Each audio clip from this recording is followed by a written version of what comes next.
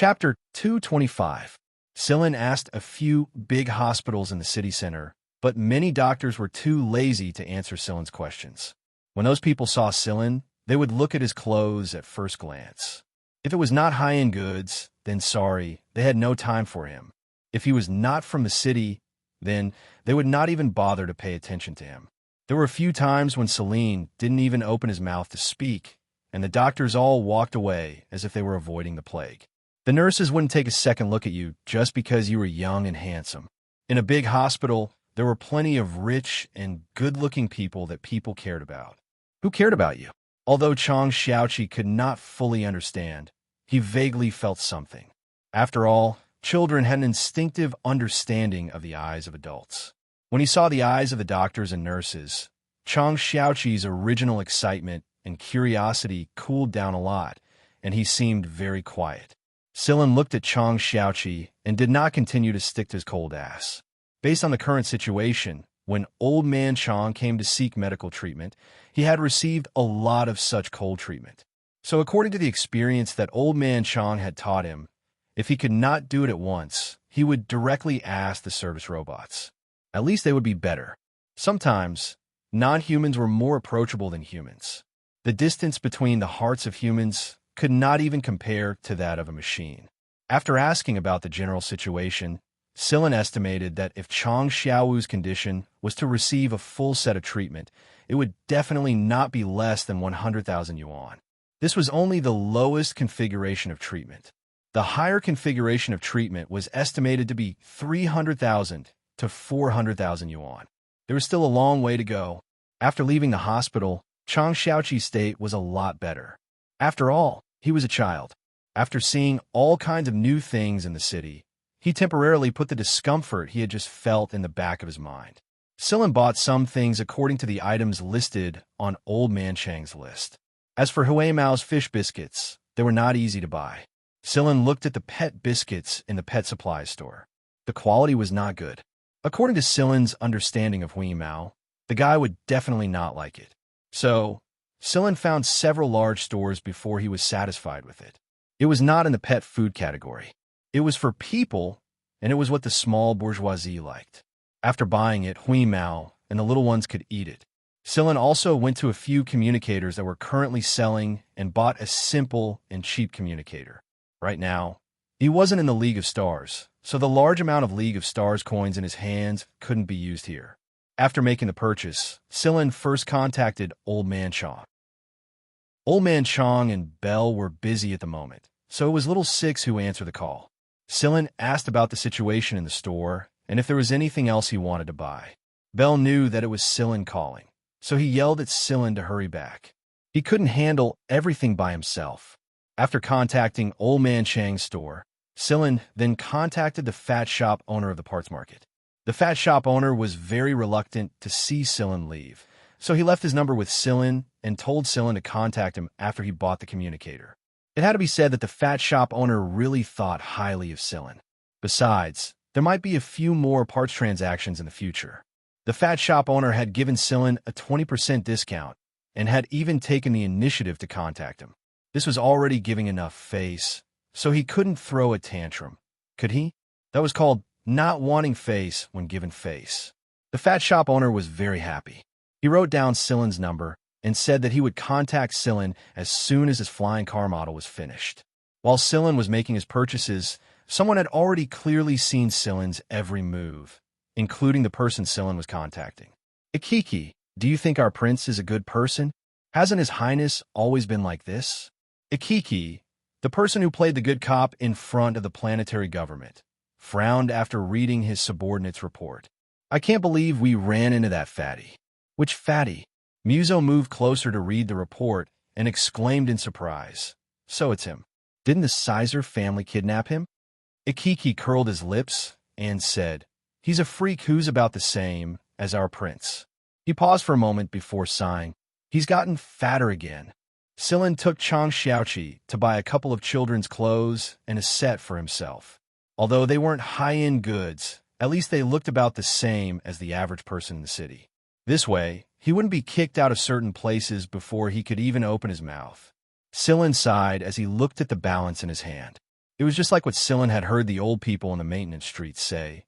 We can't get into the city. Sillin and Chang Xiaoqi had changed into a new set of clothes. Chang Xiaoqi was very concerned about her new clothes. Although she was usually active and mischievous, and her clothes were scuffed everywhere, she looked very careful after putting on the new clothes. However, she still looked very excited. Even the temptation of candy had been reduced. Sillin brought Chang Xiaoqi into a fast food restaurant. Now that Sillin and Chang Xiaoqi had changed into a new set of clothes, they didn't stand out in the middle of the crowd. They didn't look like they came from outside the city just by looking at their clothes, so the meal was pretty good. They didn't get rolled their eyes. The people inside the fast food restaurant were talking about the commoners coming into the city from outside the city. They were all joking with a mocking tone, but Sillin could see that these people had more or less the same thoughts. It was just that they thought too highly of themselves and were deceiving others and themselves. Even Sillin felt sad as he watched Chang Xiaoqi gulp down his food. Although there was a genetic restriction in the League of Stars before, the difference in treatment wasn't so great. Now, many of the people in the city couldn't compare to the people outside the city in terms of genetic level, but because their ID showed that they were from the city, they were a cut above others. Shaking his head, Sillin got rid of those chaotic thoughts and finished the food in front of him.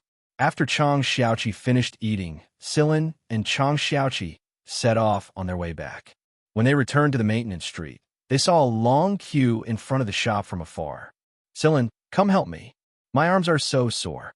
Belle had just finished repairing a flying car and was about to give it a back massage when he saw Sillin. He became excited and waved at him as if he had seen his savior. Chang Xiaolu and Chang Xiaoba, who had been handing parts to Old Man Chang, threw the parts away and ran out. Old Man Chang shook his head. New clothes. I've seen it before. It's a brand from the city. This brand isn't anything special in the city. It's not expensive. Even if it's not expensive, it's still from the city. The people waiting in the queue discussed among themselves. Some people who had never been to the city in their lives thought to themselves, let's go to the city after the car is repaired. Isn't it just a small amount of money? I'll harden my heart. Even if I don't get the appreciation of the nobles, I'll have something to brag about in the city. With something to brag about, I'll feel better than those who don't know anything and haven't even been to the city. When Chang Xiaolu and Chang Xiaoba heard that Sillin had new clothes from the city, they looked at Old Man Chang eagerly. Old Man Chang smiled bitterly and waved his hand. Go. Thank you, Grandpa. The two kids took the bags of clothes from Sillin's hands and ran upstairs. Sillin handed a bag to Chang Xiaowu, who was lying on the recliner. It's yours. Go take a look. Huimao had already gone to eat the fish biscuits. Chang Xiaowu actually didn't have much of an emotional reaction to the new clothes. However, when he saw little 6, little 7, and little 8 going upstairs, he took the bag from Sillin's hands, thanked him, and went upstairs. All right, let's get to work. Sillin stretched his limbs and began the repair. It was another busy day, but also a day of harvest. At night, Huimao lay lazily beside Sillin and licked his paws. Chang Xiaowu had already fallen asleep. During this period of teaching, Chang Xiaowu's understanding of some complex programs had satisfied Huimao.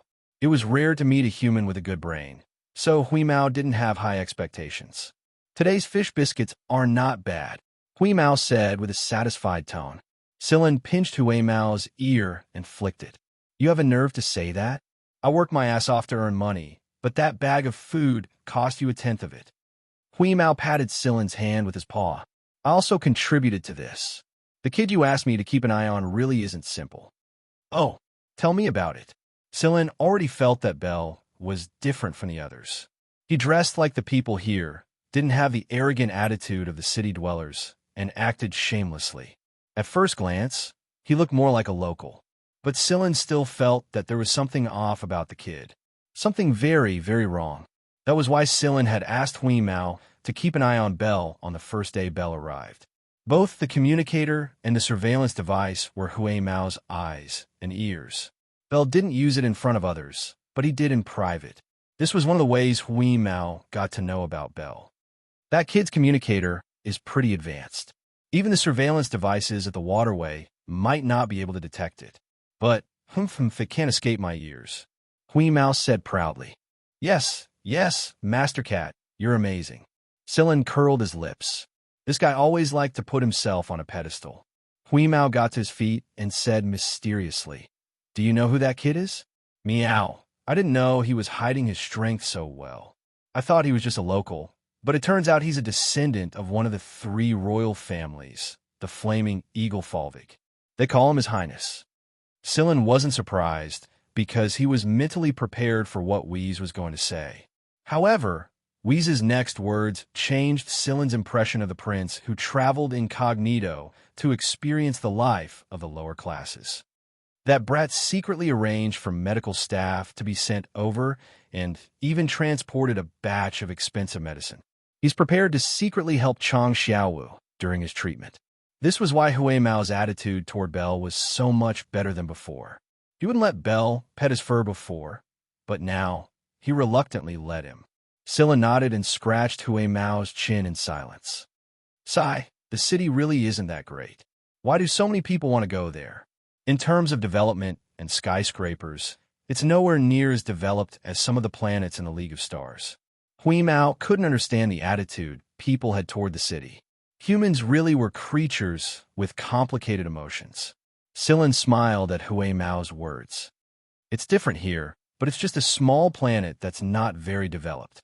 We'll know when we visit the capital of the Mist Bodhisattva Empire. All right. Hui Mao narrowed his eyes and started imagining the scenery of the capital. Suddenly, Hui Mao's ears twitched and he opened his eyes. That kid is contacting the people in the city again. But they're all about you? Silin didn't interrupt Hui Mao, who was listening attentively. He must have heard something important. A while later, Hui Mao looked at Silin. You know a fatty? A fatty? Silin was puzzled. The owner of the second-hand parts shop is a fatty. I've run into a few fatties at the hospital and the mall, but that fatty is the only one I know that's special. Yeah, that's the one. They talked about the parts, but Hui Mao stared at Silin with shining eyes. It sounds like that fatty is a noble, and a good one at that. The fat shop owner is a noble? Silin hadn't thought of that before. He thought of the Maverick Prince Bell because of the Blazing Eagle incident, but the fat shop owner had stayed in the city for a few years. If he was a noble, then the people around him wouldn't have treated the fat shop owner the way they did. This meant that the fat shop owner was also a person who hid his strength well. What's his background? Silin asked. Hui Mao didn't answer Silin's question immediately. Instead, he grinned at something and said, That fatty had a lot of embarrassing things, Silin. According to the people over there, the fatty's family, the Sizer family, is a great noble. Every once in a while, they would tie him up like a pig and bring him back home at night. His family almost razed his shop to the ground a couple of times. Oh wait, they almost razed the entire parts market. Silin knew a bit about the Sizer family. He had seen it on TV before. A family name that could be heard even in a small place like this meant that this noble family had a lot of influence in the entire Mist Bodhisattva Empire. Even if it couldn't compare to the Emperor and the 3 kings, it was still not something a small noble could compare to. Also, the fact that the Sizer family had sent people all this way to kidnap him meant that the fat shop owner's status in the Sizer family wasn't low. There are crouching tigers and hidden dragons in this small place. Hui Mao's eyes lit up. Of course, we're the ones who killed star rank hunters. Silin, I didn't say we. 3 days later, Silin received a call from the fat shop owner while he was repairing his flying car. The fat shop owner sounded very excited as he showed off his new flying car model and urged Silin to enter the city to study it. Silin said while repairing his flying car, I don't have time. I've been busy earning my living expenses lately. Why don't you come over yourself? Originally, Silin was just saying it. Who would have thought that the fat shop owner would actually come over? The fat shop owner might look like a careless person, but he was actually a meticulous person. There was no way he could design those high-precision flying cars otherwise. When Silin saw the fat owner of the shop, the fat man was getting off a rather shabby, old 2-passenger flying car. The corner of Silin and the other's eyes twitched when they saw the fat man squeezing out of the relatively narrow car door while taking up 2 people's space. Who's this fat man? I don't think I've seen him before. With Fatty's physique, if he stood in the crowd, it would be hard for people not to remember his bloated body that was 2 heads taller than him. Therefore, the car owners in line looked at each other and asked, "Hey, Old Chong, is he from the city?" Old Chong was also puzzled. He didn't know this person. Sillin greeted the fat shop owner and said to the others, "He's a friend from the city." In the eyes of the people, having a friend from the city was absolutely rare and enviable. So what if he had been to the city? He still had friends in the city. At the same time, the people's desire to enter the city grew even stronger. It was estimated that the next day, there would be news that a silly kid had met a friend from the city after entering the city, and the friend had specially come from the city to see him. The triplets worked together to move a big chair for the fat shop owner. But when the fat shop owner sat down, they couldn't help but worry if the chair could withstand the fat shop owner's weight. Hui Mao squatted on the high platform and looked down at the people below. Damn, these two nobles don't even know each other. The fat shop owner saw that both Sillin and Bell were busy, so he didn't disturb them. Instead, he just watched from the side. Others might think that Sillin and Bell were skilled in their maintenance, but the fat shop owner was an expert in this field. His eyes glowed, and he was overjoyed. Who would have thought that there would be a capable person like Sillin and another capable person here? He had never seen such experts in the city before. Now that he had met 2 of them, this trip was definitely worth it. The triplets felt a chill run down their spines when they saw the fat on the fat shop owner's face jiggling. They all took a step back. Noticing that the triplets were avoiding him, the fat shop owner put on a kind smile and asked, "Little friends, do you like flying cars?" Although he didn't know what the fat shop owner's goal was, who wouldn't like flying cars? The triplets nodded in unison. The fat on the fat shop owner's face became even deeper because of his smile. He took out a palm-sized device and fiddled with it for a bit, then looked at the flying car parked outside. The triplets also looked over, and when they saw it, they almost drooled. The windows of the shop owner's car opened automatically, and 4 mini flying cars the size of an adult's palm flew out. Each of them flew in front of Little 5, Little 6, Little 7, and Little 8. Flying car toys. The eyes of the people lining up outside lit up. Look, their friend from the city even brought flying car toys. That was a flying car toy that could actually fly. It couldn't be sold in this area. With Sillin's nod and Old Man Chang's permission, the 4 finally got on the flying car. It wasn't just the triplets. Little 5 was quite fond of the toys as well. The more he came into contact with programs, the more fascinated he became with machines, not to mention this kind of toy that had very high requirements for parts and programs. The door of the flying car popped open, revealing a card slot inside. They followed the fat shop owner's instructions and took out the card. After taking it out, the small card unfolded until it was about the size of the device in the fat shop owner's hand. There were many buttons on the thin layer of metal, and the children could control the flying car toys by manipulating these buttons. With the flying car toys, the triplets weren't afraid of the fat shop owner whose fat jiggled when he laughed. They happily played with the flying car. Chapter 226. The shop owner had originally planned to wait until the shop closed, but who knew that there would be so many people here today that there would be a long queue outside until evening. Eventually, the shop owner figured out that these people were all here to see him. He'd come here on a whim and ended up being the center of attention.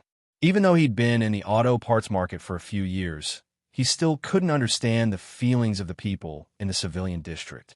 Still, he didn't mind being watched. It was all an advertisement for Old Man Chang's repair shop. Just as Fatty expected, a lot of people came here because of him. In this place, if anyone had a relative or friend in the city, it was definitely something to be envied and hated. In addition, the flying car toy that Fatty took out for a few kids to play with had spread throughout the entire maintenance street. People from the neighboring streets also came over. Old Man Chong didn't know whether to say it or not. He had to answer the same question several times every time he accepted a job. At the same time, Old Man Chong was thinking, if he had a relationship with someone from the city, wouldn't Chong Xiaowu's treatment be easier? Old Man Chong was a stubborn man. He stayed in the shop until the shop closed for the night. After dinner, the fatty called Sillin and Bell over to give him their opinions on his flying car model. Other than the 4 flying car toys he had given to the 4 children, Fatty also had 3 flying cars. These 3 flying cars looked similar to the 4 he had given them, but in essence, they were completely different. These 3 flying cars were the result of Fatty's painstaking efforts during this period of time. Old Man Chong was old, and he had been working overtime for the past few days, so he didn't have the energy to participate in the discussion at night. Moreover, Old Man Chong knew exactly what he was capable of, and after observing them for a while, he realized that both Belle and Sillin were experts. What they usually did wasn't even their full strength. Looking at the flying car model in his hands, Sillin opened the door and took a look inside. He studied every part of the car. A tricycle flying car. It was only when Sillin held it in his hands that he realized that the so-called flying car toy was actually a miniature version of a flying car. If it was enlarged to the size of a regular flying car, it would be a tricycle luxury flying car. The materials, parts, circuits, combinations, etc. were all top-notch. Calling it a toy was an understatement. That's right, this is the model of the 3-limbed flying car that I designed. Fatty was very proud of his shooting. Belle didn't look as closely as Sillin did, but he did agree with the design of the flying car. The exterior design of this flying car isn't flashy at all. It looks rather low-key. Indeed, if you only look at the surface of this flying car, you won't be able to tell the difference between it and other flying cars. Only by looking at its internal structure will you know what it is. Fatty smiled and nodded. He looked at the flying car like he was looking at his own child. Belle got goosebumps when he saw the look on the fat man's face. No wonder your son doesn't want to kiss you. It's because you're putting all your fatherly love into the flying car. There were a lot of people who liked to put speed first when designing or modifying flying cars, but Fatty's design told Sillin that he prioritized safety first, followed by all other performance. The 3-limbed flying car was more of a test for the designer, but Fatty had the ability to do a better job. At the very least, this was one of the 2 flying cars that Sillin could give him the highest praise. The flying car he'd seen in Yudo's hometown was nowhere near as good as this one. The only one that could compare was Lung's, but the style of the 2 was different. In terms of price, Lung's was definitely more expensive, but in terms of practicality, the 2 were about the same. The safety factor was also quite high. Belle turned the flying car around in his hands and smirked. How's this car's resistance? As he spoke, Belle wrapped his hands around the flying car. Then he twisted. Screech. An ear-piercing sound rang out. The surface of the mini flying car was almost twisted, but if one looked closely, they would find that there was a small life-saving bag wrapped around the seat of the mini flying car. The twisted body of the car did not twist the life-saving bag. If it was the real size, the people inside should be safe. Not bad. Belle placed the twisted flying car on the ground. Soon, the twisted car began to return to its original state. 2 minutes later, the flying car was almost back to its original state. The supermemory composite material. He checked the operating system and found that the emergency system was fully functional. Then there's nothing else to say. Fatty, do you have any other requests? Belle looked at the fat owner. The fat owner scratched the buzz cut on his head. I think it's good enough, but to be sure, I need to take it apart and reassemble it. That way, it'll be easier to understand. If it's the same series of flying cars, there will be some differences. Even if it's a 3-limbed flying car, the focus of each series will be different. Sillin and Belle understood. So you're saying that you want us to help you dismantle and reassemble the flying car? It's like this. It took me a lot of effort to assemble this car, and I even used a few robots, but I still feel that manual labor is better. Sillin fiddled with the little flying car in his hands, trying to get a feel for its structure. Aren't you afraid that we'll ruin your hard work? No. Wait here. I'll go get the tools first. They're still in the car. The fat owner chuckled as he ran off to get the toolbox. Belle picked up the flying car that he had twisted into a twist and then returned to its original form. He picked up the tools on display and began to dismantle it. These tools were used to repair normal flying cars, but the fact that he was able to use them as if they were professional tools was a testament to Belle's skill in using them. Belle looked up and stared at Sillin while he was resting the car's shell. Then he lost his cool. There were already parts lying around Silen's hands, and Silen had already begun dismantling the core components. But the problem was, Silen didn't even use any tools. Bell watched as Silen swiped his hand across the machine's surface, and the parts fell to the ground as if they had come on their own. The fat owner stared at Bell with the toolbox in hand, the fat on his face twitching uncontrollably. He'd already found it hard to believe that Bell was dismantling the flying car with the tools that were used to repair big things. But who would have thought that there was someone even better? Bell stopped dismantling the car. Like the fat owner, he stared at Silen without blinking. Mohong had once described Silen's dismantling of the machine as a work of art, and he wasn't exaggerating at all. Laymen would find it miraculous, but those who knew the ropes would find it heaven-defying. Was this even human's hand? Was this something a human could do? Hui Mao, who was sprawled lazily on the rack, yawned as he watched the three of them. What a fuss. When Silen was done dismantling the car, Bell looked at the time. What the hell? 10 minutes.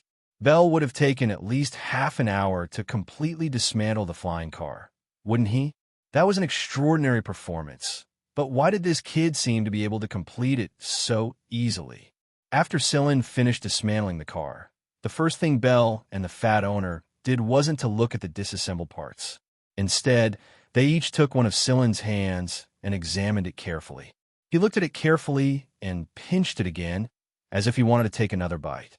Silen pulled his hand back and punched each of them. Bell scratched his head. It's no different from my hand. How did you do it? Just like that. Silen didn't explain either.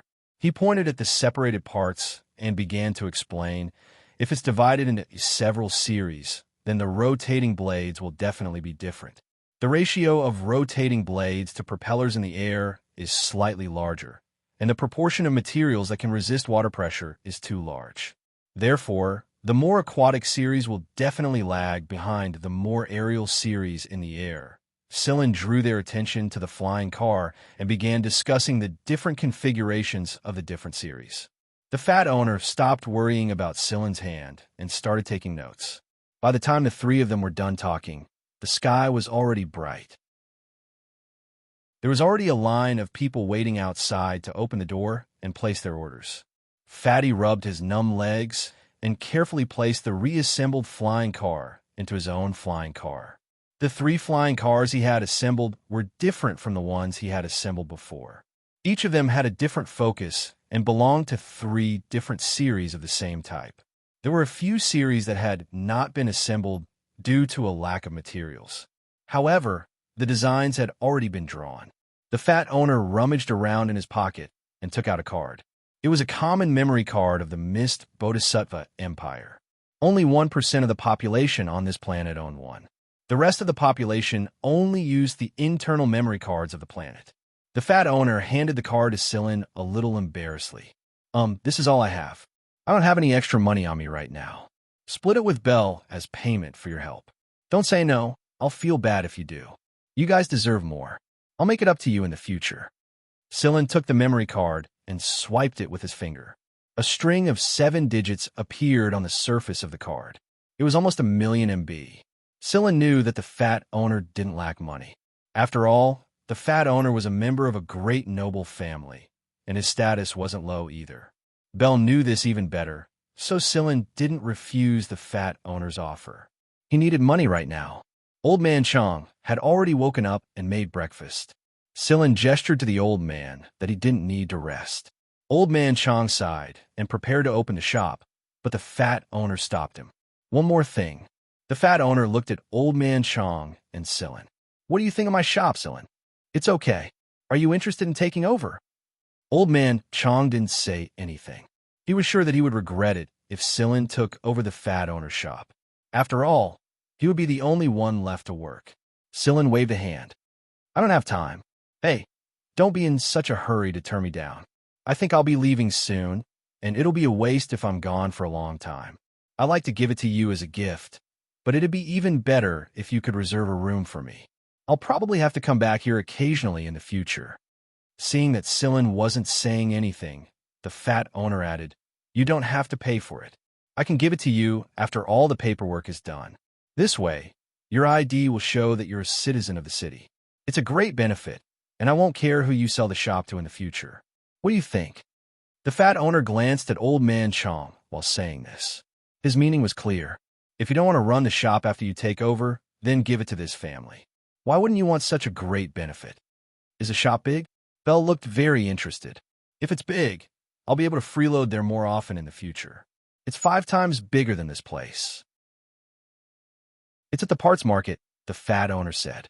Although the shop wasn't big in the parts market, it was still much bigger than Old Man Chang's. "Okay, do I need to do any paperwork?" Sillin asked. The fat owner was very happy that Sillin was willing to take over his shop. He quickly waved his hand. "No need, no need. I'll bring some paperwork over tomorrow. You can pack your things. We'll talk after the paperwork is done. For now, the business needs to continue." The fat owner didn't stay for breakfast. He left in a hurry. The people waiting in line outside were all talking when they saw the fat owner come out. "Look, it's that fat owner from the city.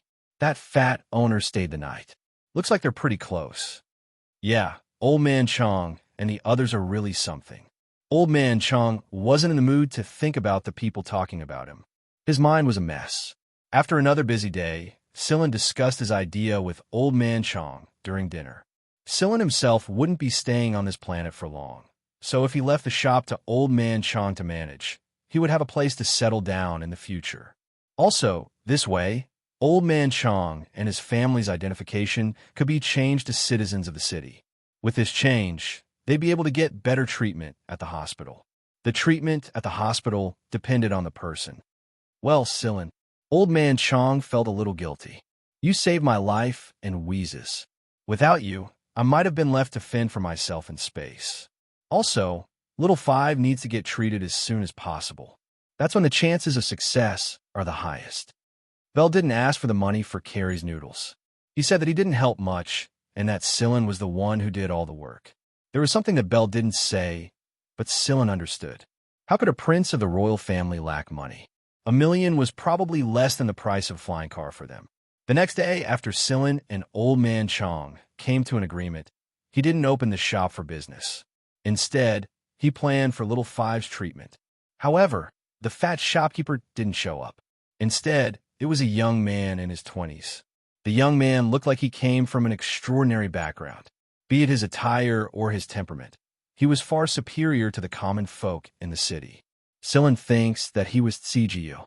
However, this man was a lot more reserved than Tsijiu, unlike Tsijiu, who always showed off his arrogance and dominance. The car the young man was driving was quite eye-catching in the area. It was obvious that it was expensive. As soon as he stopped in front of the shop, the people who were gathered there immediately gave way. "Which one of you is Sillin?"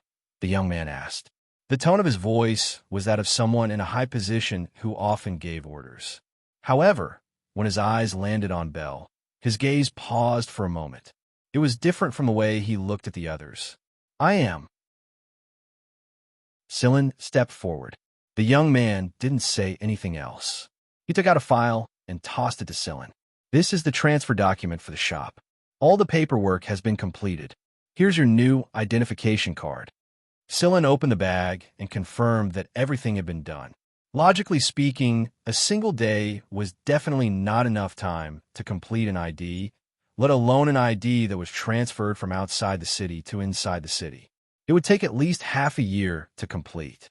It was easy to get things done with power. After tossing the file to Sillin, the young man didn't want to stay any longer. Before he left, Sillin asked, "Where's the shopkeeper?" The young man didn't even look back as he walked towards the flying car. He went home. This meant that the young man was a relative of the fat shopkeeper. If the fat shopkeeper was a little thinner, he would look a lot like this young man. It was rare that the shop wasn't open for business today. Sillin and Bell went to the city and saw that the shop was in good condition. However, the rooms inside were all empty. Not a single bedroom had anything in it. "He's really gone." Bell knew that his son had forcefully kidnapped the fat man and brought him back to the mansion. "So, should we move in tomorrow?" "As soon as possible." Sillin didn't return immediately. Instead, he bought some furniture. The layout of this place was similar to Old Man Chang's. It was a shop on the ground floor and a house on the top. However, this place was much bigger. After buying the furniture and decorating the bedrooms, there were kitchen tools that hadn't been moved away, so there was no need to buy new ones. Judging from the fat shopkeeper's appearance, the kitchenware hadn't been used much. They were clearly from 2 years ago, but they looked brand new. At the very least, Old Man Chang's family would be a lot safer here. Sillin didn't believe that the old foxes of the planetary government didn't know what was going on here. However, the fat shopkeeper from the Sizer family was only part of the picture. The bigger picture was yet to come. Who would dare touch this shop when a member of the royal family, one of the 3 kings, was here? When Sillin and Belle returned, Old Man Chong looked very excited. It wasn't because of the shop, but because of Chong San and Chong Si. Chong San and Chong Si had received an acceptance letter from a famous school on another planet. They were officially accepted after passing the adaptation period. It was no wonder that Old Man Chong was so excited. The fact that they were accepted meant that Chong San and Chong Si's development was no longer limited to this small planet. They had much more room to grow and see the wider world. It was a double blessing. They had contacted the hospital where Chong Xiaowu was being treated. Old Man Chong felt that there was something wrong with the hospital. It wasn't that the hospital wasn't good, but that it was too good. This puzzled Old Man Chong a lot. But the most important thing right now was to treat Chong Xiaowu. Little Five's illness could be dealt with later. Belle had already taken care of everything at the hospital. The people involved would put in more effort as well. Old Man Chong would stay in the hospital for now. He would return to the shop after Little Five had fully recovered. Sillin and Belle were the ones who took care of the shop. Belle was sitting inside the shop and checking the time. It was almost a month now. Besides, so damn fast. Chapter 227. Although they had a new shop, the old one in the civilian district was still unsold. They would have to wait for Old Chang's return to decide what to do next. Right now, Chong Xiaowu was recovering from his full surgery. Sillin would replace him every 2 days so that Old Man Chong could rest a little longer. Pets were prohibited in the hospital, but Hui Mao was openly chewing fish biscuits and chatting away with Chong Xiaowu. The doctors and nurses acted as if they were blind and didn't notice him at all. Every time Sillin went to visit Chong Xiaowu, he would bring the triplets with him. This way, he would be able to relax and recover faster. Sillin, did you do what happened to Xiaowu? Old Chong asked Sillin outside the ward. Previously, he had been suppressing it in his heart. Now that he saw that Chong Xiaowu's recovery was going well, one of his many years of worry had finally been resolved. Now that he thought about it, he also wanted to clarify this matter. Sillin looked at the 4 kids in the ward and replied, "No, I only paid part of the money. As for the rest, I don't have the ability to do that." Old Chong frowned. "Then, is it that fat shop owner from last time?" "Nope." Sillin shook his head. Old Man Chong was really puzzled. He was just a lower-class commoner and did not know any nobles. Otherwise, he would not have delayed Chong Xiaowu's illness for so long, and first brother Chong and second brother Chong would not have died so early.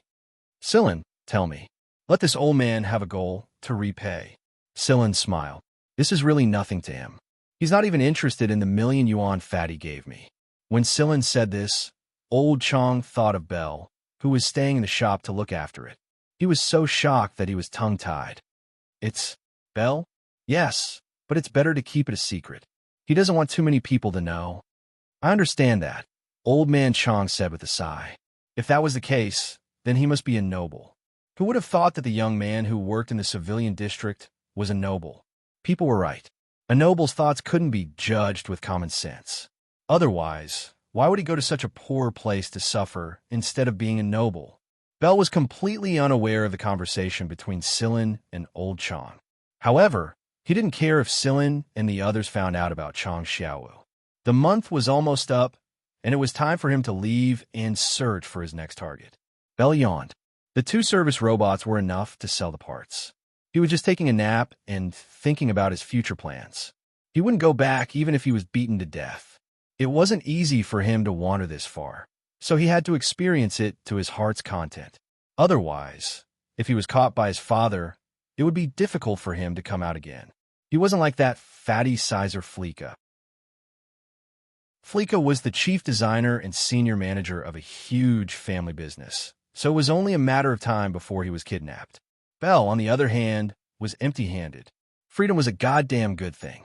Regardless of whether Belle's concept of freedom was correct or not, right now he was indeed as carefree as that fat beaver Leica. Belle couldn't think of a good place to go. His two friends were busy with their own things. Emin, Oligenuo, sacrificed himself for his brother and didn't escape. As for Jin Xingming, needless to say, that bastard was definitely flirting with girls. At that time, when the three of them had made up their minds to escape, according to the usual practice, they had to draw lots to choose who would bring up the rear. Thus, Oligenuo, the unlucky one, had to bring up the rear. Sigh, this child's luck was really bad. Before he could escape, he was dragged back by his father and thrown into the army for training. He was told that he couldn't be sloppy, and that he needed to have a strong willpower. Willpower my ass. Even if that fellow was trained 1,000 times, he still wouldn't be able to stand properly or sit properly. While Belle was deep in thought, Sillin had returned with the three little ones. Sillin spent 100,000 RMB to buy a flying car for ease of travel in the city. This kind of flying car was considered a common car in the city, and those who were slightly better off would buy a higher grade one. However, there was no way it could compare to Sillin's car in terms of safety.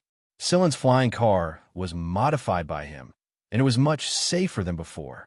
Every time he visited Chang Xiaowu at the hospital, Sillin would drive the triplets there. This way, he wouldn't have to fight for a taxi. Is Xiaowu all right? Belle asked. Judging from Sillin and the others' expressions, Chang Xiaowu should be recovering well. He's doing well. The third recovery stage has begun, and he should be able to leave the hospital in 5 days. Sillin said after he parked the car. Have you decided on your future plans? Sillin asked when he saw Belle's worried face. Of course I am. Belle rubbed his chin like a resentful wife. Sillin pursed his lips and ignored him. He went to organize the spare parts. Although he had taken over Fatty's spare parts shop, there was still space in the shop. If he wanted to sell spare parts, 2 service robots would suffice. Furthermore, Chang Han would probably be bored out of his mind when the time came, so he cleared out a space to be used as a repair point.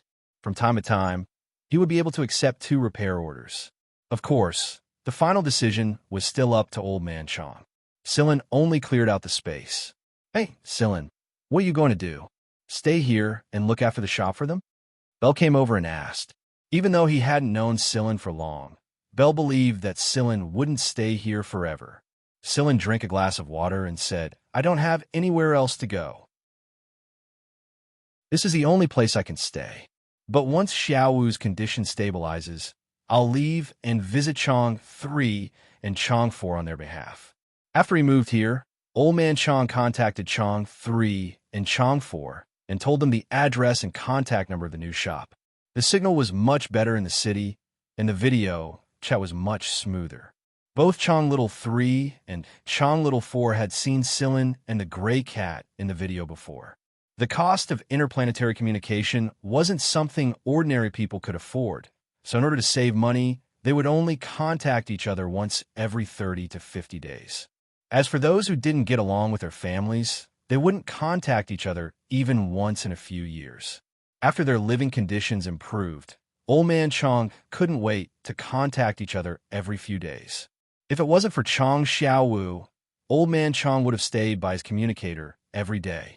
But now that he had gotten his new ID, it was time to update some of Chang 3 and Chang 4's information and mail the relevant documents to them. Sillin planned to bring them along with him when the time came. Okay, Belle's eyes lit up. I'll go with you and see if there are any good job opportunities. I heard Little 3 and Little 4 are studying at a famous school in this star region. Their names are Papa 2 or something. Sillin said, It's Barambato. As expected, the so-called top 10 middle schools in the 23rd star region were nothing but a pile of shit in the prince's eyes, inside the tall building at the center of the city. Muso rubbed his eyes. Ikeki, my eyelids keep twitching. Do you think our prince is up to something again? Ikeki didn't answer, but he looked like he was constipated. Based on their understanding of the prince over the years, the appearance of similar symptoms meant that the prince was about to start a new experience. 5 days later, Celine drove a flying car to pick up Chang Xiaowu and Old Man Chong.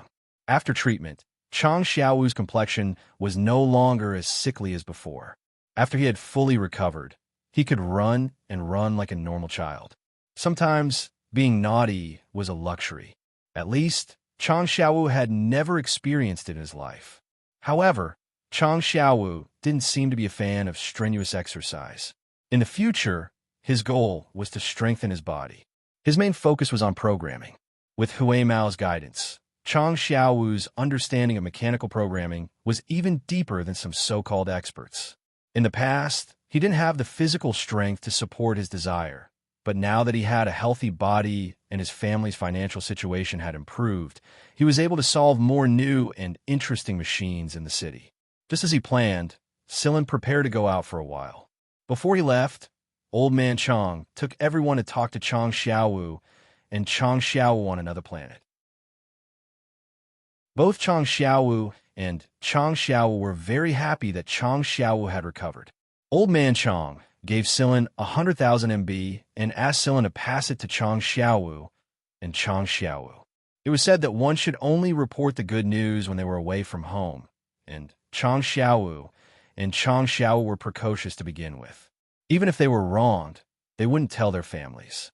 However, Old Man Chong felt sad when he saw that the two children had lost even more weight. He was still smiling during the call, but tears were streaming down his face after the call. Right now, Old Man Chong only had 120,000 MB in his hands. He didn't ask Silin to pay for Chang Xiaowu's treatment in full. The shop had stabilized anyway, and the 20,000 MB he had was more than enough to support him and the children's daily lives. Silin wasn't worried about the shop either. After all, the great nobles had given them a heads up, and they would take care of the planetary government from the shadows if anything happened. 2 days had passed since Bell's original 30 days, but he still stayed behind and waited for Silin to set off with him. He wanted to see the schools that were different from the ones in the imperial capital. In fact, he was thinking of finding a free job at the school and reminiscing about his youth. No one doubted Silin's new identity. It was a proof of identity personally made by a great noble, and there was no way it could be faked. This way, Silin wouldn't have to worry about his identity no matter where he went. It was a good thing. Therefore, Silin, the gray cat, and Villisle left this inconspicuous little planet in the vast star region.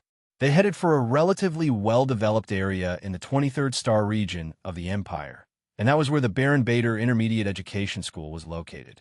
On the same day that Silin and Bell left, Flaming Eagle Fulvig's people also left the planet to chase after their prince.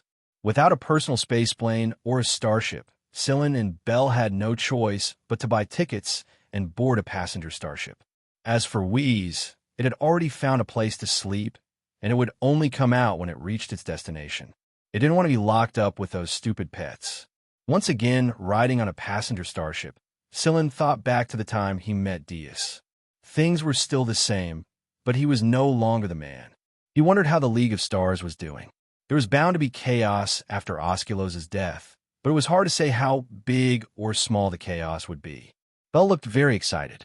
He had experienced many different kinds of life, but it wasn't common for him to ride a passenger starship like this. Of course, Muzo and Ikiki wouldn't let him ride alone. Silin could sense that there were a couple of people watching them from inside the cabin at all times. It was Bell, but the prince didn't seem to notice them at all. He kept talking to himself while flipping through the star map of the star region, trying to learn more about Balin Bador and see if there were any ideal positions for him to take. The Mist Bodhisattva Empire's star region wasn't as big as a single star region in the League of Stars, but the number of habitable planets here wasn't any smaller than a single star region in the League of Stars. If the League of Stars was divided into 3 upper star regions, 10 free trade zones, and 13 backward star regions, then the Mist Bodhisattva Empire star regions weren't divided like that. Although some star regions were more developed than others, there weren't too many differences in development between star regions other than the Imperial Capital and the Three Kings' main forces.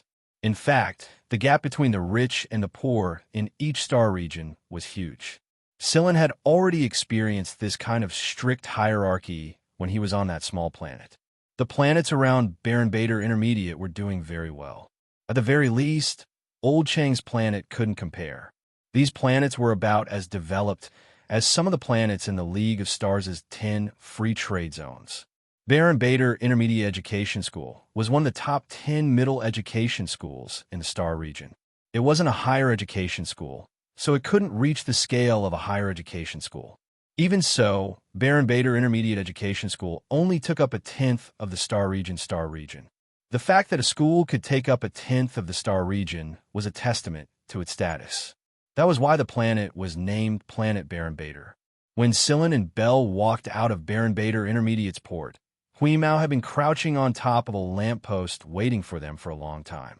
Bell had seen Huimao's uniqueness many times. He still had claw marks on his arm from when he fought Huimao for fish biscuits. It's easy to find Baron Bader Intermediate Education School. It's a little far from the central port, but there's a direct train to the school, Bell said happily. He had already done his research on the transportation system. After filling their stomachs at a restaurant near the port, they boarded the train to Baron Bader Intermediate Education School. Bell was happy to start planning a new goal, but Muzo and Akech were itching to punch the ground. Their prince wanted to take up an idle position here, so the order he gave them was to keep a low profile. What did it mean to keep a low profile? As nobles, even if they wanted to keep a low profile, they didn't like to hide. Bell, of course, was an exception. After some discussion, Muzo and Akech decided to stay in Baron Bader Intermediate Education School for a while under the pretext of selecting talents with potential. As for the number of talents with potential that could be selected, or if not a single one could be selected, it would depend on the strength of the students in Baron Bader. If you could satisfy Muzo and Ikiki, congratulations, child. You've struck it rich. If you're not satisfied, even if the principal of Baron Bader and the head of the planet's government came to curry favor with you, I'm sorry, I'm not happy. I won't accept you even if you lick my feet. It wasn't that easy to enter the circle of Blazing Eagle royalty. It had to be said that the logo of the Blazing Eagle was too crazy. The moment the logo of the Blazing Eagle appeared, the people from the planet Baron Bader government began to take action. The teachers and students of the Baron Bader school smelled blood and began to show their best side. The planet's attention was instantly drawn away by Muzo and Ikich. In comparison, Bell and the rest of the people looked pretty mundane. If it was before, the people on the bus would have asked if you were new and why you came to Baron Bader Intermediate Education School. But today, everyone was talking about the same thing. They heard that the Blazing Eagle royalty had arrived, and there were rumors, and there were rumors, and there were rumors, and there were rumors. Sillin was puzzled. The Blazing Eagles had only just arrived, didn't they? Were they already on steroids in just a short while? He had to admit that Sillin had underestimated the charm of the royalty. Sillin looked at the man beside him who was drooling while sleeping with his eyes closed, and who was chuckling stupidly. He couldn't tell what he was dreaming of, and Sillin was starting to understand the feelings of the people following behind the prince a little. Sillin had never received a proper intermediate education, and he hadn't even finished the higher education he received at Seven Lights. That was why Sillin was a little curious when he saw the situation inside Baron Bader Intermediate Education School. It was an intermediate education after all, and the students inside the school were between 10 and 20 years old. Most of the boys and girls were around 15 to 16 years old. It was the age of unrest. There was a uniform in the school, unlike in higher education, where there was freedom of dress. However, even if they wore the uniform, there was still a big difference between rich and poor students. As far as the eye could see, some of the girls had jeweled hairpins on their heads, glittering necklaces around their necks, and various patterns decorated their fingernails. On the other hand, some of the students appeared very plain. They did not have colorful hairpins or jeweled necklaces. Perhaps it was because they had been bullied for a long time that they did not dare to look others in the eye. That being said, there were also some students from poor families who chose a different style, just like the ones in front of them. The moment Sillin and Bell walked into Baron Bader Intermediate's campus, they immediately witnessed a battle between the rich and the poor. The two groups of people looked at each other in disgust. One side was biased towards individual combat power, while the other was biased towards the equipment they carried. There were a lot of hecklers around them, and some of the teachers were already used to this kind of situation. They could even recognize the name of the leading student. The school security guards didn't rush forward to stop the fight immediately. They were probably waiting for the fight to be over before stopping it. Sillin and Bell weren't in a hurry to find Chong Little 3 and Chong Little 4 either. The two simple-mindedly found a shady spot to sit down and enjoy their drinks while watching the fight. Chapter 228. Holy shit, that kid actually broke the KJ-350 composite gun in half. Bell commented from time to time as he watched the fight with great interest. Sillin didn't say anything, but he was also paying attention to the discussions around him. Most of the time, the information provided by the bystanders was far better than the information provided by the main character. It didn't take long for Sillin to figure out why the two sides were fighting. It was because of the noble Blazing Hawk. When the Blazing Hawk Falvig's men arrived on the planet, everyone on the planet knew about it through the Advanced Communication Network. Everyone on the planet was already on the move. Be it the lesser nobles who wanted to curry favor with the Blazing Hawks or the commoners who craved recognition, they were all making preparations. Of course, Baron Bader Academy paid close attention to this news, so the students were already asking around for information. Because of the arrival of the Blazing Eagles, the competition between the two sides became even more intense. The nobles said that the commoners were delusional, but the commoners quickly retaliated. In the last semester's comprehensive rankings, more than 60% of the top 100 were commoners. This was a disgrace that the noble students had always felt. In the end, the two sides started fighting. A closer look would reveal that both sides were holding back, which was why the school security guards were able to watch from the sidelines. As long as there weren't any major incidents, the school would turn a blind eye to the fight between the two sides. To put it nicely, it was exciting competition. However, right now Sillin was puzzled. Why did a commoner have the guts to pick a fight with a noble here? Weren't they afraid of the nobles' retaliation? It wasn't that Sillin thought poorly of the nobles, but there were far too few people like Bell. Back on Old Chang's planet, the few nobles he'd seen looked down on others with their noses raised high, as if to say, "Don't piss me off or I'll kill you." It was hard to compare to the current situation. Sillin asked Bell directly because he didn't understand the situation. After all, Bell was a real noble. "Bell, is there little difference between the commoners and the nobles in the school?" Bell rubbed his chin. "That depends on the school. The better the school, the smaller the difference in treatment. As for Baron Bader, although I've never heard of it before, according to the materials, since it's ranked in the top 10 in this star region, it has the ability to reduce the difference in treatment between civilians and nobles. After all, Baron Bader once produced an honorary scholar of the RAS, and it's possible that the honorary scholar will be promoted to an academician of the RAS soon." Bell smacked his lips and tossed the empty bottle into the trash can. That honorary scholar is from the 23rd sector of the Empire. He received his secondary education in Baron Bader when he was young, but he was picked up by a school in the sector where the imperial capital is located because he excelled too much. After that, he entered the Royal Academy of Sciences and became an honorary scholar. Isn't there a lot of space in the introduction of the school in Baron Bader about the honorary scholar coming back to his alma mater to give a speech?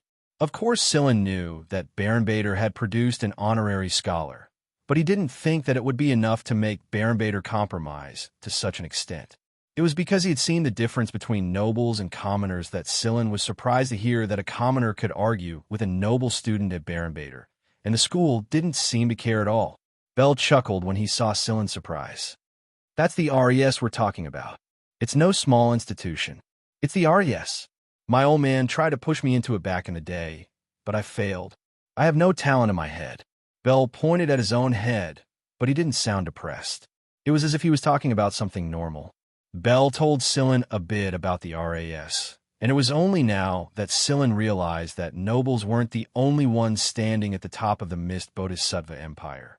The RAS was the highest academic institution and research center in the Mist Bodhisattva Empire. It was also the highest hall of honor for researchers.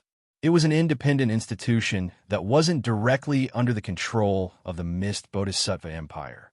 Interestingly enough, 70% of the RAS's members were commoners, not nobles. It was also worth mentioning that the current president of the RAS was a commoner. This alone was enough to force some nobles to think carefully when dealing with certain issues. Anyone who could enter the RAS was no weaker than some mid-level nobles, especially the few veteran researchers. Even the royal family had to be polite to them. After all, they played an important role in the Mist Bodhisattva Empire's development. The RAS was the authority of academia, just like the League of Stars' League of Stars Research Institute. The RAS also had academicians, but academician was an honorary title that recognized a person's academic ability. Although it wasn't divided into several ranks like the League of Stars, the RAS was still divided into two categories, honorary scholar and academician. In the Mist Bodhisattva Empire, the academicians of the RAS had a lot of responsibilities. Aside from their own research projects, they would regularly attend meetings held by the RAS's various departments to discuss recent scientific progress and report on the latest scientific developments. They would also participate in all kinds of academic seminars organized by the RAS's interdisciplinary committees. Sometimes, they would accept commissions from noble companies to do research and development work. They would also accept invitations from famous schools to give lectures and give lectures. They would also participate in all kinds of scientific awards and evaluate the overall strength of middle and high-level schools. The Mist Bodhisattva Empire was an empire that worshipped science and knowledge. That was why the academicians of the RAS were highly respected and held high social status. They were no longer commoners or nobles, and they enjoyed special privileges in certain places. In fact, they were even more privileged than some nobles. There were many times when a noble's family business would need to hire the RAS's guidance if they wanted to develop properly. One could imagine what would happen if a noble completely offended the RAS's people. The monarch and the three kings mostly respected the RAS's people. Did your family have more influence than the monarch and the three kings? It didn't matter what kind of society they lived in. People who worshipped academics and devoted themselves to them were all the same. They had their own worldview, and they had their own beliefs no matter who they were facing. The main reason Baron Bader was able to become one of the top 10 academies in the Star region was because they had the right to show off their RAS's honorary scholar. That was why Baron Bader was always looking forward to the appearance of the next honorary scholar. Every year, there would be a few people who were accepted into the Empire's famous higher education schools, but none of them ever made it into the RAS. In fact, every year, the school of Baron Bader invested more effort into the commoners than the nobles. After all, nobles were always at a disadvantage when it came to academic competitions. You couldn't expect those noble students who only knew how to dress up and flirt with girls to do research for you. Could you? That was basically impossible. Of course, it wasn't like one group of people could kill a whole group of people. There were many capable people among the nobles, and there were also some who came from noble backgrounds in the academy. After all, the RAS wasn't a place where you could get into just because you had connections. There was no absolute relationship between IQ and character, and there was no absolute relationship between IQ and family background. The better the school, the more peaceful they would be with the commoners. As long as you had the ability, you could enjoy the same treatment as the nobles, or even better. Yo, the fight's almost over, Bell said. Sillin looked over. The school's security guards had already gone up to stop the fight. Both sides were bruised and battered, but their injuries weren't serious. At the very least, they weren't life-threatening. By the time both sides had left, the onlookers had mostly left as well. Let's go find Little 3 and Little 4, Sillin said as he stood up and dusted off the grass on his clothes. Bell placed his palm on his forehead and looked around the school buildings. Where are we going to find them? Dormitories? I think they're about to start class. Sillin, that electronic bulletin board over there shows the overall ranking of the students. Hui Mao pointed in a direction. There was a large bulletin board not far away. It was used by the school to announce the results of the comprehensive test. Let's see if we can find Little 3 and Little 4's names. Sillin and Bell walked over to the bulletin board. Since the board had been showing the overall ranking for quite some time, there weren't many people around to see it. Belle looked through the top 100 names of the first grade and sighed. I don't see little 3 and little 4. Yes, they're in the 31st and 37th place. Sillin pointed out the names to Belle. 31st Chong Xiao and 37th Chong Fu. Not little 3 and little 4. Little 3 and little 4 are just their nicknames. Chong Xiao and Chong Fu are their real names, Sillin explained. I see. Sillin moved his finger on the control panel below the notice board and pointed at little 3 Chong Xiao and little 4 Chong Fu's names. Their classes, and the location of their classes were displayed.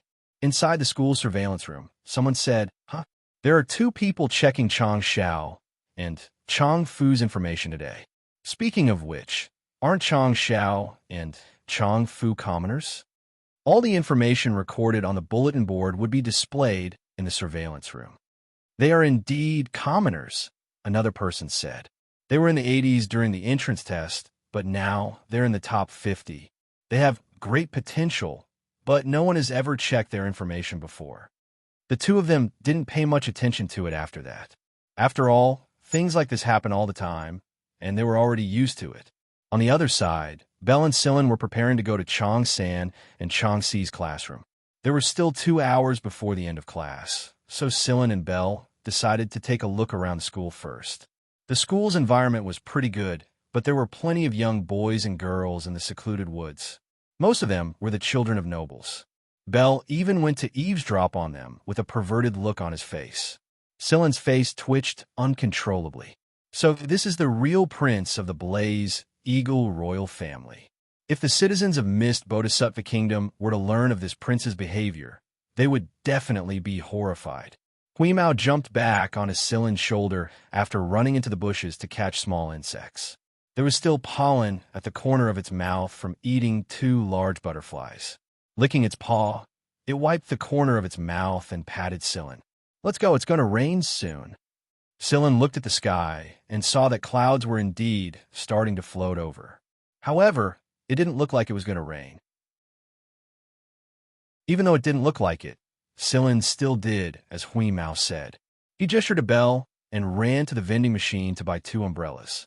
He had planned to buy 4, but there were only 2 left in the machine. Even with the rapid advancement of science and technology, these primitive tools hadn't been eliminated yet. Not many changes have been made to them. Many people preferred to use these primitive tools in the rain and experience the world being washed away by the rain. In many places, people couldn't see the rain and nature of nature. As expected, 5 minutes later, the clouds in the sky suddenly grew thicker and the rain began to fall. Some young couples hurriedly abandoned their rendezvous, and some even remotely controlled their flying cars to pick them up. Some of the crazier kids were holding hands and running in the rain, laughing loudly. Belle ran over and caught the umbrella Sillin threw at him. He opened it and cursed. The sky was clear just now, and now it's raining? What kind of shitty weather is this? It's worse than our AF3. AF3? Sillin asked. Belle flicked the water off his hair and raised his chin proudly. He was about to say something when he looked around to make sure no one was around. Then he whispered, I'm studying at the RAS-affiliated 3rd Higher Education School, or AF3 for short. What do you think? Jealous? Belle didn't try to hide it. He knew that Sillin had already guessed his identity, so he was more than willing to admit it. Sillin, on the other hand, didn't have much of a reaction.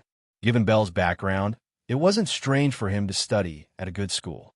It wasn't hard to imagine how important a school with the prefix RAS was compared to other schools. However, why AF3? There's AF1 and AF2 in front of it. Belle curled his lips. There are only 3 higher education schools affiliated to the RAS, and our AF3 is the most normal. The other 2 schools are filled with freaks. Belle shook the goosebumps on his skin as if he had thought of something terrifying. He turned to Sillin and said seriously, It's true, they're all freaks. If you hear of anyone from AF1 or AF2 in the future, you have to be careful, or you'll end up miserable. Sillin nodded. Got it. Belle didn't talk too much about AF1 or AF2. Instead, he talked about how he and his 2 bad friends were at AF3. They were the famous 3 dissolute swordsmen of AF3. They didn't have a lot of good things to say, but they had a ton of bad things to say. Belle was talking excitedly when Sillin asked, "Speaking of which, you're still in higher education, aren't you?" Belle's voice came to an abrupt halt. Ahem, about that. I need to adjust my mindset from time to time.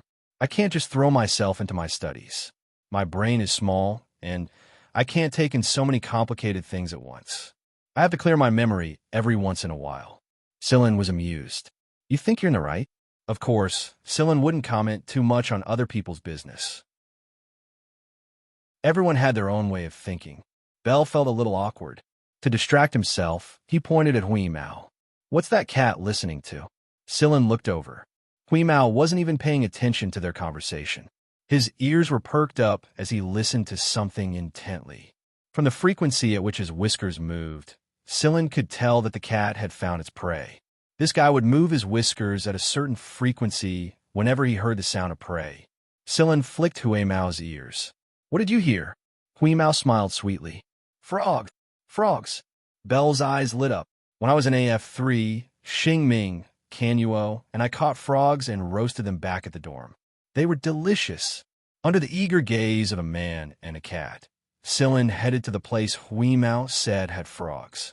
There was still an hour before Little 3 and Little 4's class ended. They still had time. There was a lotus pond in Baron Bader that was filled with frogs.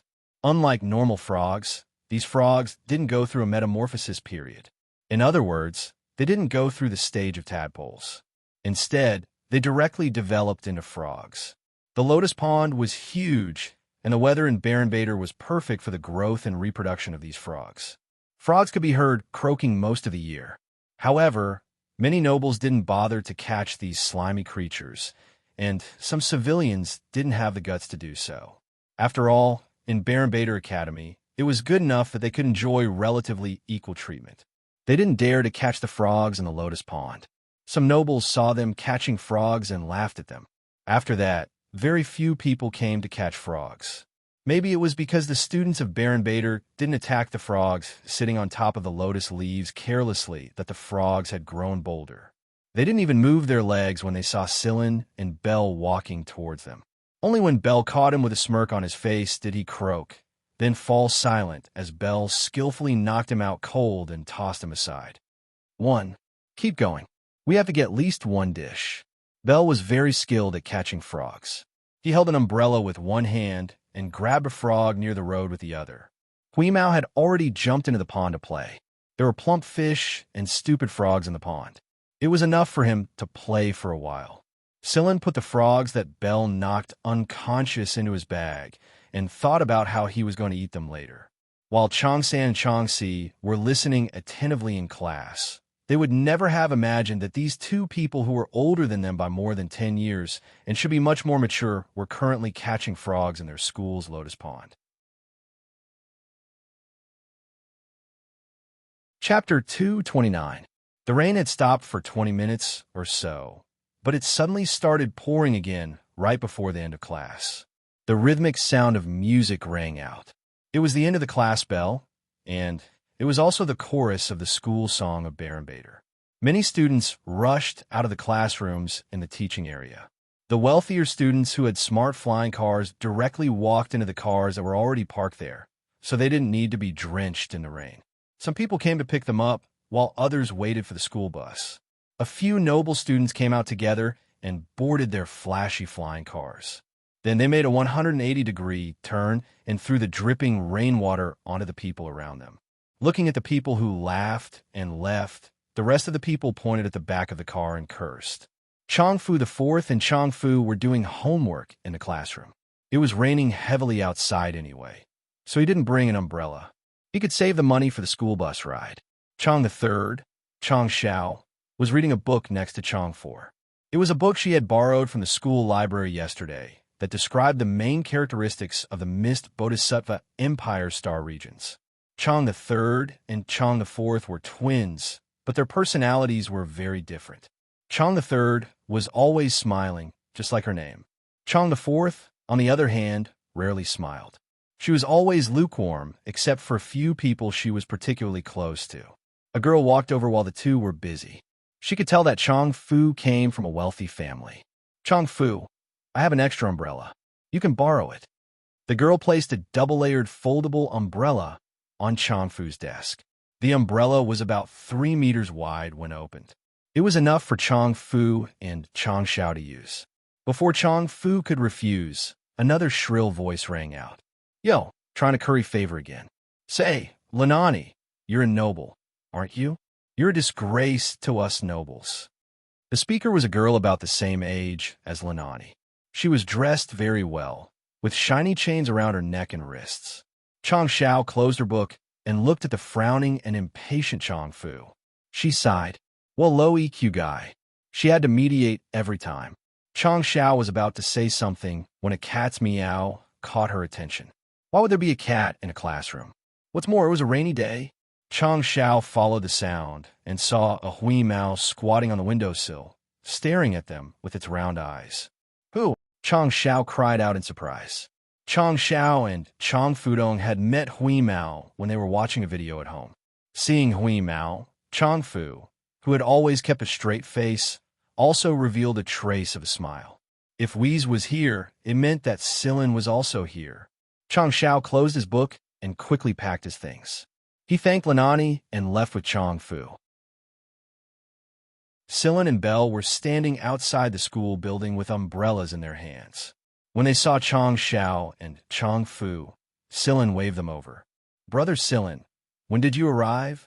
Xianxia asked. I came here at noon today. Taking Changxiao's bag, Silin opened up the second layer of the umbrella to cover the area. Silin and Changxia shared one umbrella, while Belle and Changfu shared the other. Belle, on the other hand, was quite talkative. He didn't stop talking on the way to Changfu's dorm, from the fight they'd witnessed at the school gates to where they'd gone to catch frogs at the lotus pond. Watching Xianxia and Changfu leave, Lanani waved her hand and a pink flying car flew over to her. Lanani jumped into the flying car and swung the car, throwing all the rainwater at Sharapova, who had been making sarcastic remarks just now. You wait, Lanani. Sharapova stomped her foot and hopped into her red flying car. Perhaps she was too angry that she lost control of her car, and it collided with another flying car next to it, causing another commotion. Still, things like this were common enough. The two left cursing at each other. Changxiao and Changfu's dorm rooms weren't far from each other, but everyone was heading straight to Changfu's room to roast frogs. Every dorm room had 4 bedrooms and 1 living room, and every student had a 15-square-meter bedroom. They didn't have to pay for their accommodation fees, and the top 100 students were free of charge. However, most of the students here were commoner students. Noble students preferred single apartments, and they would rather pay a high rent than live with commoner students. Someone had already returned to the dorm room, and the bathroom was running. Hearing someone's return, the boy opened the bathroom door and was just about to jump out naked. Luckily, he reacted fast enough to stop himself midway when he saw a stranger and a girl in the room. So it's Changxiao, the boy said a little awkwardly. Everyone knew about Changfu's twin sister. Changxiao rolled her eyes at him. She knew the personalities of Changfu's roommates very well. His name is Kurt, and he's my roommate. Changfu introduced him simply. After Ku-Te greeted him, he retreated back to his shower. Not bad. When he saw Changfu and the others, Silin thought that he was reminded of his time at Seven Lights. Sai, I'm still homesick. Belle didn't think too much into it. He went to the kitchen and rummaged through the stuff. Finally, he dragged out a dusty, simple grill from under the groceries, washed it, and began to process the frogs impatiently. Silin didn't help Belle as he watched him skinning the frogs with practiced ease. The guy could do it all by himself. While Belle was taking care of the frogs, Silin called Changxiao and Changfu into the room and gave him the car with 100,000 MB worth of money. Old man Chang gave it to them. He then explained the current situation of the shop to them. This carry has 100,000 MB on his card. The shop is much better now, and the standard of living is much better. You don't need to be too frugal. You're still growing, and you can't starve. You won't be able to keep up if you lack nutrition, and you won't be able to pass the general evaluation. Am I right? A while later, Silin came out of the room. His main purpose this time was to pass the card to them and passed their new identification documents to them. The moment he walked out of the room, Sillin saw Bell and the boy named Kurt squatting next to the grill and working on it. Bell was sharing his own experience. The more primitive the grill, the better. There's no way the sealed automatic grill machine can make a frog taste as good as the former. Speaking of eating this thing, Sillin shook his head. Gluttons like these were everywhere. Seeing Chong Fu and the others come out, Kurt turned around and said, "Oh right, Lu Jie said he'd bring us food. Should we tell him not to?" Lu Jie was their roommate, and he dragged them to the cafeteria the moment class was over. Chong Fu nodded. "I'll tell him." He took out his communicator and dialed Lu Jie's number, but the call didn't connect even after a long time. Chong Fu dialed again, and the call connected this time. However, the person on the line wasn't Lu Jie, but another roommate who was closer to Lu Jie. The call was cut off again before he could even say 2 words. However, the image that popped up on the communicator showed the situation on the other side. It was a mess. "Another fight?" Chong Xiao asked. "Doesn't look like it. Something must have happened." Chong Fu dialed the number a few more times, but no one picked up. He picked up an umbrella and walked out. "I'm going to the cafeteria to take a look." "Hey, Lil 4. Chong Xiao saw Chong Fu run off without looking back, so she turned around to look at Sillin. "Big brother Sillin, I'm going to take a look too." "Sure, let's go together."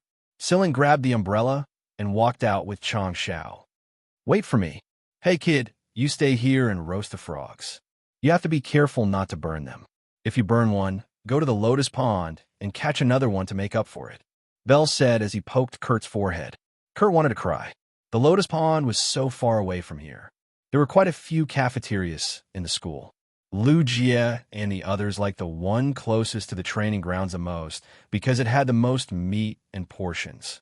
Before Chong Fu even got close to the cafeteria, he saw a group of people at the training grounds in the distance, shouting and shouting in the heavy rain. They really were fighting again. Chong Fu rushed over. Lu Jie and the others were easy to find because they were usually the vanguard of a fight. However, Chong Fu couldn't find them even after searching for a long time. He casually grabbed a person to ask. This person was also a commoner student. Right now, his eyes were bloodshot from fighting. These damn nobles. They injured Lu Jie and Tai Tuesday. They've gone too far. I'll fight them to the death. After saying this, the child rushed back into the fray. Injured? Seriously injured? With Lu Jie and Tai Tu's abilities, they were considered to be at the top of the school, especially Tai Tuesday. He was a 4th-year student, and his overall grades were always in the top 3. His individual battle prowess was quite outstanding. Chong Fu had never heard of Tai Tu being heavily injured. If that was the case, then this fight would no longer be a small one. Just as Chong Fu was looking for Lu Jie and Tai Tu, his communicator rang. "Chong Fu, don't get involved. This isn't a simple matter. Hurry up and leave." It was Lanani. After all, she was a noble with a decent rank, so she knew some things better than others. However, Chong Fu didn't pay attention to her warning. He had already seen Lu Jie. He squeezed through the crowd and went over. During this time, he had already been punched a few times, but just now he saw a flash of cold light. A knife? One had to know that in order to not cause too much damage, no lethal weapons were usually used in a fight. However, Chong Fu really did see that flash of cold light. Chong Fu was also very sensitive to sound. The sound of a knife cutting through raindrops, the sound of a knife hitting a person, there was no mistaking it. It was a knife. Someone had actually broken the rules. Lu Jie and Tai Tu were lying on the ground. On the surface, they didn't seem to be injured, but the two of them were extremely weak. They didn't even have the strength to stand up. Even the slightest movement would cause them pain. Every raindrop that landed on their bodies felt like a heavy hammer. Lu Jie, Tai Tu, how are you guys? Chong Fu, be careful. After receiving Lu Jie's warning, Chong Fu dodged to the side and leaped several times, leaving his original position. Just then, a chill brushed past his clothes. Chong Fu didn't even need to look to know that the back of his clothes had been cut. However, before Chong Fu could even heave a sigh of relief, that cold light chased after him. It was too fast. At the same time, Chongfu felt his movements become much slower. Compared to that cold light, he really couldn't react in time. If the other party had just casually attacked him earlier, then this time, he was going to kill him. With this knife, Chongfu would definitely be in an even worse state than Wuxia and Taidu. Ha! The sound of knife breaking rang out. Before the knife could reach Chongfu, Silin used his finger to break the knife's edge, then grabbed the person's neck and smashed him into the ground. Since when did adults have to be so ruthless in a battle between children? As Silin spoke, the body of the person who had been smashed into the ground slowly elongated. With the crisp sound of bones cracking, the person who looked to be about the same age as Chongfu and the others had already transformed into a burly adult man. Fuck, this is fucking cheating. Wuxia, Taidu, and the others finally understood why something was wrong. Previously, they had only thought that these people looked unfamiliar and were much stronger than them. At first, they thought that they were just experts that the nobles had recruited. They didn't expect that these bastards would actually find out side help. Seeing that his comrade was still in his original form after being smashed into the ground, another person rushed out from the battlefield and charged at Silin. "You motherfucker!" Before the person could finish speaking, Bell had already rushed over and sent him flying with a kick. When the person landed on the ground, there was a huge splash. Bell propped up his umbrella again and stuck one hand into his pocket. He said slowly, "What a bunch of scum. Sigh, you've lost all the face of the nobles. You're even cheating in such a lowly way. You really can't do anything." Compared to the 3 swordsmen of AFS, these people were truly pathetic. Silin curled his lips. This bastard is even trying to act cool now. Crack! The sharp sound of something shattering attracted the attention of many people. Silin threw the broken knife in his hand to the ground. If anyone moves again, they'll end up like this knife. Someone tried to slip away, but Silin smashed him into the ground before he could even take a single step. No one dared to move again. Silin's movements were too fast. One moment he was there, the next moment he was somewhere else.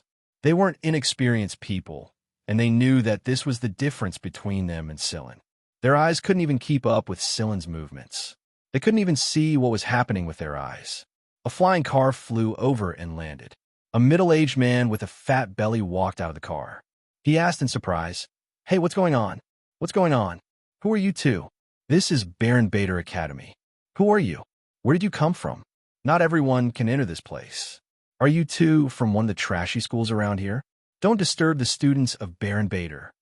"Oh, it's the vice dean," someone said sourly, emphasizing the word vice. "Lackeys of the nobles. They're all the same. Trash. What the hell? Bah." The commoner students scoffed at this vice head of teaching, and all of them had good expressions on their faces. "Master, I don't know where these two came from. They're probably from one of the trashy schools. Or maybe they didn't even go to school." The noble students sneered. They'd always been fearless. Even if they were the ones who broke the rules first, they were nobles and enjoyed special privileges. The school had to give them some face. Did these commoners really think they were future academicians of the Royal Academy of Sciences? Commoners will always be commoners. They deserve to die. The vice director walked up to Silin and Bell and was about to say something when a couple of noble students accused him of something. He was about to say something, but when he saw Silin lift the man off the ground and smash him down, he swallowed his saliva and swallowed his words. He couldn't help but feel like an empty shell in front of Celine and Bell. The situation was at a stalemate. The nobles didn't say anything either. None of them wanted to be the first to stand out. After the deputy director of teaching arrived, the security guards finally arrived. The vice dean straightened his back a lot when he saw the guards rushing over. He pointed a thick finger at Bell, who was trying to act cool, and said, "You, I'm talking about you. You don't have any manners, and you don't have any manners at all. You're obviously an uneducated person." The vice dean of students began to lecture Bell in the same manner he usually did when he lectured his students. It was obvious that he knew Silin wasn't a pushover, so he went straight for Bell, who was pretending to be cool. Silin sighed inwardly. It was time for the vice dean to die. He said that the real prince of the Blazing Eagle royal family had not received any education.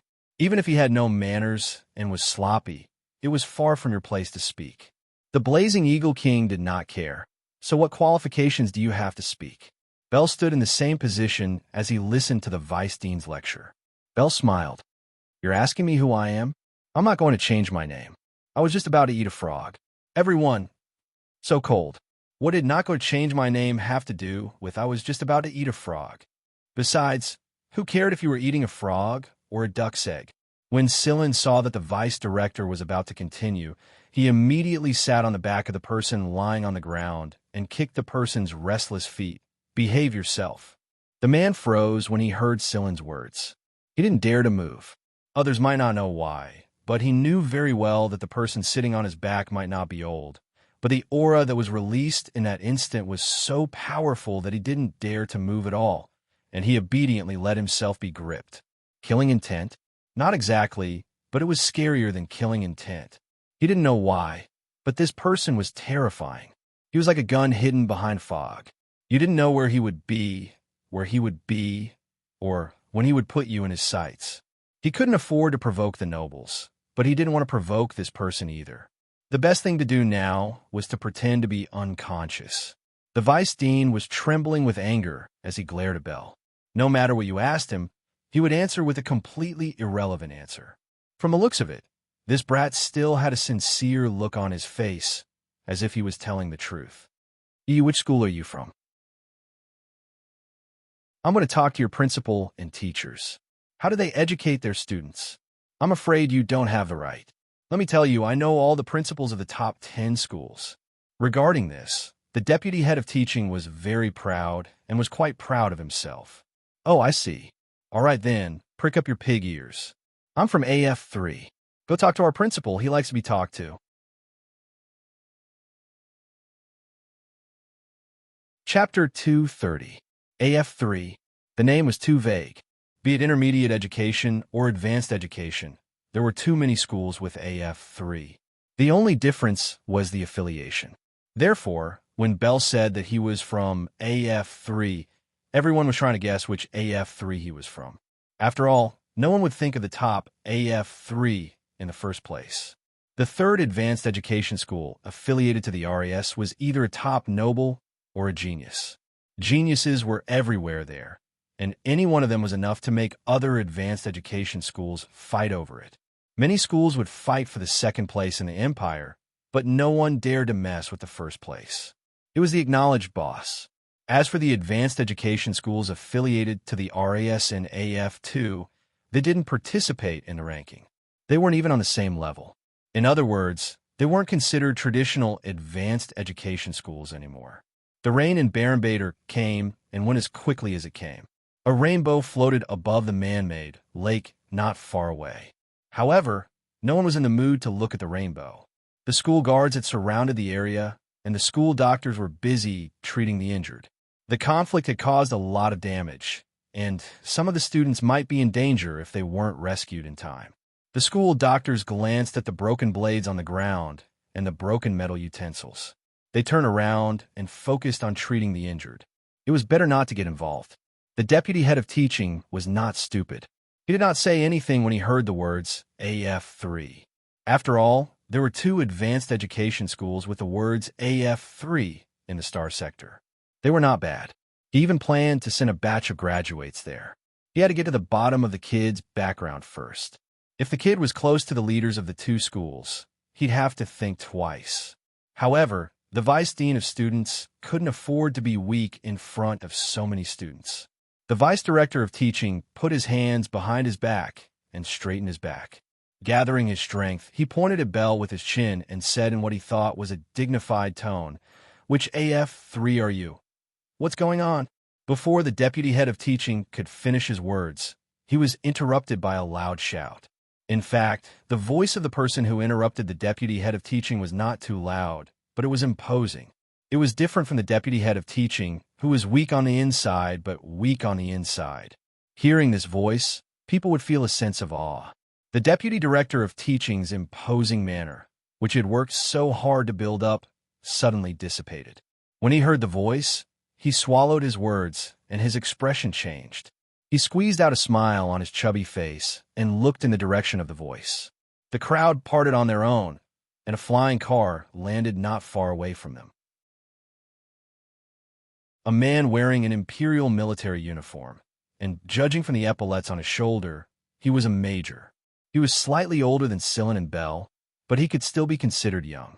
There were a couple of people behind the major. Scylla didn't recognize them, but the other students did. From the students' whispers, Scylla learned that the people behind the major were the headmaster and the vice-headmasters of Barenbader Academy. The fact that the principal of an intermediate school was standing obediently behind the major showed that he wasn't a simple man. Some of the people who had been fighting with each other earlier lowered their heads when they saw the major, but that only served to expose themselves. After a few bangs, a few people who weren't Barenbader's men were kicked out from the crowd and returned to their original adult forms. Just like Scylla, the students didn't see the major's movements clearly. They only heard a few thuds before they were kicked out of the crowd and sprawled on the ground. The young major sneered. He didn't say a word, but his laughter was enough to make the people on the ground tremble in fear. The vice dean, who thought he had a lot of energy before, was now silent. He didn't even dare to make a sound. He glanced at the principal and hurried over to him, as if the principal was his savior. The major was aware of the vice dean's actions, but he didn't bother to pay attention. He swept his gaze across the crowd and paused for a moment when he saw Celine. Then, he swept his gaze across the others. Belle was on the other side, his umbrella closed. The crowd was blocking his view, so the major didn't notice Belle at first glance. His gaze wasn't sharp, but it was extremely oppressive. It was as if a giant hand was strangling them by the neck and pressing them to the ground. Most of the students lowered their heads to avoid eye contact with the major. Even the guards didn't dare to look him in the eye, except for Scylla. After scanning the crowd, the major said, "I'll give you 3 seconds." Less than 3 seconds after the major's words left his mouth, a few people who were not students of Barenbader High School walked out from the crowd. The ferocity of the previous fight had disappeared, and each of them stood in front of their companions who had been kicked to the ground like little wives. They didn't dare provoke this man. Even their boss had to be respectful in front of him, let alone small fries like them. "Scram, I'll deal with you guys later." The group sighed in relief when they heard the major's words. They dragged their fallen comrade to the side, but they didn't dare to go too far. If they did, they'd die. However, as they walked, they glanced at the comrade that Scylla was sitting on. The comrade wasn't pretending to be unconscious anymore, and he was blinking at them for help. The students who were about to scram noticed the comrade's pleading eyes and looked at the major, who was standing there like a gun. They didn't even have the courage to open their mouths. As soon as the major tilted his head in their direction, the few of them no longer paid any attention to their miserable comrade and scampered off to one side. The major looked at Scylla again, then walked straight towards Scylla. "Major Tosin." The headmaster was about to say something, but Tosin shot him a look and forced him to swallow his words. He stood there awkwardly and turned to look at the vice director of teaching, who was running towards him. He finally found a punching bag, but he didn't dare to speak loudly. Bell didn't go over. Although he hadn't seen Tosin in person, he knew who he was when the headmaster said the name. Before coming to the 23rd star region, Bell had done some research on the people in this star region. Among them was Tosin, Nohachi Tosin. Every noble family had their own influence in the Mist Bodhisattva Empire. For example, the Sizer family was famous for their flying car manufacturing industry, and the Nohachi family was very influential in military. Although they weren't as influential as the monarch and the 3 kings, they were still one of the giants. The Nohachi family had produced many famous generals, and many of the envoys the students studied under had the surname Nohachi. Tosin was almost 10 years older than Bell, and he was also a graduate of AF3. Even now, his name was still on the list of outstanding graduates of AF3. It would be hard for Bell not to know about the man who used to be famous in AF3. His teachers often used Tosin as an example in their classes. Even though Tosin was walking towards him, Scylla didn't look like he was going to back down. He stared straight at Tosin without any intention of backing down. It wasn't that Scylla was arrogant, but Scylla knew from the first moment he saw Tosin that he couldn't show weakness in front of a person like this. If he did, he would lose everything. It was all about strength, not status. Tosin looked a bit like Night. That was why Sillin felt a sense of familiarity when facing Tosin. It was the same feeling he had when Night first stood in front of him. Tosin stared at the young man in front of him. Tosin was a few years younger than him, but he didn't show any signs of weakness. He was the one sitting there, and it was the kid who was looking up at him, but Tosin felt like they were at the same level. Every one of them had a unique aura that was either strong or weak. When Sillin and Tuo-san got closer and closer to each other, their auras clashed against each other, causing the surrounding people to feel as if the air had thickened a little. Tosin didn't stop until he was right in front of Sillin. He didn't say a word and reached out to grab the person Sillin was sitting on. His movement wasn't fast, so everyone around him could see it clearly. What happened next, however, was a blur for the students. Sillin grabbed Tosin's wrist, flipped over, and launched an elbow strike at Tosin's throat. At the same time, he used his knee to knock back Tosin's leg. However, Sillin's elbow strike didn't succeed either. It was blocked by Tosin's palm. It was obviously just a palm, but it was like a steel shield that stopped the attack. Not only did it stop, but it also pushed back. Both of them had fast reactions, and each attack was faster than the last. At first, the students could still see a little shadow, but as time went by, it became blurry. They could only hear the sounds of bangs, but they didn't know what happened to the two. The time the two exchanged blows was very short, no more than 2 seconds. In those 2 seconds, the two had exchanged dozens of blows. Moreover, both of them only needed one hit to make the other lose the ability to fight. When the students could see clearly again, Sillin and Tosin were still standing there. However, their positions had changed. Tosin was standing next to the person Sillin had knocked down, while Sillin was standing where Tosin had been. The students could only see the result of the exchange from the clothes of the two, but unfortunately, they couldn't see anything. Both of them looked the same as before. However, now many people were somewhat afraid of Sillin, especially those who had rolled to the side. Now, they were quite glad that they didn't attack Sillin, or else they would have been crippled. They didn't know how many times they had been crippled by Tosin or Tosin subordinates. Otherwise, they wouldn't be like mice that had seen a cat when they saw this person. Tosin moved his palm. It was a little hot and numb. He didn't expect this kid to be so strong. At the same time, Tosin was also shocked by Sillin's strength. Others might not know, but Tosin himself was very clear. Others might be surprised that Sillin was able to fight with Tosin without being at a disadvantage, but Tosin knew that he had already lost. He didn't need to touch his gun to know that the gun and the holster had fallen apart. The only thing that had caused the gun to fall apart was Sillin's fist that had brushed past his clothes. That was the only opportunity that could have allowed the kid to do such a thing. Tosin didn't expect that the kid wouldn't be able to return empty-handed. The corner of Tosin's lips curled up. He wasn't the slightest bit annoyed at his loss. He kicked the person on the ground with his heel, resetting the dislocated bone. Although it was still painful, he could at least get up and walk for a bit. Moreover, he would rather endure the pain and roll away than stay with these two. "What's your name, kid?" Tosin looked at Sillin, his eyes emotionless. Even if he admired Sillin, he didn't show it on his face. None of her business. The words weren't spoken by Sillin. Before Sillin could open his mouth, Belle had already rushed over to answer. In this place, the prince was the only one who dared to shout at a major like this. And this major was a great noble no less. Tosin's face visibly stiffened when he saw Belle striding toward him. The corner of his eyes twitched and twitched again. Why the hell did I run into this little ancestor? It made sense, though. Even the two blaze eagles were here, so it wasn't strange that this little ancestor would be here. However, running into this little ancestor wasn't a good thing. Tuo-san was well aware of the famous hedonistic sons and daughters of the nobility. Most of them were arrogant in public, but they had to lower their necks in front of their own fathers. Belle was an exception. He wasn't even afraid of the Fire Eagle King, and there was no one in the entire Mist Bodhisattva Empire who didn't know that he was the most reckless and unreasonable person in the empire. Tosin curled his lips. I didn't expect to see His Highness here.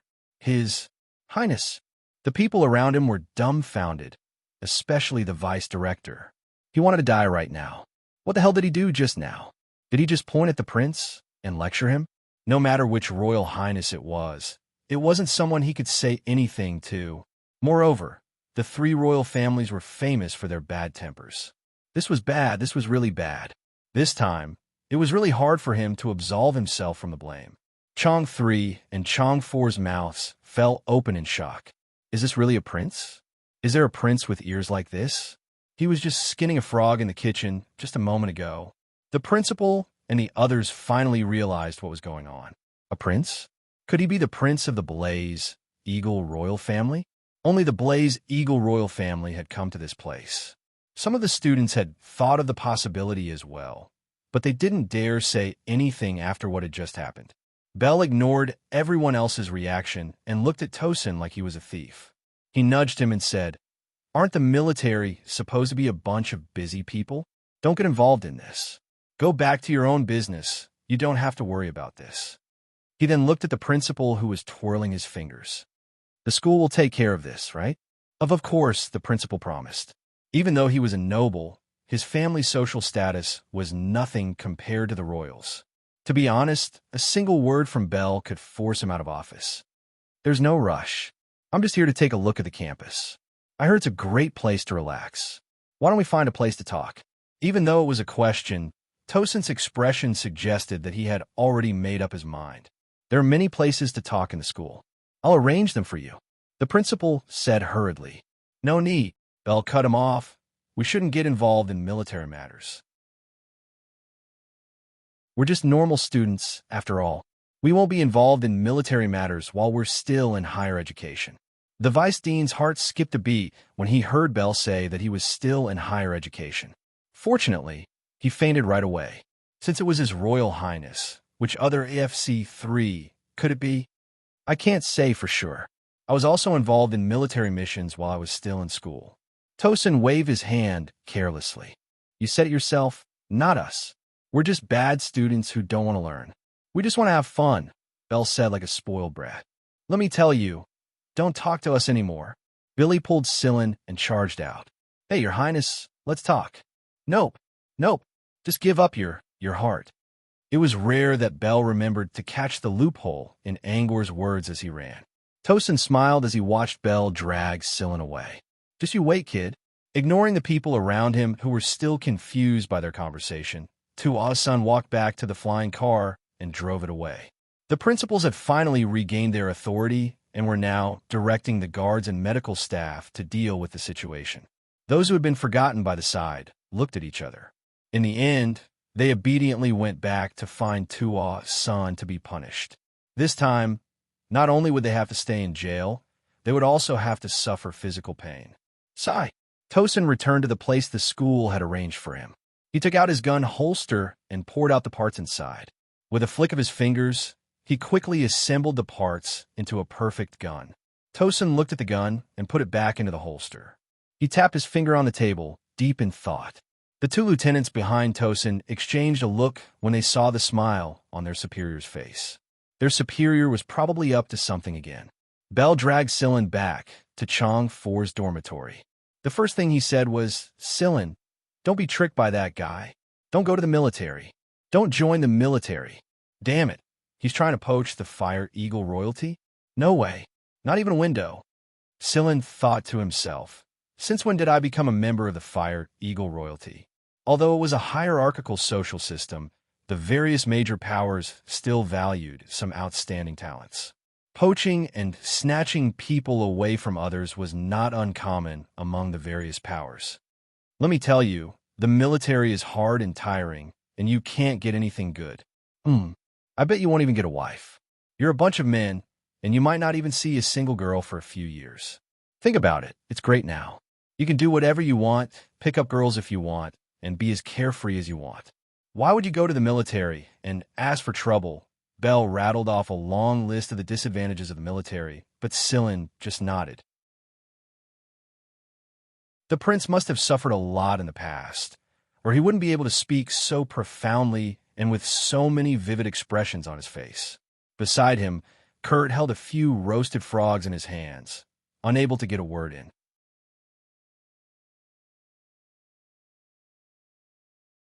Chapter 231. Sillin felt like Bell was possessed. Why did he say that? Maybe it was because he'd brought up too many of Bell's tragic past experiences. Bell was in the middle of recounting the 7th time his father had beaten him to a pulp and thrown him, along with Olegano of the Blizzard Windiska royal family, into the royal army to train with the guards when his communicator rang. Bell furrowed his brows when he saw the unknown code on the communicator. He accepted the call. "Your Highness Scoble." Tuasen's face appeared on the screen. Beep! Bell immediately cut off the call and blocked the number the moment he saw Tuasen's face. "Where were we?" Bell asked Sillin. Sillin made a 7 sign with his fingers. "Oh, right. The 7th time I was caught." Bell was about to continue when his communicator rang again. He looked at the code and saw that it was from Muzo. "What is it?" Bell asked impatiently. Muzo's smile was a little stiff. "Your Highness," Tuasen just said. Beep! Bell cut off the call and took off the communicator on his wrist. He looked around the room before throwing the communicator into the oven with a thud. Sillin, was it necessary? On the other side, Muzo stared at the disconnected communicator with a wry smile. He turned to the other side of the room and saw Tuasen's image on the screen. "You saw how stubborn His Highness is. He won't give face to anyone. Plus, we've never had any face in front of His Highness." "All right then. I'll contact Prince Jin Xingming and have him contact His Highness Scoble himself." Tuasen put his legs on the table after ending the call and propped his chin up with his fingers. Originally, he wasn't looking for Tuasen because of Sillin. He was looking for him to pass on a message. Before coming to Baron Bader, Tuasen had run into Jin Xingming of the Fuji royal family on a planet. He asked Tuasen to pass on a message to Bell and asked him to find him there. But now, it seemed that Bell didn't want to hear Tuasen's voice at all. He was guarding against Tuasen like he was a thief. The more it was like this, the more curious Tuasen became.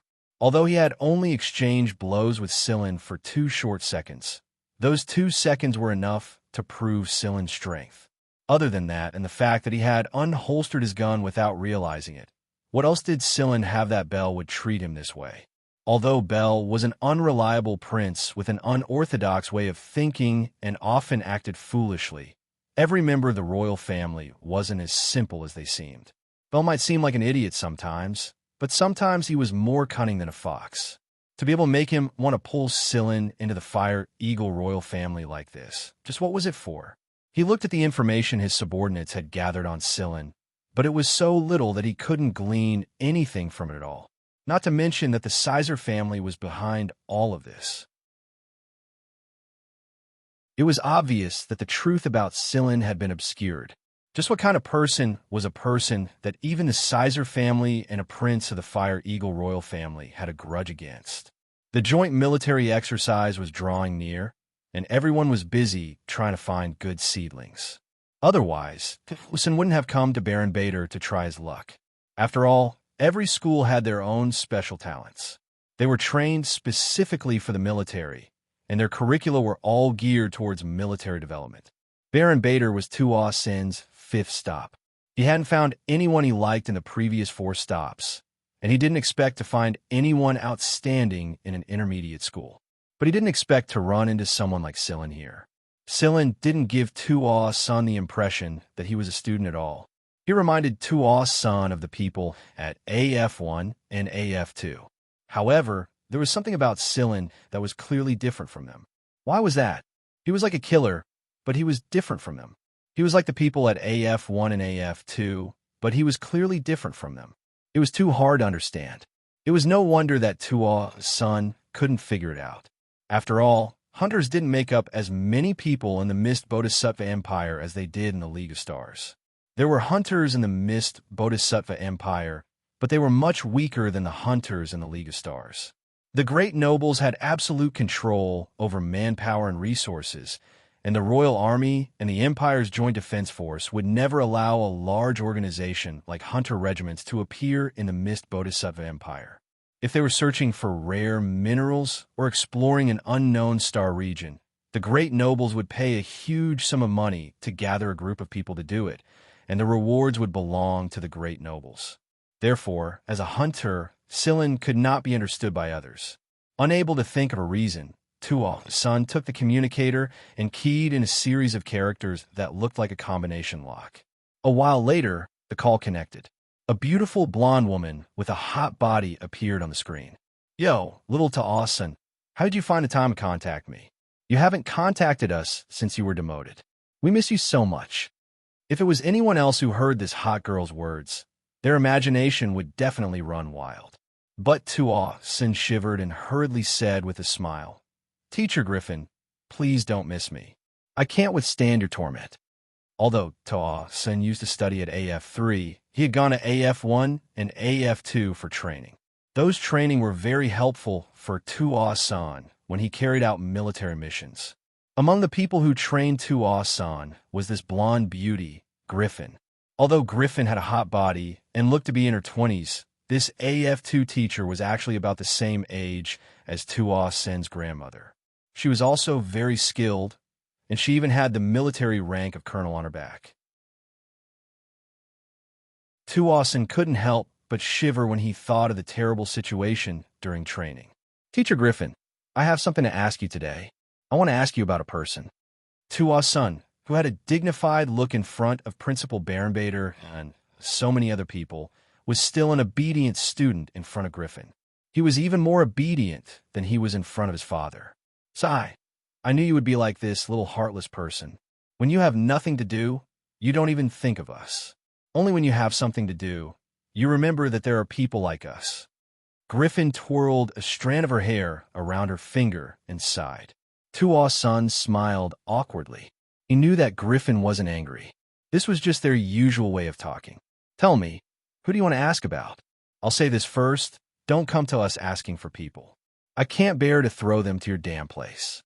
"So in your eyes, the 23rd Military Region is a damn place." "Ahem, here's the thing. I want to ask, is there a person named Sillin in AF1 or AF2? "Oh, I have his image here." Tuo-san played Sillin's image for Griffin to see. The image was the moment when Tuo-san first took Sillin away.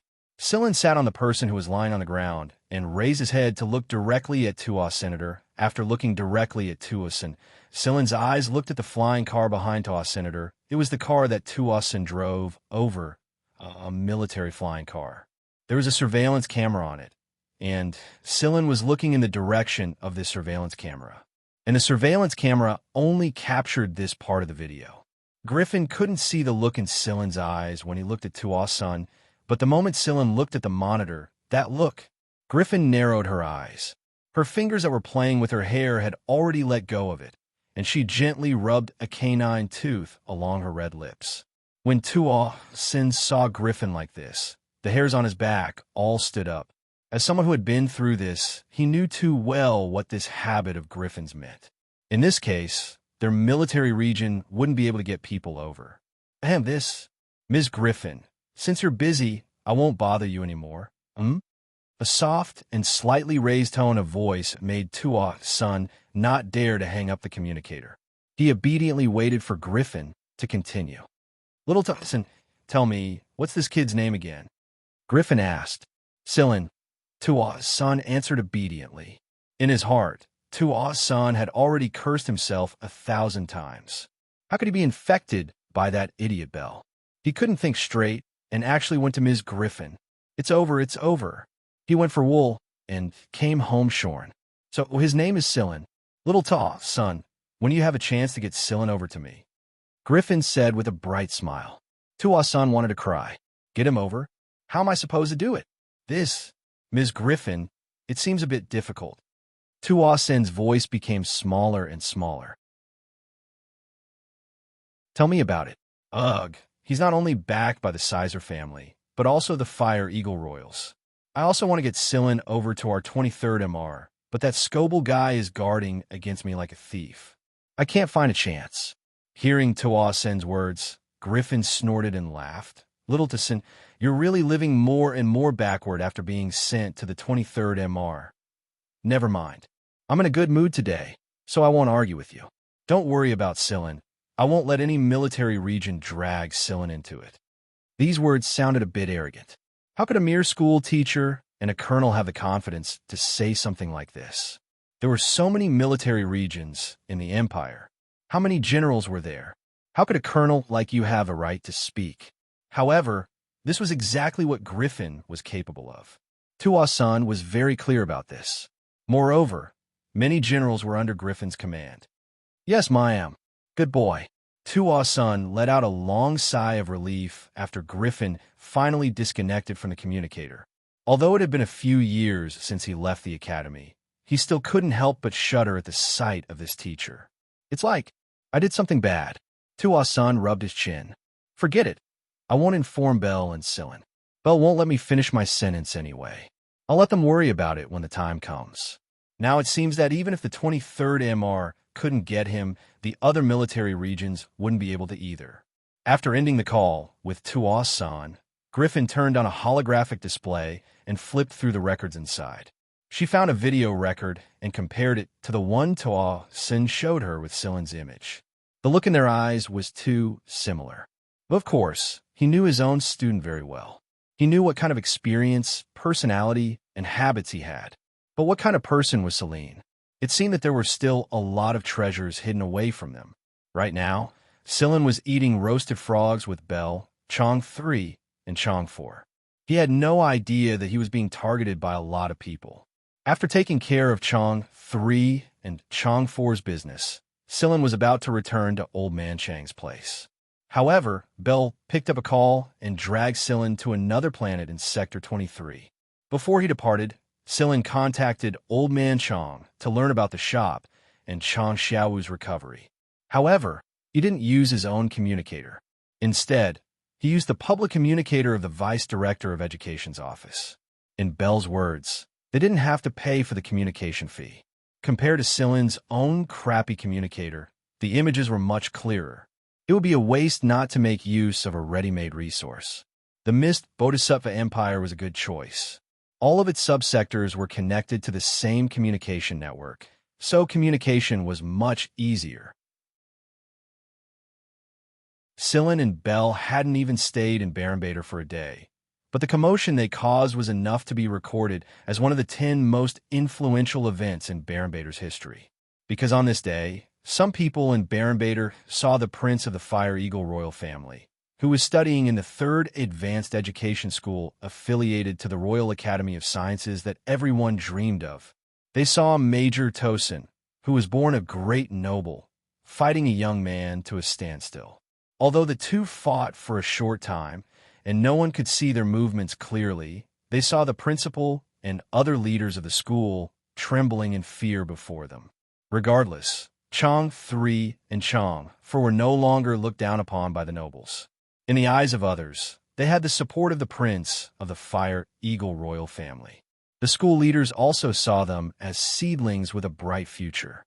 Kurt, the one who helped them roast the frogs, often bragged about how he once sat at the same table as the prince and ate roasted frogs together.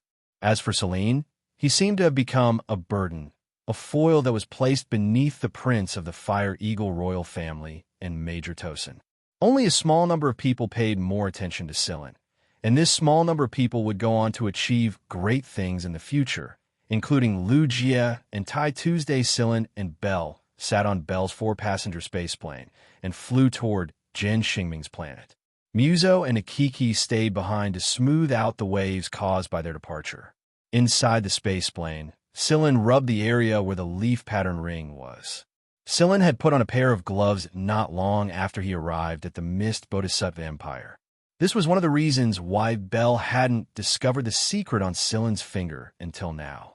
Jinya once said that the ring would resonate with him when he was sent home. But when would it resonate? Would it resonate with a direct descendant of the Jin family?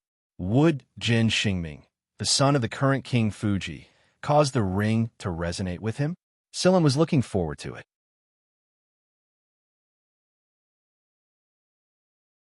Chapter 232. Bell's spaceplane wasn't stopped by any patrol ships on the outskirts of the planet, nor did it receive an identity verification request from the Defense Network. Bell's spaceplane flew straight to the planet unimpeded. Inside a patrol ship on the outskirts of the planet, a couple of patrolling soldiers exchanged worried glances with each other. The reason why they didn't intercept and inspect the spaceship was because their scanner had already scanned the identity code on the spaceship.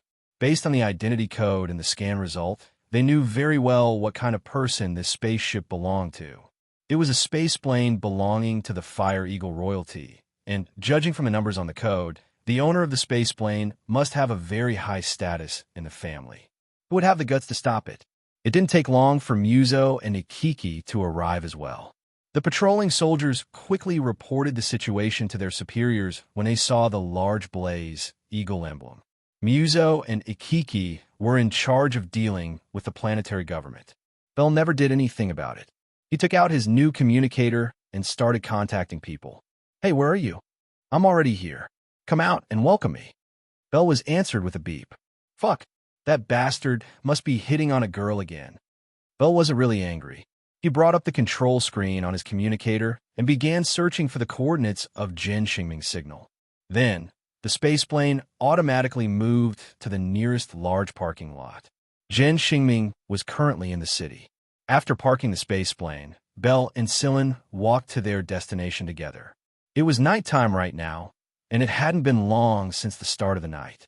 The rich nightlife in the city made it just as lively at night as it was during the day. The colorful screens in the city center shone brightly and proclaimed the city's vitality. Sillin looked up and saw a shining skyscraper not far away. It was like a road sign that guided people to this area. The skyscraper wasn't the tallest building in the city. There were a lot of buildings taller than it, but it was the tallest in this area. In other words, this area was not an area filled with tall buildings. In this prosperous area, what was important was its uniqueness, not its height. There were all kinds of buildings of all shapes and sizes, and every one of them had their own unique style that would make people remember them. For example, Sillin and Bell's destination, a bar. From the outside, this bar looked like a goblet filled with wine. You could even see the building behind the wine glass through the glass. The color of the wine in the transparent glass changed. Transparent, clear yellow, intense red, azure. There was a hint of longing in the illusion, adding a sense of mystery and ambiguity. The people who entered seemed to have disappeared into the cup of pure wine, and no one could be seen from the outside.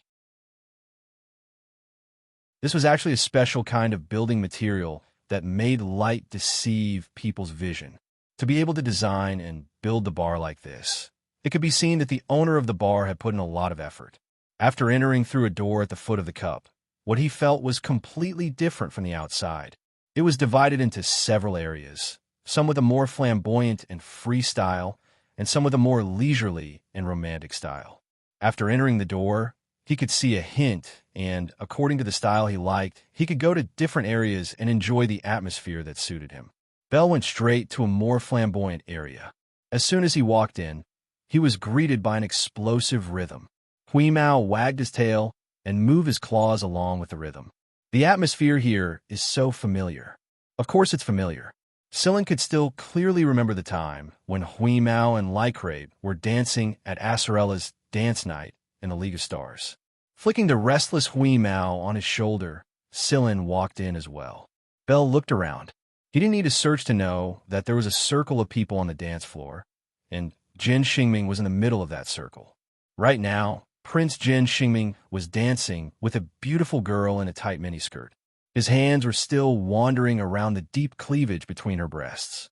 The people watching the dance screamed and whistled frivolously, but the two people on the dance floor didn't seem to be affected at all. Bell curled his lips. No wonder the guy ignored his communicator. He's busy picking up girls. Look at how they're flirting with each other. He looked around and noticed that all the girls' attention was focused on Jin Xingming's face. Bell couldn't strike up a conversation even if he wanted to. He looked around and noticed that all the women's attention was focused on Jin Xingming's face. Bell couldn't strike up a conversation even if he wanted to. He still wasn't as strong as Jin Xingming. Sillin found a place to sit down. There were free drinks and snacks here. Huimao squatted on the table in front of Sillin and swayed left and right to the beat. It lifted its paw and nailed a piece of flaky pastry. It ate and watched while commenting in its heart.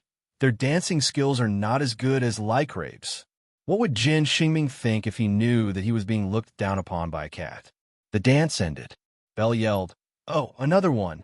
Jin Xingming glanced at the screaming Belle not far away. He understood what Belle was trying to say all too well. On the surface, he was telling Jin Xingming to keep jumping, but what he really meant was, "If you keep jumping, I'll smash this place down."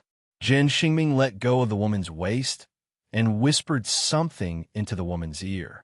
Then, he walked off the dance floor and walked towards Belle. "You're finally here." Jin Xingming punched Belle's shoulder. "Why didn't you contact me earlier?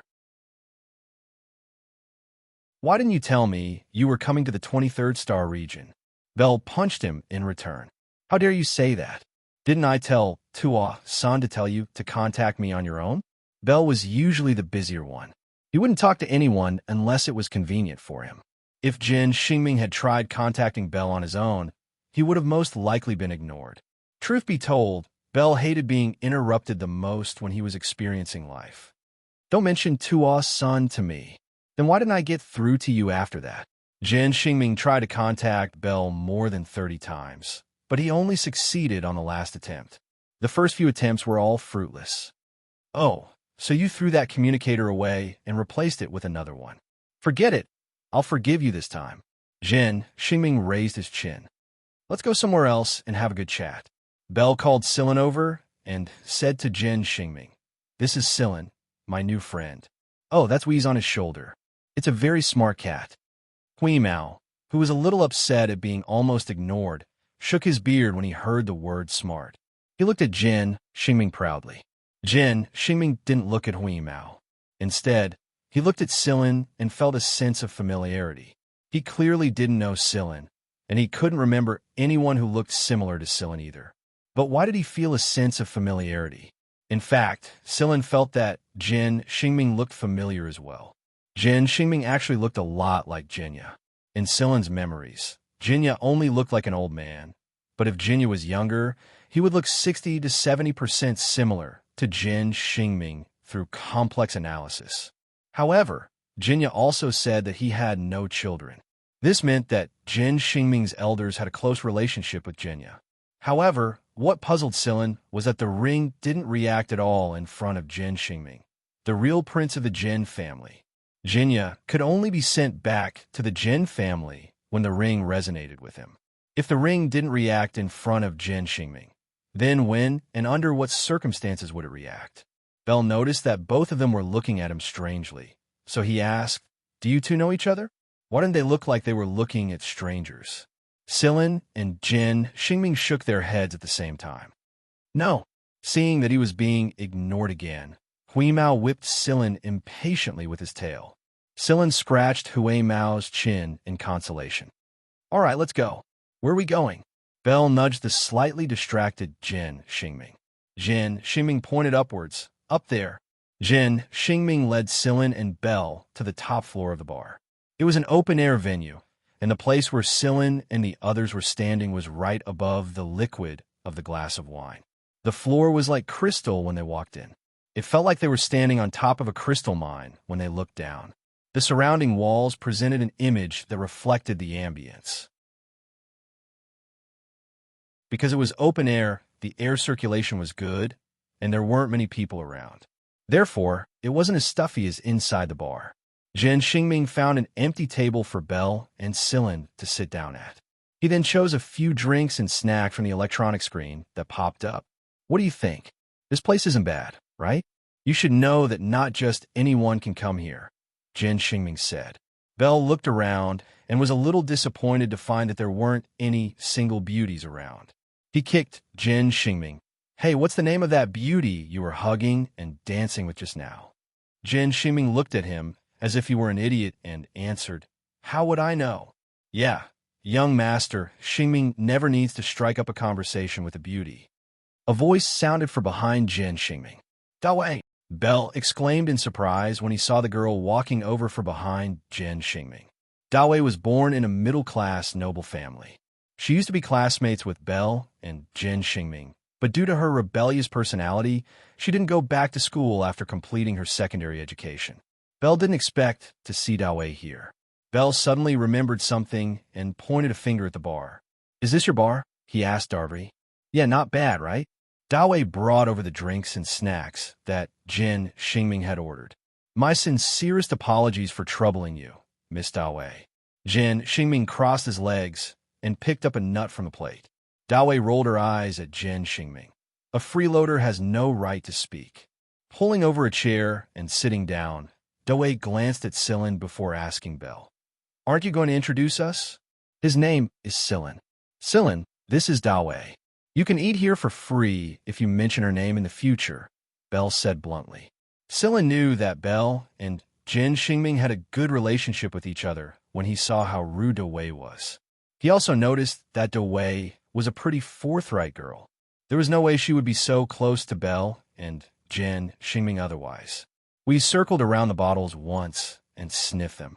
Then it picked up a bottle and pulled out the cork with one bite. Then it bent its front paw and grabbed the glass in front of Sillin. Then it bit the neck of the glass and poured the alcohol into the blanket. Jin Xingming's eyes widened. "This cat sure is smart." Hui Mao shot him a disdainful glance before ignoring them. After filling the glass to the brim, it put the cork back in and crouched down in front of the glass to lick the alcohol. It didn't take long for it to finish. It licked its lips, repeated its actions, filled the glass to the brim, and drank again. The four people at the table watched as the cat drank all 4 bottles of alcohol Dawei brought over as if no one else was around. Jin Xingming looked at Hui Mao's stomach and then at the 4 empty bottles. Where did this cat drink all its alcohol? Sillin made an I don't know expression. He knew that the cat's stomach was like a bottomless pit. In the past, the cat would hunt for big guys directly when it went out to hunt for food. Compared to that, these 4 bottles of alcohol were really nothing. However, Sillin was worried that Hui Mao had never drunk so much alcohol in one go before. Would it go crazy if it got drunk? At the same time, Tua's son received an encrypted message on another planet. It was a coded message from Griffin. After deciphering the message, Tua's son hurriedly contacted some people in the military and the relevant personnel on the planet Sillin and the others were on. Right now, Sillin was very troubled. Why didn't he notice that the cat was addicted to alcohol before? It was also a picky eater, and the only things it liked were the expensive ones. More and more empty bottles appeared on their table, and they were all brought over by Dawei of her own accord. Every time Hui Mao finished a drink, it would stare at Dawei with its round, watery eyes. Dawei's usually resolute heart immediately softened, and she would bring over more bottles. Jin Xingming looked at Sillin and said, 10 bottles now. It should be noted that the alcohol content of these 10 bottles wasn't low. Forget about whether or not Jin Xingming himself could fit all 10 bottles. Even if he could fit all 10 of them, he would have collapsed on the floor by now. Why did it feel like the cat was getting more and more energetic as it drank? Dawei brought over another 5 bottles and watched excitedly as Hui Mao continued to drink. She didn't help pour the alcohol either. She simply watched as Hui Mao busied himself. She had never seen a cat act like this before. Bell scratched his forehead. Why did it feel like everyone had been reduced to the background? How could the 3 handsome men here not be compared to a cat with gray skin? Ahem. I say, Huru. Before Bell could finish, Hui Mao's body suddenly froze. His paw retracted from the bottle's mouth, shattering it with a crack. He looked up at a certain direction in the sky. What's going on? Bell and the other 2 looked at Sillin in confusion. Logically speaking, Sillin should know better as the cat's owner, shouldn't he? However, Sillin was also looking in that direction with a serious expression on his face. Sillin's intuition for danger was clearly higher than Bell and the others. Moreover, the cat was coming for them. Bell, Jin Xingming, and Dawei also knew what was about to happen when they saw how cautious Sillin was. There were a few people protecting Jin Xingming and Bell from the shadows around them. After all, they were 2 princes, and they couldn't afford to bear the consequences if anything happened to them. That was why there were always people protecting them from the shadows at all times. The people hiding in the shadows were also confused by the situation. They didn't sense anything out of the ordinary, did they? However, when a space plane slowly came into view, everyone realized that the people inside this average-sized space plane weren't simple at all. The space plane didn't use the cover of the night to conceal itself, as if it didn't care about being discovered. It flew a circle in the sky in a grandiose manner before arriving above a skyscraper not far away from the bar. The exit below the space plane opened, and 7 figures jumped out and landed on the roof of the skyscraper. The light from the skyscraper's surface and the giant lamppost on the roof illuminated the figures very clearly. Sillin didn't even need a remote device to see them clearly. The people who were secretly protecting Jin, Xingming, and Bell felt like their stomachs were churning when they saw them. It wasn't just the people hiding in the shadows. Bell and Jin Xingming weren't any better off. Their faces were dark and their bodies were tense. Fuck, why are those freaks here? Jin Xingming cursed. Who are they? Sillin asked. He had a feeling that these people were here for him, but he hadn't come to the Mist Bodhisattva Empire for long. According to Bell, he shouldn't have come into contact with people at the level of AF1 and AF2. Bell gulped and said with a bitter expression, "Those are the freaks from AF1 and AF2 that I told you about." From left to right, that's Soul Suppressor Ling Shi from AF1, Inaf, and her brother Puno from AF2, Goryo from AF1, Biyao and Zani from AF2, and the Black Panther next to Ling, she is also from AF1. His name is Panther. Although they didn't want to run into anyone from AF1 and AF2, even if they were beaten to death, Bell and Jin Xingming had memorized some of their faces since a long time ago, so that they wouldn't know how they got screwed if they ran into them in the future. However, they didn't expect to run into so many people from AF1 and AF2 at this time. A single person was enough to take them down. So who would be willing to go all out? If even Soul Suppressor she was sent out, then this was no small matter. Dewey had already contacted people to evacuate the bar. If a fight really broke out here, then the legendary AF1 and AF2 people might not even be able to keep this bar alive. At the top of the skyscraper, Ling Shi frowned when she saw the people on the top of the bar. Before coming here, she didn't understand why Griffin had sent out 7 people at once, but now she seemed to understand a little. Griffin once told her that she would understand when she saw Sillin. The black leopard next to Ling Shi wagged its tail and said, "Why do I feel like that kid's eyes look a little like White Knight's?" "Hearing you say that, I think so too," Biao said. "No wonder he looked familiar. So that's why." Goryo was sitting on the edge of a building with his feet dangling in the air. He didn't seem to mind that he was sitting on the edge of a 100-story building at all. White Knight was a legendary figure in AF1, and Griffin once said that he had a pair of incredibly sharp eyes. When those eyes looked at you, they would give you the illusion that you were the prey. Hunter and prey. Even if the hunter was in the open and the prey was in the dark, when those eyes looked at you, all prey had nowhere to hide. Is this why Teacher Griffin values that kid so much? LNF rubbed her fists. Won't we know if we try? Ling, she took a step forward and stood on the edge of the roof.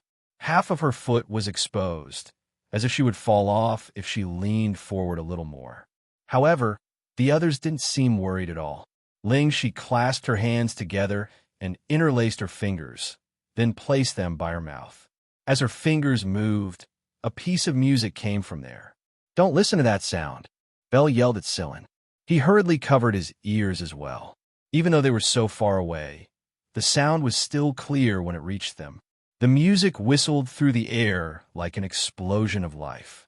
It was a violent impact that disappeared in an instant, followed by a strong gust of wind that seemed to blow away one's soul. Everything happened in the blink of an eye, so hurried that no one was prepared for it. However, his mind was strained and oppressed in the high density of stagnation.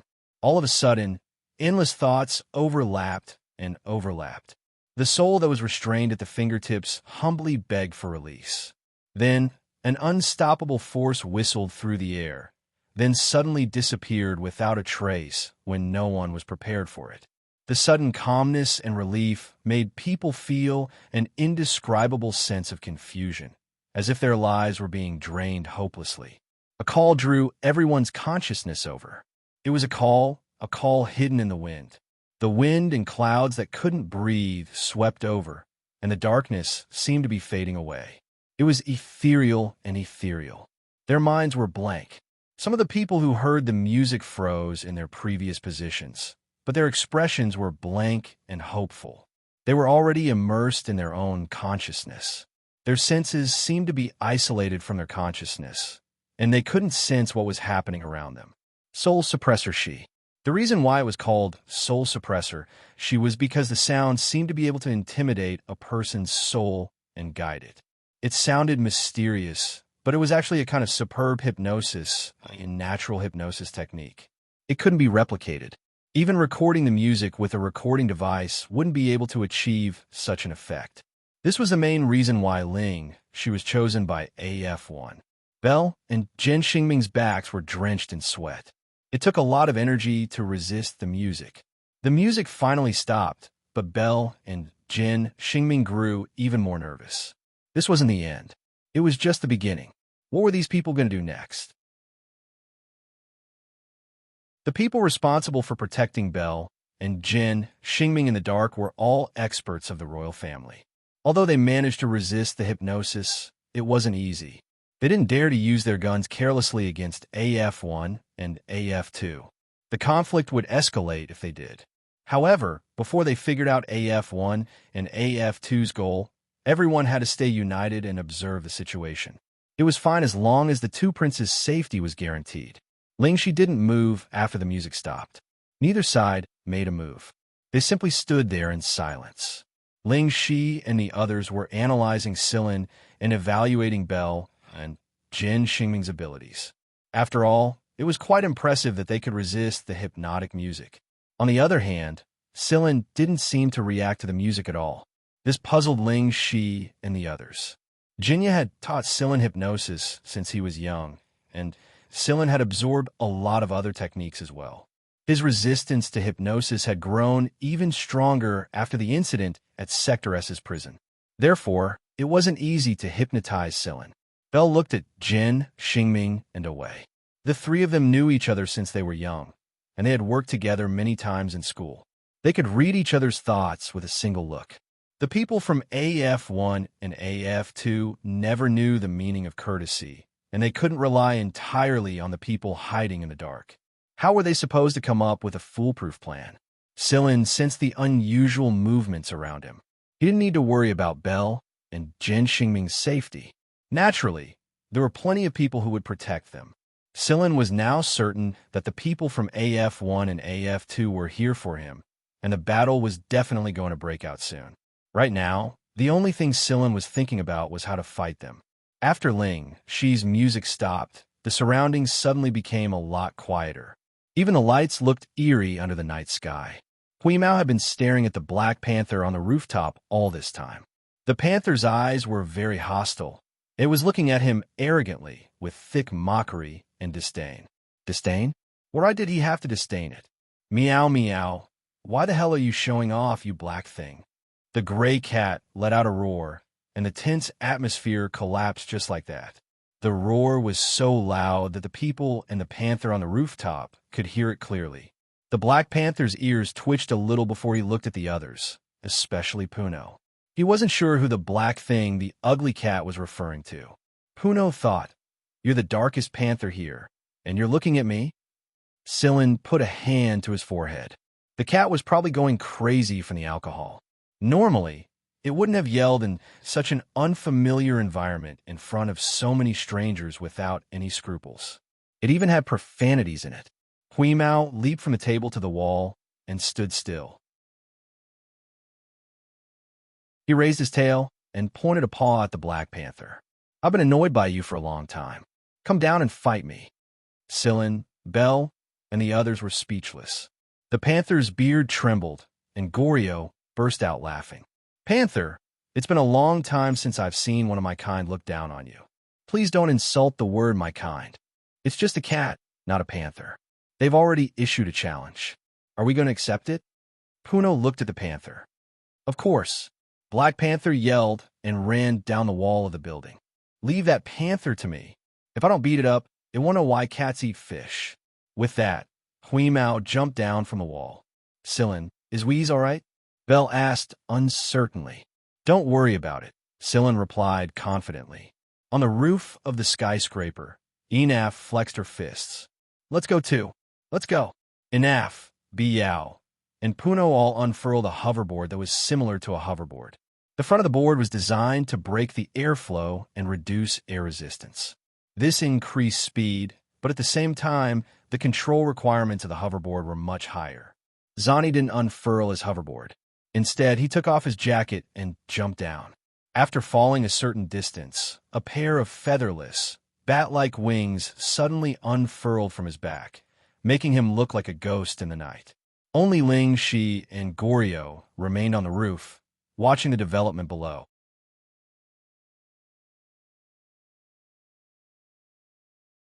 Chapter 233. In this part of the city, many people have been hypnotized.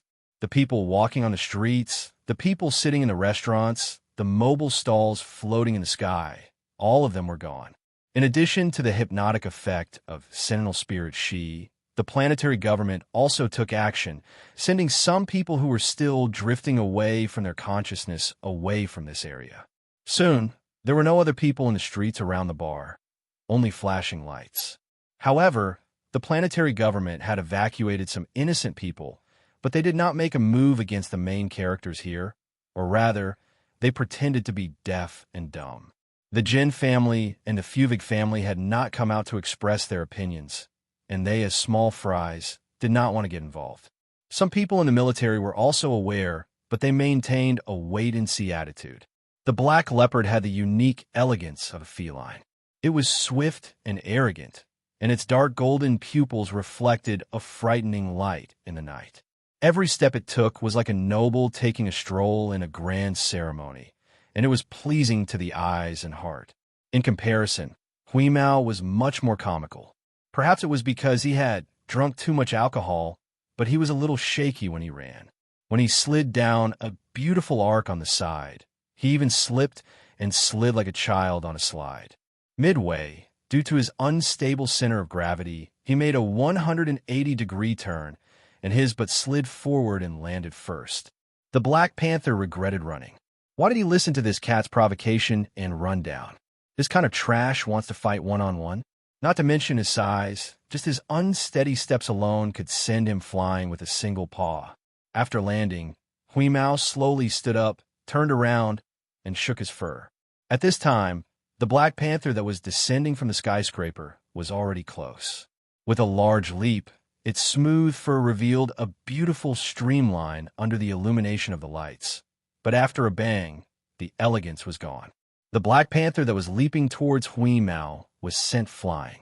Ling, Shi, and Goryo, who were standing at the top of the skyscraper, raised their eyebrows when they saw this. A cat that could send Panther flying in a single move. It seemed like this was the first time they had seen such a cat. Not to mention cats, even the other exotic beasts of AF1 had not made Panther lose face like this.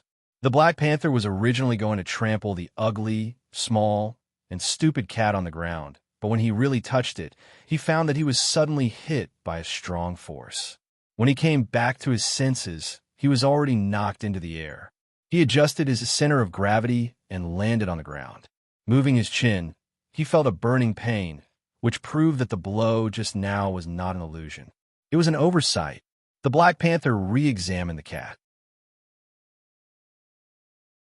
At this moment, Huimao was squatting on the ground, looking at the Black Panther calmly. He flicked his ears and licked his claws, saying so weak. The Black Panther roared, and its domineering roar spread out with a vibration wave. Some of the glass products in the nearby shops shattered with a bang.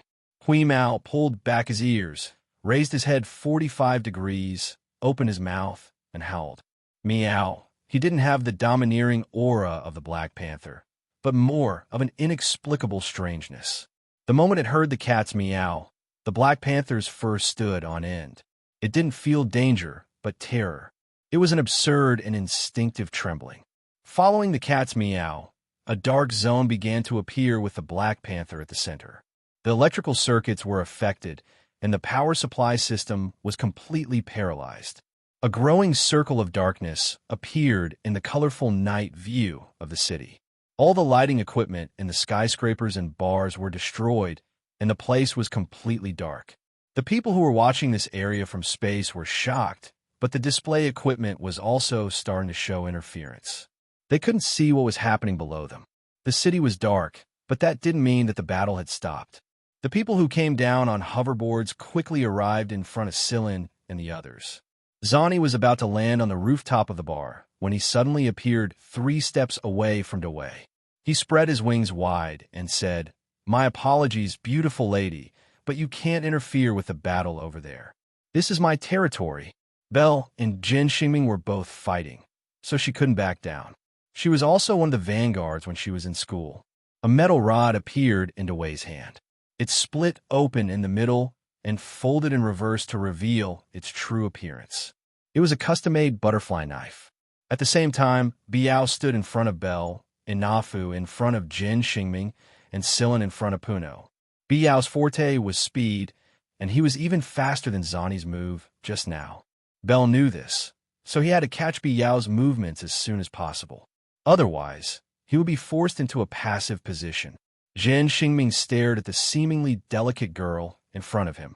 He knew very well that this was just a facade, and that Anafu was actually a strength type, just like Puno. As for that long braid behind her head, one should never think that it was Anafu's blind spot. In reality, dozens of people had died to that braid. As for Puno, he wasn't just strong, his movements weren't as clumsy as they looked. His muscular body was flexible, and even his punches were agile without losing any of their power.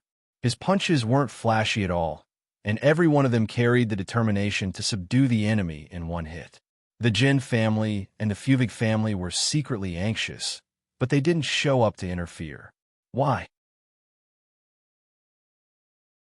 Just now, Tua's son had communicated with them and conveyed Griffin's message. AF-1 and AF-2's targets weren't Jin, Xingming, and Belle's group, so they weren't going to kill them. They were only going to stop them. In fact, the situation was very clear. Compared to Zani, Biao, and Inafu, Puno's attacks were much fiercer. The other 3 were mostly defending. The people protecting Jin, Xingming, and Belle relaxed a little when they saw this, but they still paid attention to their master's movements at all times, just in case. Bang! Puno's punch missed, but a huge hole appeared in the wall half a meter away from his fist. It was a hole created by the aftershock of his punch. Darby, who was fighting Zani, felt her face twitch. The destruction had finally begun. Zani even had the leisure to look at the other side. He said to Darby, "This is unavoidable. Think about it. Think about it, my ass. I'm going to get the repair fees this time." Darby swung her butterfly knife at Zani, as if she was venting her anger. Zani curled his lips and nimbly dodged the attack. Sillin dodged the punch head-on, lowered his body, turned his feet inwards, and swung his left arm inwards. They were both simple punches, but Sillin had the advantage in speed. It wasn't too difficult for Sillin to deal with Puno's rainstorm of punches. In fact, he was able to counter quite a few of his punches. Puno wasn't feeling good after taking a few of Sillin's punches, but his attacks didn't slow down at all. It was as if he couldn't feel any pain at all. Sillin had also noticed Puno's abnormality, because every punch he threw was enough to break a few bones in Puno's ears. However, these bones that should have been broken only let out a cracking sound, and then there was nothing else. It was as if they had never been broken, and did not affect Puno at all. Rapid recovery? No, definitely not. This was different from Guidai Shirsi's short-term recovery. Puno's bones should have been broken, but they didn't break apart after they broke. It was like a broken stick sticking close to the fracture. The cracks were still there, but it didn't look like they were broken. However, even if it didn't look like it was broken, it shouldn't be as unaffected as Puno was. No, it was still affected. The muscle activity at the broken bones was 0.001 seconds slower than before. It was still due to his body's peculiarity. Puno still needed to repair his bones after this. As for the 0.001 seconds, Puno was slower. Sillin seized this momentary difference and gave Puno a few more punches. Biao grinned at Belle and sent a lightning-fast kick towards Belle's abdomen. The people in the shadows watched their prince roll on the ground while holding his stomach. They hesitated for a moment, but didn't show up in the end. They were all experts, so they could tell that the kick had only temporarily incapacitated Bell and didn't cause any life-threatening injuries. However, if they showed up, they would probably be called over by Bell to fight against AF1 and AF2. Therefore, when they thought of what Toasan had said before, they decided not to show themselves for now. The Fire Eagle King's order was to ensure Bell's safety anyway. As long as Bell's life wasn't in danger, the Fire Eagle King was willing to let Bell suffer a little. After kicking Bell, Biao went over to help Puno against Silin. Since Puno couldn't keep up with Silin's speed, Biao would do it. One was good at speed, the other was good at strength, and the two worked well together. This undoubtedly put a lot of pressure on Silin. Biao specifically took advantage of the gaps between Silin and Puno to interfere with Silin from tricky angles. It was often said that two fists were no match for four hands, but strangely enough, Silin wasn't hurt by Biao or Puno, even though he didn't retaliate as much against Puno as Biao. Biao and Puno grew more and more apprehensive as they fought. Before, they thought Silin was just a little faster, but now that Biao was moving faster and faster, Silin seemed to be working with him to increase his speed. The overlapping shadows of fists, palms, and kicks, along with the darkness of the night, made it harder and harder for them to catch up. All they could hear was the sound of collisions and the occasional sound of walls being smashed through. Bang! Biao was kicked out by Silin in a moment of carelessness, and he smashed into the surrounding walls. The wall behind him shattered with a resounding sound. But the good thing was that Biao managed to grab onto a corner of a shattered wall when the wall shattered, flipped himself over, and rolled a few times on the ground. Rubbing his stomach, Biao turned around to see Bell sitting on the ground with a grin on his face. Bell's eyes seemed to be saying, "Retribution has come, kid." The corner of Biao's eye twitched as he looked in the direction of the skyscraper. He didn't ask Anaf and Zani to help. After what had happened just now, Biao also understood that Silin's speed was too great. Even if Anaf and Zani went up, they would probably be the same as him in no time. So he looked at Goryo, who was standing on the roof of the skyscraper. Without the lights, the building was completely dark. On the roof, Lingxi looked at Biao, who had been kicked out of the fighting circle, and said, "You can indeed make your move." Goryo chuckled and took out a box. Inside the box were a few parts and a few strangely shaped bullets.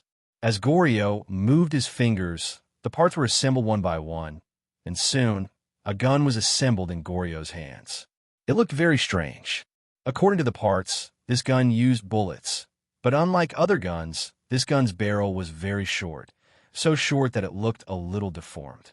Goryo picked out a bullet from the box. There were a few holes on the bullet and some strange whorls on it. After loading it, the bullet could still be seen at the mouth of the barrel. After loading it, Goryo put on his glasses. Through the glasses, he could see what was happening below, find the target, and use the data on his eyes to calculate and deduce in his mind. He pulled the trigger. The sound of the shot was very soft. The moment the muzzle locked onto him, Silin sensed it. Taking advantage of Puno's punch, Silin quickly retreated. Pa! The bullet grazed Silin's shoulder and shot into the crystal-like floor. A spider web of cracks instantly appeared on the floor. Puno didn't restrain himself just because someone was shooting at him. Instead, he attacked even more fiercely, as if he was going to fight to the death. Puno knew Goryo too well and believed in Goryo's ability. Goryo wouldn't hurt him, and Goryo's gun would never accidentally hurt him. The first shot was just a test to test Silin's reaction. There was still the second and third shot. Each shot would be different and more difficult to dodge. What Puno needed to do now was to try his best to interfere with Silin and affect Silin's judgment so that he couldn't pose a threat to Goryo, who was shooting over there. Goryo's first shot was aimed at Silin's right shoulder, but Silin dodged it. The bullet grazed the clothes on his right shoulder, and the skin on his right shoulder could still feel the burn caused by the friction between the bullet and the air as it flew at high speed. This kind of bullet seemed to burn the air in its trajectory. There were burn marks on Silin's shoulder, but this wound wasn't a straight line. Instead, it was curved in a regular arc. Just now, Sillin felt that something was wrong. Through his keen hearing and accurate judgment and calculation ability, Sillin understood that the bullet's trajectory was not a straight line, but an arc. However, this arc was different from an arc design. Instead, it was a change in trajectory caused by the shape of the bullet itself during its flight. In other words, as long as the bullet was still flying in the air, its trajectory would change. It was reasonable to say that it was difficult to control the accuracy of such a change in trajectory. However, for some people, it was a big killer weapon. Whether it was a straight shot or an arc design, as long as one understood and had the ability, they would be able to make the most timely and accurate dodging. However, this kind of bullet that was constantly changing its trajectory made it impossible for the target to judge which direction to dodge to at that moment. Of course, the person who dared to use this kind of bullet must also be someone with extraordinary calculation ability. He could calculate the bullet's trajectory based on the environmental conditions at the time, the distance from the target, the changes in air pressure, temperature, and airflow, etc. In their eyes, the target was just moving in different calculated trajectories. When the time was right, the shooter would shoot. Therefore, Sillin also had to face a person with extraordinary calculation ability. While dealing with Puno's attack, Sillin paid attention to the person on the roof. His heart skipped a beat. Sillin knew that the second shot was coming. Compared with the first shot, the trajectory of this bullet had clearly changed again.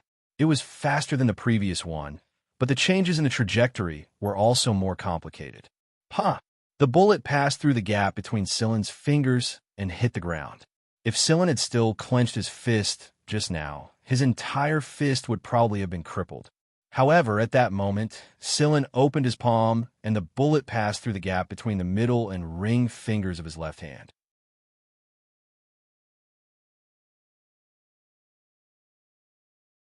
Chapter 234. Ignoring the burn on his finger, Sillin avoided Puno's elbow strike and punched the side of Puno's waist. He succeeded in one hit, but Sillin did not take the opportunity to launch a combo. Instead, he leaped back, and the third bullet was about to arrive. The second bullet was obviously more difficult to grasp than the first one, and one could imagine how difficult the third one would be. Sillin needed time to analyze the third bullet. Even if it was only a 10,000th of a second more, it would increase the success rate of the analysis. Ling Shi, who was standing on the roof, looked at Sillin. She did not expect Goryo's second bullet to miss, and what she did not expect even more was that Sillin's finger was only slightly burned. It was just an instantaneous burn from the bullet's high temperature. How is that possible? According to Ling Shi's understanding of the bullet used by Goryo, this bullet did not only bring about instantaneous high temperature, but also a powerful airflow compression impact. Purgatory Thunder Snake was the name of this bullet. After the bullet was fired, it had the speed of lightning and the instantaneous change of trajectory of lightning. It was also like a snake biting its prey. The snake would not blink, and it would not give the target even a blink of an eye to escape. Trajectory change, instantaneous high temperature, and high pressure impact. It was not easy to dodge, and the secondary destructive force was not something that ordinary people could withstand.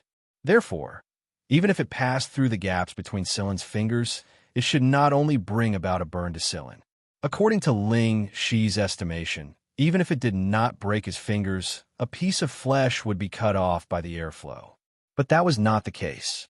It seemed that Sillin's physical strength was not inferior to Puno's. While Ling Shi was analyzing Sillin, Goryo fired his third bullet. When this bullet was fired, the muzzle was not aimed at Sillin, but it was indeed locked onto Sillin. Sillin could clearly feel it. In fact, Goryo did not think that he would use this bullet on Sillin here. After the second shot, Goryo replaced the bullet he had originally planned and used this one. Because if he had used the bullet he had originally planned, there was a 60% chance that it would have missed. At most, it would have given Sillin another burn wound. Goryo was very confident in this bullet. Even Teacher Griffin and the others wouldn't be able to dodge it. Moreover, this bullet's penetrative ability was quite strong. It could penetrate an entire spaceship. The special material and the special shooting made Goryo very confident in this bullet. This was the true Purgatory Thunder Snake. The first two Purgatory Thunder Snake bullets could only be called Thunder Snakes, but this one was a Purgatory Thunder Snake bullet. If Griffin knew that Goryo had used a Purgatory Thunder Snake on Scylla, he wondered if she would flip out. When the Purgatory Thunder Snakes appeared, they would either die or be heavily injured. At least Griffin didn't intend to seriously injure Scylla. Tom see blood? Gaul thought faintly. The bullet streaked across the distance between the two buildings at high speed, changing its trajectory and shooting at Scylla. At the same time, Puno also attacked Scylla again. Unavoidable, unavoidable. Golder looked down with a smile. Clang! The sparks produced by the friction of metal were particularly conspicuous in the dark, like a snake colliding with a hard shield at high speed. Goryo's smile froze. Puno's attack was also forcibly stopped. That clang had already caused the others to stop and pay attention to Celine's side. The slender blade wasn't conspicuous in the dark. Without the illumination of the lights, the dim starlight plated the blade with a layer of cold light, bringing an indelible shock to those who saw this scene. At that moment, it was like a sharp claw had suddenly reached out from the void and blocked the Purgatory Thunder Snake bullet. The blade. It was Osculo's blade. It had been baptized by the blood of countless people and had accompanied a star-level hunter on countless battlefields. It was this blade that seemed to make the surrounding temperature suddenly drop to a freezing point. Bell was originally prepared to swear and accuse these people of using guns, but he held back all of his words. A murderous aura that made one's hair stand on end. Puno seemed to hear the wailing of countless wronged souls. In theory, the bullet had been aimed at Scylla's right shoulder, but it had been blocked by the blade on its way over. Holding his blade, Scylla glanced at Puno, whose entire body was tensed and stopped a meter away from the horizontal blade. Suddenly, the shadow of his hand flashed, and the blade's position had already changed. He held it upside down and placed it beside him. Clang! Sparks flew. The fourth shot. Puno's throat was dry, and he swallowed a few times. For shots. Goryo hadn't even hit a single target. After knowing Goryo for so many years and working together for so long, this was the first time he had seen Goryo's 4 shots fail. Zani's night vision was the best among them. He could clearly see the blade in Scylla's hand. There were no marks on the blade, and it had blocked 2 shots.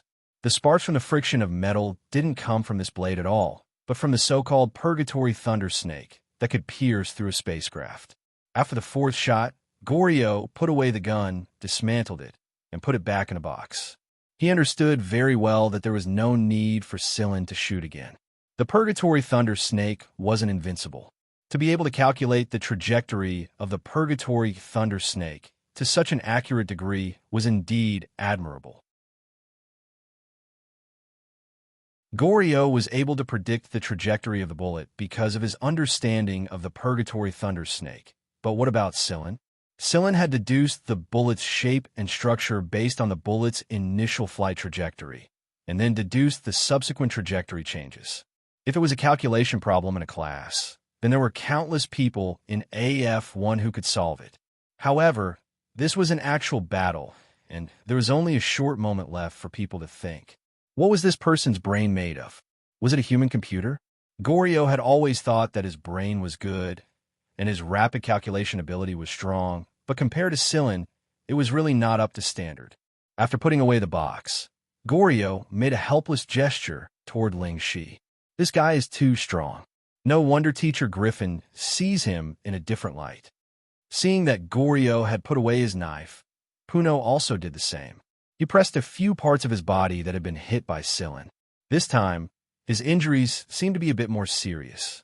As Puno rubbed his wounds, the cracked bones inside his body slowly began to heal. Bell and Jin Xingming relaxed when they saw that these people were showing signs of stopping. However, when they saw a badge accidentally fall out of Puno's wound while he was rubbing it, they became nervous again. Puno hurriedly picked up the badge, blew on it, and wiped it. Then he smiled innocently at everyone and put it away like it was a treasure. Zani, Biao, and the others didn't react much to Puno's badge. They had one of their own, and it was the capital of their arrogance. Even if they didn't have a military rank, the soldiers would still treat them with respect. Through the night vision on her cornea, Davi also saw the pattern on the badge. The hand holding the butterfly knife trembled a little.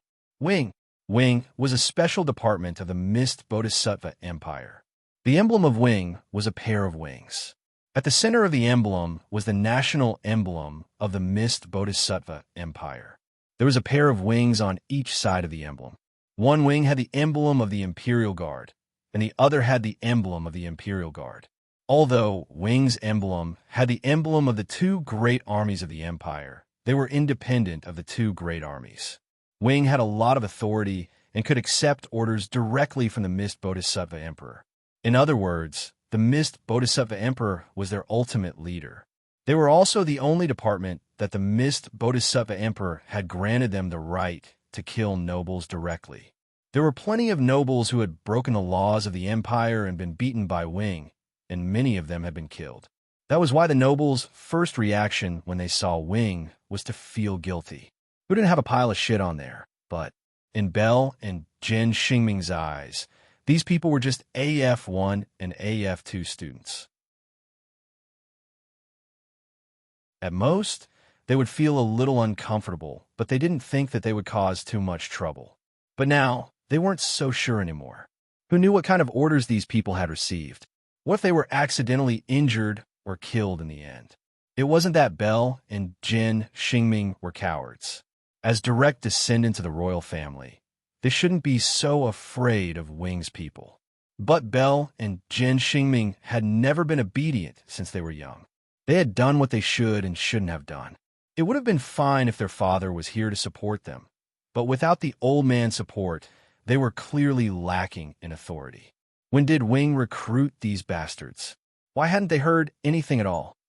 Bell and Jin Xingming couldn't be blamed for not knowing. If they were still in the imperial capital, they would have found out with a little investigation.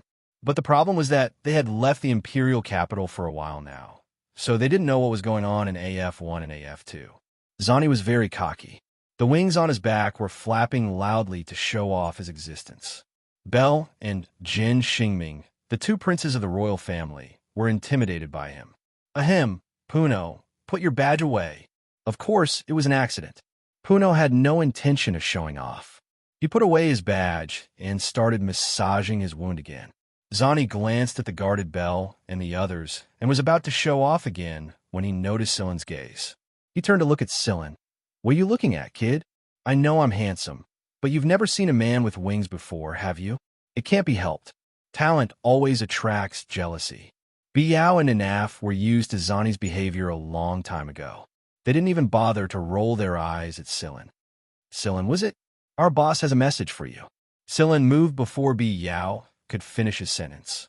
Although Puno was rubbing the wounds on his body, he was also paying attention to Silin's movements at all times. At this time, he saw that Silin had suddenly moved, and he even had the momentum to openly swing his blade. Moreover, the target of the swing was none other than the smug Zani. Puno instantly pushed himself to the limit and smashed a large hole in the ground with his legs. He sprinted towards Silin. Biao also kicked at Silin at top speed.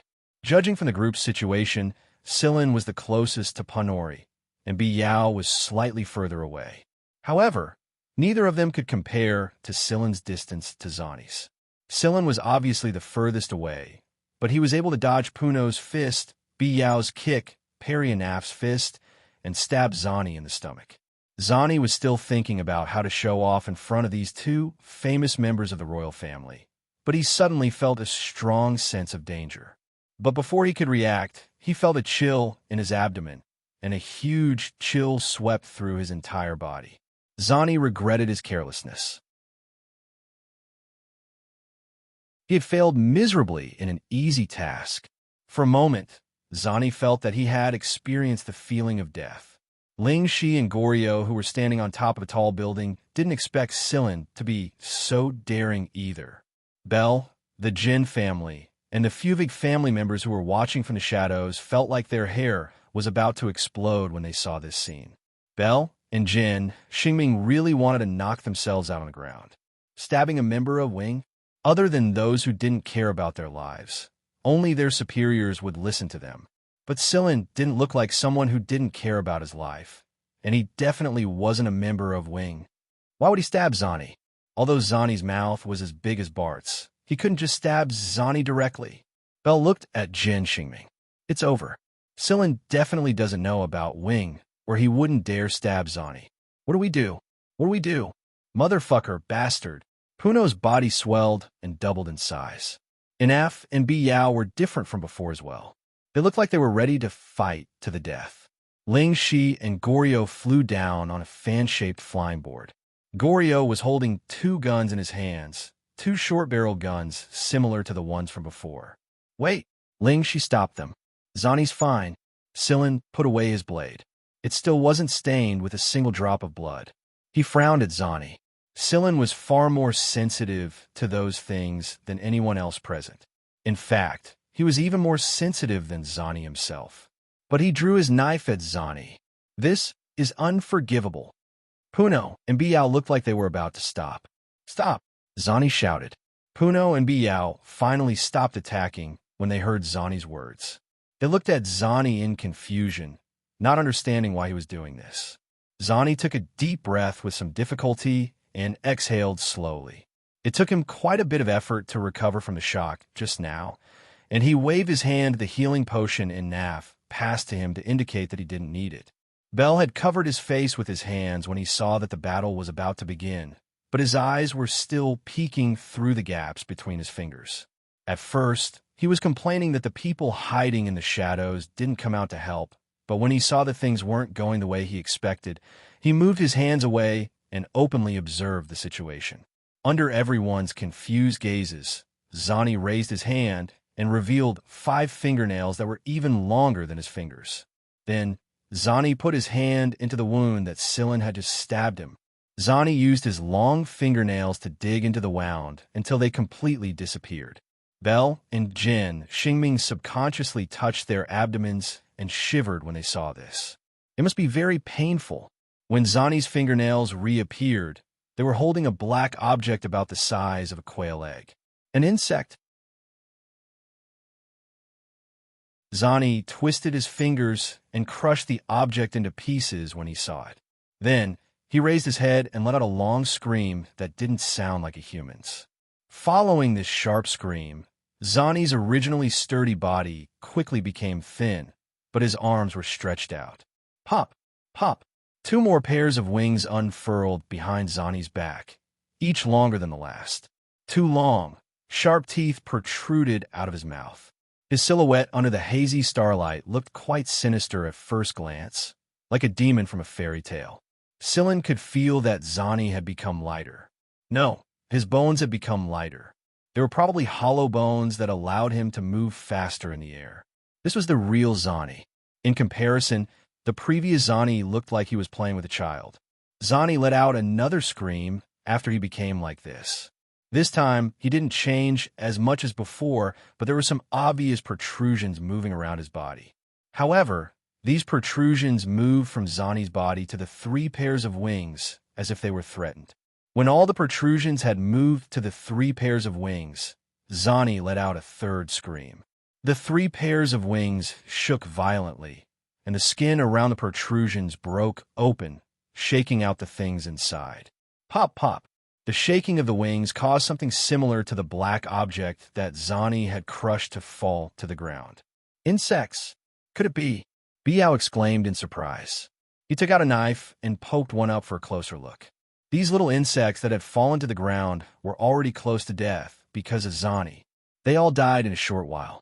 After shaking out all the insects in his body, Zani returned to his original appearance. This time, he retracted all his wings. Zani panted as he cursed. Fuck! I miscalculated. I failed so many times. He'd flipped a few times already. These things were definitely caused by the previous mission. Seeing Zani like this, Puno and the others hurriedly checked themselves. Although they couldn't find any insects in their bodies, they were still a bit worried. After seeing Zani's condition, they felt some lingering fear. Yinav took out a bag and collected the insects, preparing to take them back for identification. Parasites? Lingxi looked at the dead insects on the ground, then turned to Sillin. Now, everyone understood that Sillin's previous stab had killed one of the parasites in Zani's abdomen. But how did Sillin know that Zani had these things in his body? And how did he stab it so accurately? How did you know that there were parasites in Zani's body? Lingxi asked. Sillin looked at them. Do you guys always speak in such a high and mighty tone? Sillin saying that he didn't feel anything about being attacked for no reason was pure nonsense. Lingxi paused, and her tone softened. We're very sorry, but we won't apologize for what happened before. We were just following orders. Still, we thank you for what you did to Zani. Hey, you Sillin, right? Thanks. Zani had expended too much energy just now, so he sat down on the ground and said to Sillin, No need to thank me. Even if I didn't use my blade, you would have been able to endure it. It was just that it would have been terrible. Everyone knew this. Biao was about to say something when Lingxi stopped him. She took out a card and handed it to Sillin. This is what our superior, Teacher Griffin, asked us to give you. As for how you treat it in the future, we won't interfere. Sillin took the card and looked at it, but he didn't understand what it was. Belle and Jin Xingming had grown bolder by now and moved closer to take a look. Holy shit, you people from AF1 have gone too far. I've never seen people poach people like this. Belle's arrogance returned as he pointed at Lingxi and the others. AF1's recommendation card. Jin Xingming looked left and right before patting Sillin's shoulder. Brother, you're in luck. Someone recommended you to AF1. Sillin finally understood the card's use. This meant that he would be able to enter AF1 if he brought this card with him during the next recruitment. Jin Xingming continued. You don't know yet, do you, Sillin? The people in AF1 can only enter through recommendation. That bastard Tua's son. Belle interrupted Jin Xingming with a loud roar. It must have been that bastard Ta, son who leaked the information. That piece of trash. I knew he wasn't reliable. Okay, we have to go too. As for this matter, if you have any questions, you can ask Teacher Griffin directly, said Lingxi. They had done what Griffin wanted them to do, and they still had a mission to complete. They couldn't stay here for too long. Plus, they had to investigate the parasites and seal off the place first. Funo and the others suddenly felt that something was wrong when Lingxi said they were leaving. It was as if one of them was missing. While they were thinking, they heard a noise coming from the edge of the wall. Two cat paws rested on the edge of the wall before a cat's head popped out. The cat seemed to be biting something in its mouth. Hui Mao looked very spirited and unharmed. It was only after they jumped up that they realized that Hui Mao was biting the Black Panther's tail. He had dragged the Black Panther up by its tail. It looked like he had done it effortlessly and effortlessly. The surroundings lit up again. The flickering lampposts and the surrounding projections illuminated the place. However, it probably wouldn't be as noisy as it used to be tonight because the planetary government had already sent people to evacuate the hypnotized people here. As for the Black Panther that Hui Mao had dragged up, it looked very weak. Its body was obviously swollen, and it lay there limply. It raised its eyelids to look at Lingxi and the others before hugging its head with its paws. It wanted nothing more than to find a hole to hide in. Shameful, too shameful. He actually lost to an ugly cat. After Hui Mao jumped up, he looked at the people around him and tossed the Black Panther on the ground. He then walked up to the Wei as if there was no one else around. Do you have any more alcohol? I'm thirsty. Belle really wanted to worship it. This cat was just too amazing. Not only did it beat the Black Panther into this state, but it could also drink so much. Not only was it so good at drinking, it even ignored the people from Wing. As expected, like pet, like master. Dowei looked at the people around her and took a step back, then another. Seeing that there was no reaction, she left to look for alcohol for Hui Mao. Hui Mao saw that Dowei had gone to look for alcohol, so he turned around and ran to Sillin. He climbed up to Sillin's shoulder with practiced ease. What's that in your hand? The invitation card attached. Sillin handed the card to Hui Mao for him to take a closer look. Attached? Is it the first advanced education school of the RAS that Bell mentioned? Yes. Hui Mao looked at the card, then at the people around the Black Panther who were feeding it medicine and inspecting it. Just like that panther? Indeed. No. Hui Mao wagged his tail confidently. Too weak. What a waste of time. The people around him, this cat was too cocky. Hui Mao pushed the card away with his paw and yawned, looking like he didn't want to talk to them anymore. Zani couldn't stand it anymore. You can't say that. We've all been conserving our strength. The Black Panther raised its paws and covered its ears. It had used its full strength, but it was suppressed before it could show its power. Seeing the Black Panther like this, Ling-Shi called out to Zani, "Let's go. We still have a mission." Puno followed Ling-Shi and the others for a few steps before running back to stand in front of Sillin. "I really don't have that thing on me." Without waiting for Sillin to speak, Hui Mao said without opening his eyes, "Are you talking about the bug?" "No." Puno looked at Hui Mao, then at Sillin. It was only when he saw Sillin nod that he happily caught up to Ling-Shi and the others. After Ling-Shi and the others had left, Hui Mao urged Sillin to find a place to eat. "Hey, wait for me." Bell chased after him while cursing into his communicator. "Why didn't you say this earlier? What's the point? I'm not going back. I don't want to listen to you." After ending the call, Bell turned around and called out to Jin Xingming, who was still standing in place. "Let's go." "Got it." Jin Xingming answered, but he was a little confused as he watched Sillin's back. Jin Xingming had felt a very familiar feeling when Sillin blocked the bullet with his blade, and it was the same feeling when Sillin put his blade away. It was very strange. Sillin was a mystery. If he was a normal person and didn't live a good life, then why would he have a subspace container? Although subspace technology was developing very quickly in the Mist Bodhisattva Empire, most people who owned subspace containers were nobles and wealthy merchants. Why would Sillin own a subspace container with his circumstances? Moreover, Sillin's blade wasn't ordinary either. Could he be an illegitimate child of some family? The more Jin Xingming thought about it, the more likely it seemed. On the other side, Ling-Shi and the others were analyzing Sillin after they had boarded the space plane and left the planet. There's no doubt that Sillin is much stronger than his peers. Even some of the people from AF1 and AF2 might not be able to beat him in a head-on fight, Biao said. But why hasn't anyone discovered him yet? Teacher Griffin had a group of people who were specifically responsible for finding people like them. Zani crossed his legs. "Say, who do you think would win if White Knight and Sillin were to fight?" "Of course it would be White Knight.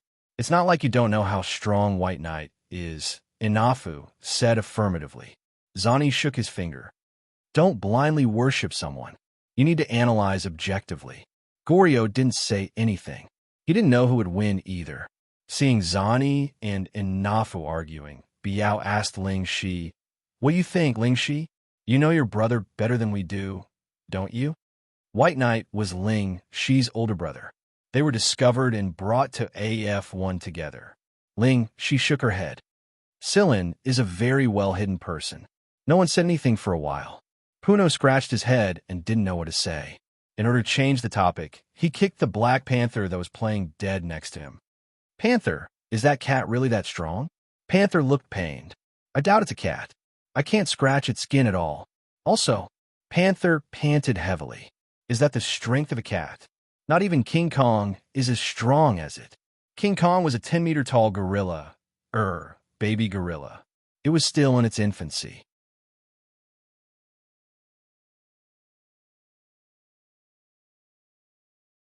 Chapter 235. Bell and Jin Xingming didn't care how Ling-Shi and the others discussed the matter after they left. They finally relaxed after the tension had passed, and their playboy demeanor quickly returned. The planetary government continued to play dumb as if nothing had happened. In reality, they did want to selectively lose their memories. After all, they couldn't afford to offend either Wing or the princes of the two royal families, so they might as well forget about them. Dewey had already ordered her people to repair the damaged parts of the bar. Bell and Jin Xingming were the ones who paid for it, so the two princes didn't mind the small amount of money. "Will you join AF1, Sillin?" Bell and Jin, Xingming looked at Sillin. They were very curious about this. Sillin shook his head. I don't know. Let's see how it goes. There were too many variables at the moment, and he wasn't familiar with this place yet. Jinya's incident also puzzled him. It wasn't hard to bring Jinya back to the Jin family. But what did Jinya mean when he said that he could only go home when his ring reacts? If you can make it through, you will definitely learn a lot of things after joining AF1. You should know that AF1's teachers are all famous people of the Empire.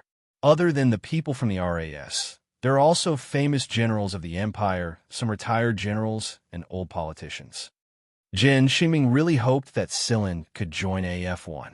Bell and Jin Xingming felt awkward every time they talked about AF1, but they had always admired them from the bottom of their hearts.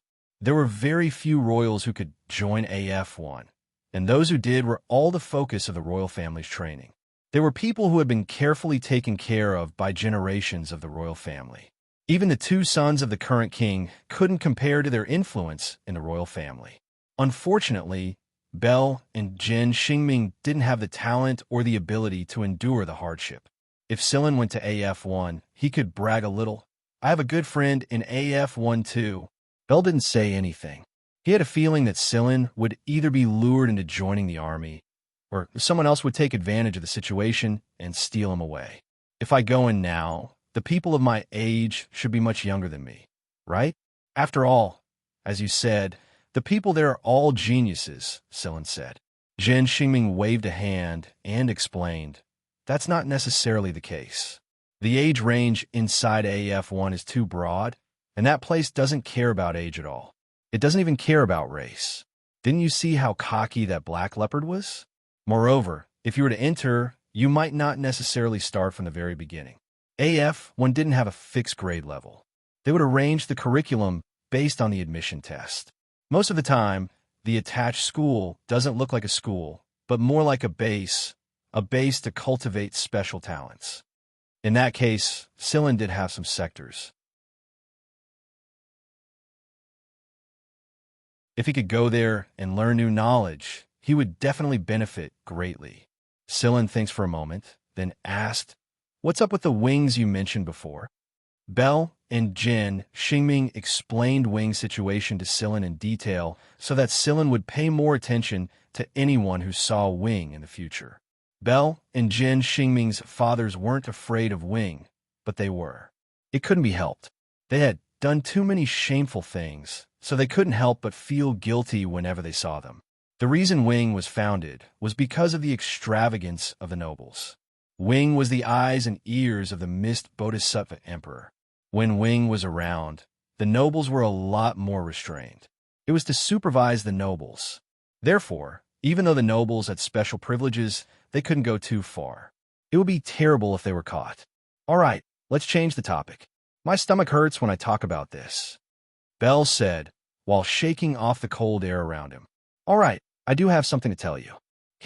Big bro bought a new car. Jin Xingming looked spirited as he slapped the table and boasted, that's Whirlwind's new tripod super flying car series.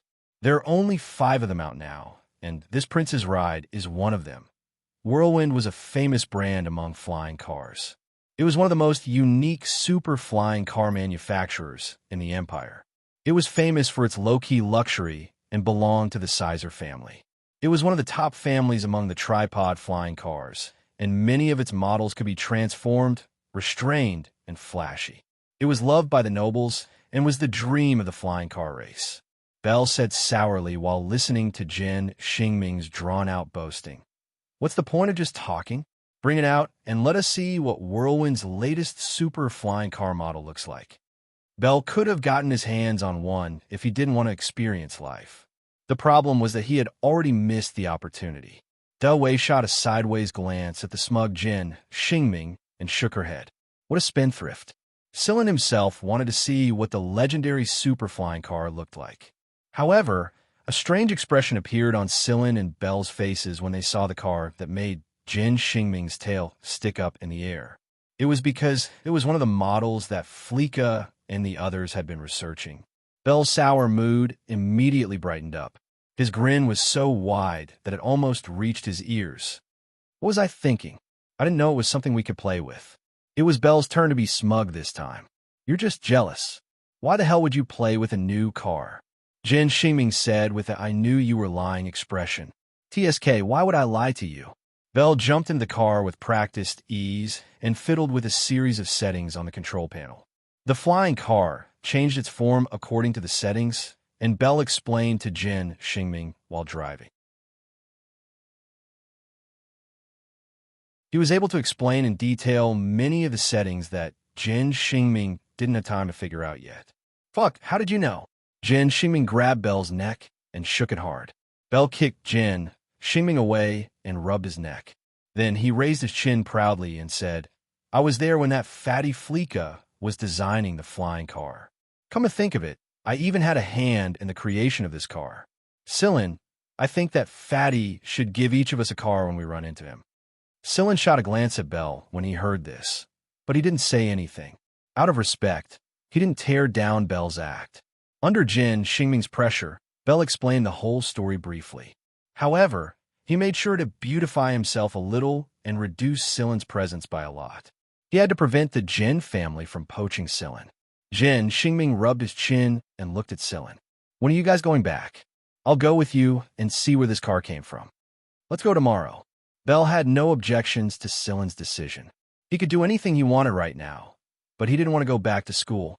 Belle was even more reluctant to return to the imperial capital now that Jin Xingming had joined them. The next day, the trio left Old Man Chang's planet on Belle's flying car. Sillin bought some things for Old Man Chang's triplets and a high-end electronic board and microcomputer for Chang Xiaowu. Jin Xingming and Belle bought a lot of things as well when they saw Sillin, especially children's toys. It was easy to win people's hearts and make a good impression on them. Dewey even gave Hui Mao a dozen or so bottles of alcohol and a huge bag of fish biscuits before they left. Hui Mao was so happy that he was in high spirits even when he returned to the planet. They took a space plane that was a little more inconspicuous. The main reason was that there was a warehouse on the space plane that made it convenient to store Jin Xingming's flying car. Inside the shop, Old Man Chang was calculating the income from the parts he had sold over the past few days. This place was a lot more relaxed than the maintenance street outside the city. The living standards of the people in the city were higher, and the prices of the things sold were much higher as well. All in all, the family's living conditions were better, and they were a lot more relaxed. The knot in Old Man Chang's heart had been removed after Chang Xiaowu's illness was cured. The triplets were helping to repack the parts, but they would grab a handful of biscuits every once in a while. It looked like the three of them had grown a lot fatter. Just as Old Man Chang was calculating how much goods he should buy, a commotion suddenly broke out at the entrance. A flying car had stopped in front of the shop. Although the flying car didn't look flashy, it was actually very steady. It didn't stand out even among the other cars, and it gave off a very comfortable feeling. It wasn't eye-catching at all, but it was enough to catch the attention of anyone who saw it.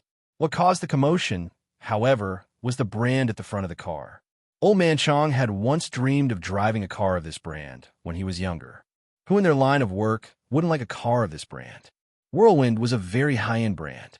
Although this was the city, the center of the planet's wealth, it was extremely rare to see someone driving a Whirlwind. Old Man Chang had seen one once when he was younger, but that was all. He hadn't seen it again after that. He didn't expect to see one today. The car door opened, and a person walked out. He looked quite young and handsome. Moreover, he walked straight into the shop. Unlike the arrogance of some aristocratic children, this person looked very easygoing, and the smile on his face was very friendly, giving people a good impression of him at first glance. However, from the way he dressed and behaved, Old Man Chang could tell that this person was definitely an upper-class gentleman. Old Man Chang was a little nervous. He didn't know how to react when encountering such a person. After all, the gap between the two of them was too big. If the other party was an arrogant and despotic rich kid, Old Man Chang would know how to treat him.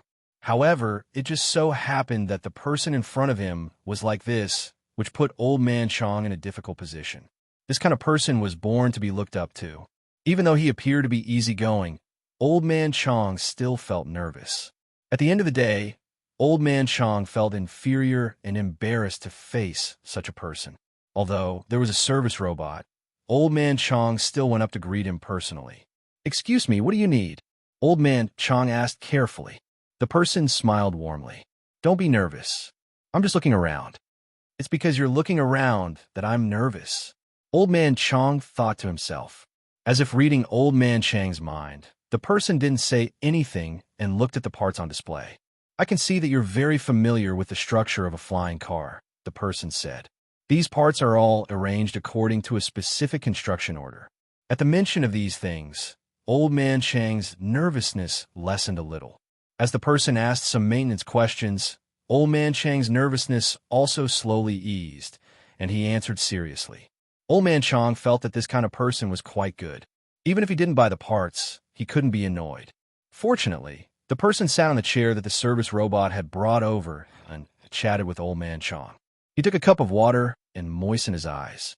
Old Man Chong couldn't help but sigh in his heart. This was the upper class. Elegant, truly elegant. Sitting there, he looked like a painting. Even the act of drinking tea was so beautiful. While the two were talking, there was a whoosh, and another flying car stopped in front of the shop. However, this car was much more flashy, and what made the surrounding people go crazy was that it was another whirlwind. What kind of dog's-it luck did this shop owner have? He actually got 2 whirlwinds parked in front of the shop. However, some people began to suspect that this shop owner had some kind of relationship with some upper-class people. "Oh, we're here. This is the shop. It's a little small, but it's not bad." Jin Xingming made a cool pose after coming out to show off his presence. "We're finally back." Hui Mao jumped into the shop and yelled, "Come out and move the stuff, little ones." The triplets and Chang Xiao all came out when they heard Hui Mao's voice and surrounded him happily. The service robot helped to move the things Silin had bought into the shop. "Little ones, I'm a friend of your big brother Silin, and I've brought you gifts."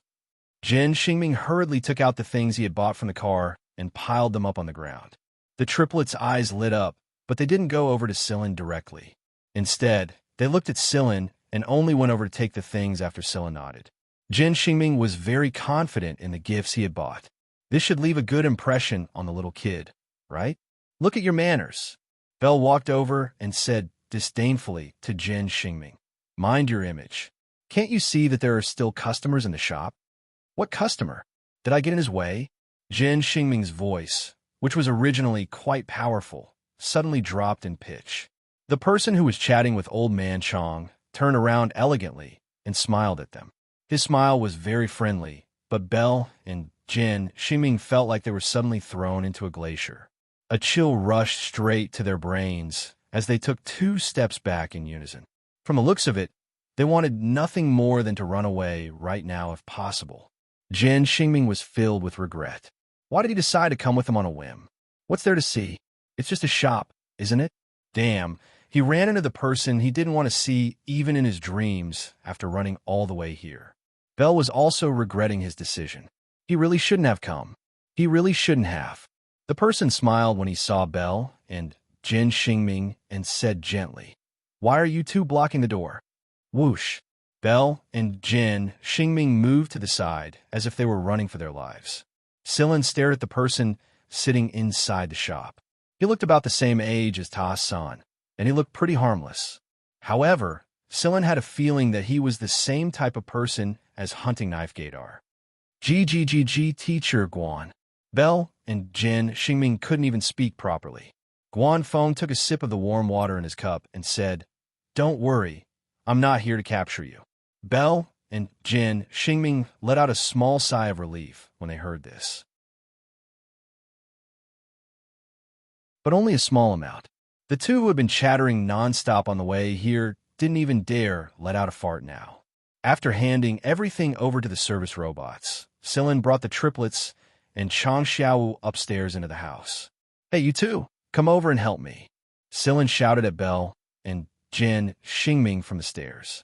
Belle and Jin Xingming shot Guan Feng a cautious glance.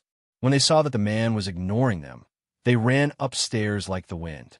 The 2 of them collapsed to the ground like they had lost all of their strength. "It's over, it's over." Why did we run into him here? Jin Xingming looked like he was about to cry. I don't know either. I wouldn't have come here even if you beat me to death if I did. Bell rubbed his face hard.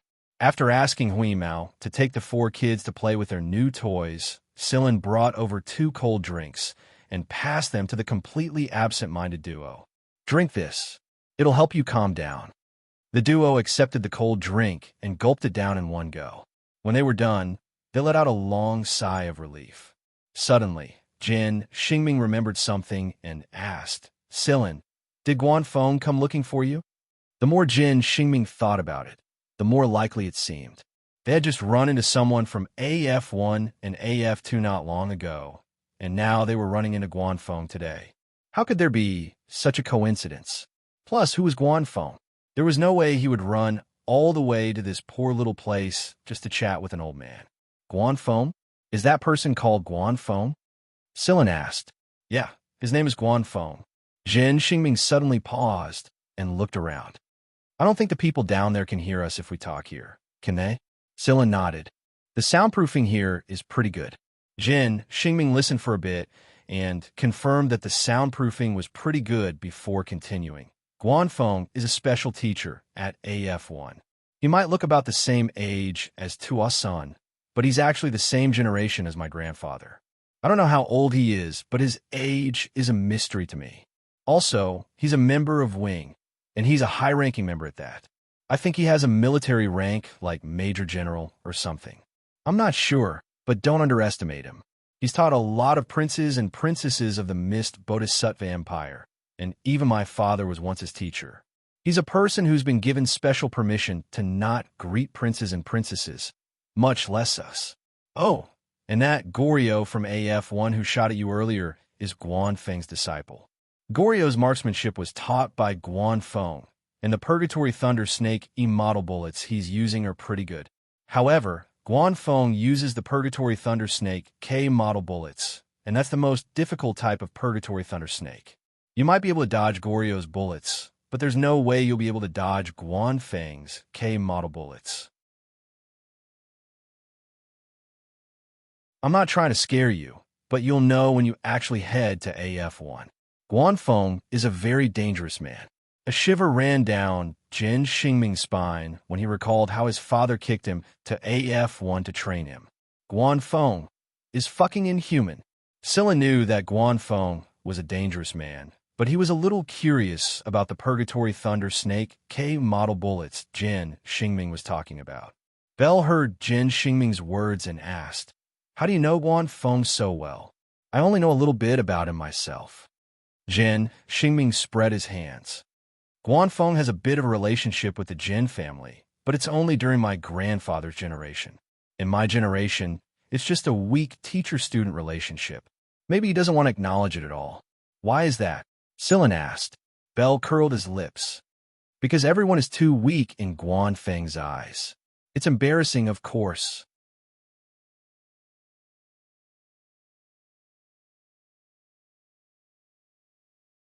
Chapter 236. Bell and Jin Xingming had a lot of opinions about Guanfeng, but it was obvious that they were more respectful of him than anything else. After all, Guanfeng could be considered an experienced man. Even his father's generation was his subordinate. No matter how arrogant they usually were, they wouldn't dare act recklessly in front of Guanfeng. While they were talking about Guanfeng, the doorbell rang. Sillin opened the door, and the triplets came over to take a look at Bell and Jin Xingming. They said, the big brother downstairs wants these 2 brothers to come over. The big brother downstairs, big brother. Bell said seriously to the triplets, You should call the man downstairs Grandpa. The triplets looked puzzled. They really didn't know why they were calling the young man downstairs Grandpa. They were going to call him Uncle, but they felt that it sounded too old. That was why they called him Big Brother instead. Jin Xingming put a hand to his forehead. Bell, we shouldn't be worrying about how we should address him right now. What do you think Guanfeng will do to us if he asks us to come downstairs? Bell finally came to his senses and said with a conflicted look on his face, He said he's not here to take us back. Jin Xingming curled his lips. You can't understand Fox Guan's words with normal logic. Back in AF1, he was always thinking about how to torture us. If it wasn't for my strong willpower, I would have gone crazy a long time ago. No matter how unwilling they were, they had to go downstairs anyway. Belle and Jin Xingming took 2 steps before they came back and pulled Sillin with them to bolster their courage. In the past, all 3 of them were scolded at the same time. Now that Oliginua was gone, the 2 of them had to endure too much firepower. However, Guanfeng didn't say anything about Belle and Jin Xingming. He only said one thing, and it was enough to drive Belle and Jin Xingming crazy. Guanfeng sipped his tea elegantly. Let me tell you that AF3 semester exam is about to begin. I heard that it's harder this time, and those who miss or fail the exam won't be able to take a makeup test. They'll be demoted straight away. The corners of Belle and Jin Xingming's eyes twitched again. They didn't doubt Guanfeng's words at all, but they had a feeling that the old man was the reason why the semester exam was harder this time. Most of the time, Belle and Jin Xingming would always return to the school during the semester exams no matter what they were doing. Even if they missed the exams, they could always take a makeup exam. Although the exams were a little difficult, Belle and Jin Xingming were smart enough to pass them every single time. But Guanfeng's words, of course. After he was done, Guanfeng looked at Sillin and said, "I heard you dodge 4 of Goryo's shots." No, he dodged 2 shots. The other 2 shots were blocked with his blade. Celine corrected him. Feng shook his head. "I failed if I didn't hit the target." Old Man Chong was smart enough to leave with the triplets when he saw Guanfeng talking to Sillin and Sillin. There were service robots inside the shop, so there were bound to be customers waiting for them. Old Chong wanted to arrange a room for them to talk in, but Ming Chun of Guan didn't. Guanfeng put down his cup and took out a suitcase with a wave of his hand. The box looked very ordinary, but when one touched it, one would realize that this box had a completely different tactile feel from an ordinary box. It was made of a rare metal alloy and was incredibly hard. It wouldn't be flattened even by a large aircraft. Guanfeng passed the suitcase to Sillin. "This is a gift for you. There aren't many people around your age who can avoid a purgatory thunder snake." Sillin didn't refuse the suitcase.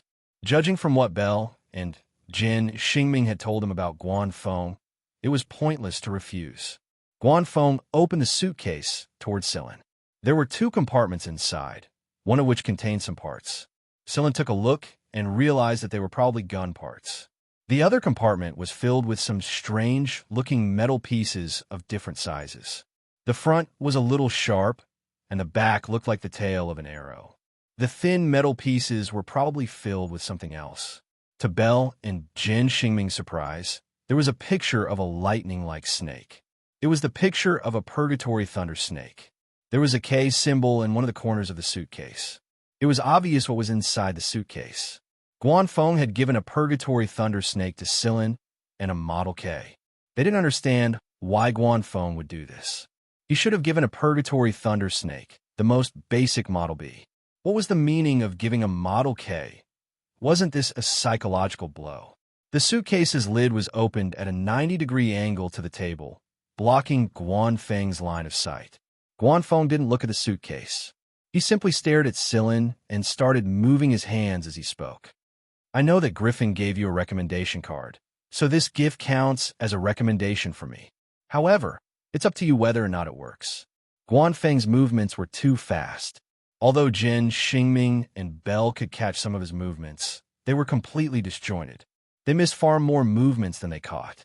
When Guanfeng's hands stopped moving, a short-barrel gun appeared in Guanfeng's hands.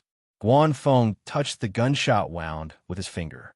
Belle didn't even see where he was touching, but the gun's color changed from bright white to a dull black. An old master really is an old master. Sillin watched Guanfeng's movements with a calm expression on his face. He didn't look puzzled or surprised like Belle and Jin Xingming, so no one could tell what he was thinking. After he was done assembling the gun, Guanfeng picked a bullet. It was the metal plate. Guanfeng had picked the smallest one. After installing it, he tossed out the 7 small parts he had bought from Old Man Chong and fired without even taking the time to aim. The sound of metal hitting metal sounded almost at the same time. The 7 parts weren't thrown in a straight line. Most of them weren't in the same direction, but all of them were hit. The bullet was so fast that it hit the 7 parts one after the other while it was changing trajectories. In the end, it shot into the wall. The most surprising thing was Guan Feng's reaction speed. He had already calculated the angle and timing of the shot the moment he tossed the 7 parts into the air. Everything happened in the blink of an eye. It looked like Guan Feng had carelessly tossed out the parts and fired the gun again. The result was 7 hits in one shot. Guan Feng's hand flashed after he fired the shot, and the gun fell to the ground again. Moreover, the parts landed exactly where they were before they were assembled. He picked up his cup and drank from it again. His expression was exactly the same as before. It was as if he hadn't shot the gun at all. Sillin had been silent throughout the entire process, and it was only when Guan Feng closed the box that he raised his hand and accepted it. After he was done drinking, Guan Feng put down his cup and walked toward Bell and Jin Xingming. Bell and Jin Xingming immediately snapped out of their daze and tensed up when they saw this. Guan Feng walked in front of Bell and Jin Xingming and patted their shoulders. He said gently, "Prepare yourselves. I hope your exams go smoothly." Then, Guan Feng walked out of the shop with a bag of things he had just bought. He drove away. Bell and Jin Xingming were drenched in cold sweat. Old Fox Guan did it on purpose. It was a threat, wasn't it? Wasn't it? He said he hoped their exams go smoothly. Bullshit. Maybe he's thinking about some crazy questions for the exams. Bell, what do we do? Jin Xingming asked with a bitter expression. What else can we do? We need to go back and prepare ourselves. We need to see if we can find any hints. It'll be embarrassing if old Fox Guan stops us from coming here. Not only will we be laughed at, my father will probably suppress us violently for the next few years. Sillin listened to their conversation and asked curiously, "You guys can find hints about the exams too?" Jin Xingming pointed a finger in the direction Guan Feng had left earlier and said, "He told us that the exam this time would be more difficult, so the hidden meaning behind his words is that there's a leaked question. However, we'll have to find the leaked question and its hints on our own." So you're saying that the exams had already begun the moment he said those words? Bell nodded. That is correct. In fact, every year before the semester exams, everyone would spend their time and energy to search for hints about the exams, but the results were minimal. The 3 of us, the third one is Uligenuo, who I told you about before. The 3 of us would work together to search for hints before the exams so that we would have a higher chance of passing the exams. Jin Xingming looked at Sillin sympathetically. If you go to AF1, the exams will be even more crazy. The hints will be given, but they're pretty hard to find. Sillin wasn't intimidated by this. In fact, he grew even more excited. This kind of exam was much more interesting than the one at Seven Lights. Many of the exams at Seven Lights were rigid, and the questions that could be used flexibly had a range of reference. Overall, they weren't difficult, and they were as simple as Sillin could be. It looks like AF1, AF2, and AF3's exam styles are different. After Guan Feng had left the parts market, he turned on a communicator installed on the car. His character is passable, and he's qualified to enter. Continue to investigate his background, it's fine. AF1 trains talents, identity is secondary. Guan Feng was holding a part he bought from Old Man Chong. It was a flying car part assembled from second-hand parts, and it was assembled by Sillin himself. The person on the other side of the communicator said something that made Guan Feng chuckle a couple of times. You know me best. I just want to use Sillin to provoke those kids. Bell and Jin Xingming couldn't eat or sleep in peace because of Guan Feng's intimidation, so they left in a hurry the next day. They were still students after all, and they didn't have complete freedom. Old Man Chong didn't know who Bell, Jin Xingming, and Guan Feng were. He had asked Sillin before, but Sillin had only told him that they were all upper-class people. Old Man Chong understood that the reason the trio had come here was because of Sillin. They were lucky enough to be able to bask in his glory, not to mention that they would be able to see 2 whirlwinds in their lifetime. As for their identities, it wasn't necessarily a good thing to know too much about them, especially for a commoner like Old Man Chong. There were some things that Old Man Chong didn't ask about after the trio had left. Instead, he talked to Sillin about Chong Xiaowu's education. Based on Chong Xiaowu's age, he should be able to receive elementary education at a school in the city. But with the knowledge he already possessed, he could absolutely go straight to an intermediate school. The top 3 schools in the Star region were allowed to give it a try. These schools would hold their preliminary exams on the internet during the special enrollment period. Even some students who were in the middle of their education would have a hard time answering the preliminary exam questions. It was obvious that these schools were very strict with their special enrollment. After the initial test, there was still a second test, an interview, and a series of other processes. If one was a noble, it would definitely be easier to get in if they had strong connections. But for someone like Xianxia, he would have to go through the same difficult path as Xianxia and Xianxia. Belle and Sillin had discussed the education of the Chong family's children back at Barenbader. From what Belle could tell, the prince was more than capable of sending them to the best schools in the Star region or even the imperial capital if they were willing to do so. But according to Sillin's understanding of Xianxia, the kid was proud. He'd rather take the exam himself and be tested step by step than rely on Belle's strong connection. Sillin had asked Xianxia about it, and just as Sillin had expected, Xianxia had rejected him. He had decided to take the exam himself, and he would enter Barenbader along with Xiaosan and Xianxia. After all, there are people he knew there, and it would be more convenient for him to contact his family. According to the Gray Cat, it didn't matter which school Xianxia entered. What he lacked was a springboard, and Barenbatar, which was ranked in the top 10 of the Star region, could be considered a good springboard for Xianxia to jump higher and further. One night, Huimao couldn't sleep and rolled around on his bed. Sillin, when can we go back? I still have stuff stored at the base. I don't know if Xiueqiu and the Miantuan will steal it. He would never admit that he missed those guys. Sillin let out a sigh and scratched Huimao's chin. I don't know, maybe a trip to the imperial capital could help him if he got to know more people. Let's go to the imperial capital, Wheeze. The imperial capital? That sounds like a good place to relax. All right, I should pay AF on a visit too. Huimao wanted to know how many idiots like Black Panther were in AF1. Okay, after making up his mind, Sillin told Old Chong his plan. His name was Alai, and he was also from the civilian district. He was a nice young man, and most importantly, he didn't have any bad intentions.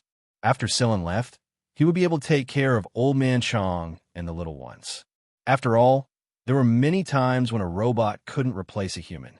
After everything was arranged, Sillin and Huimao departed for the imperial capital of the Mist Bodhisattva Empire.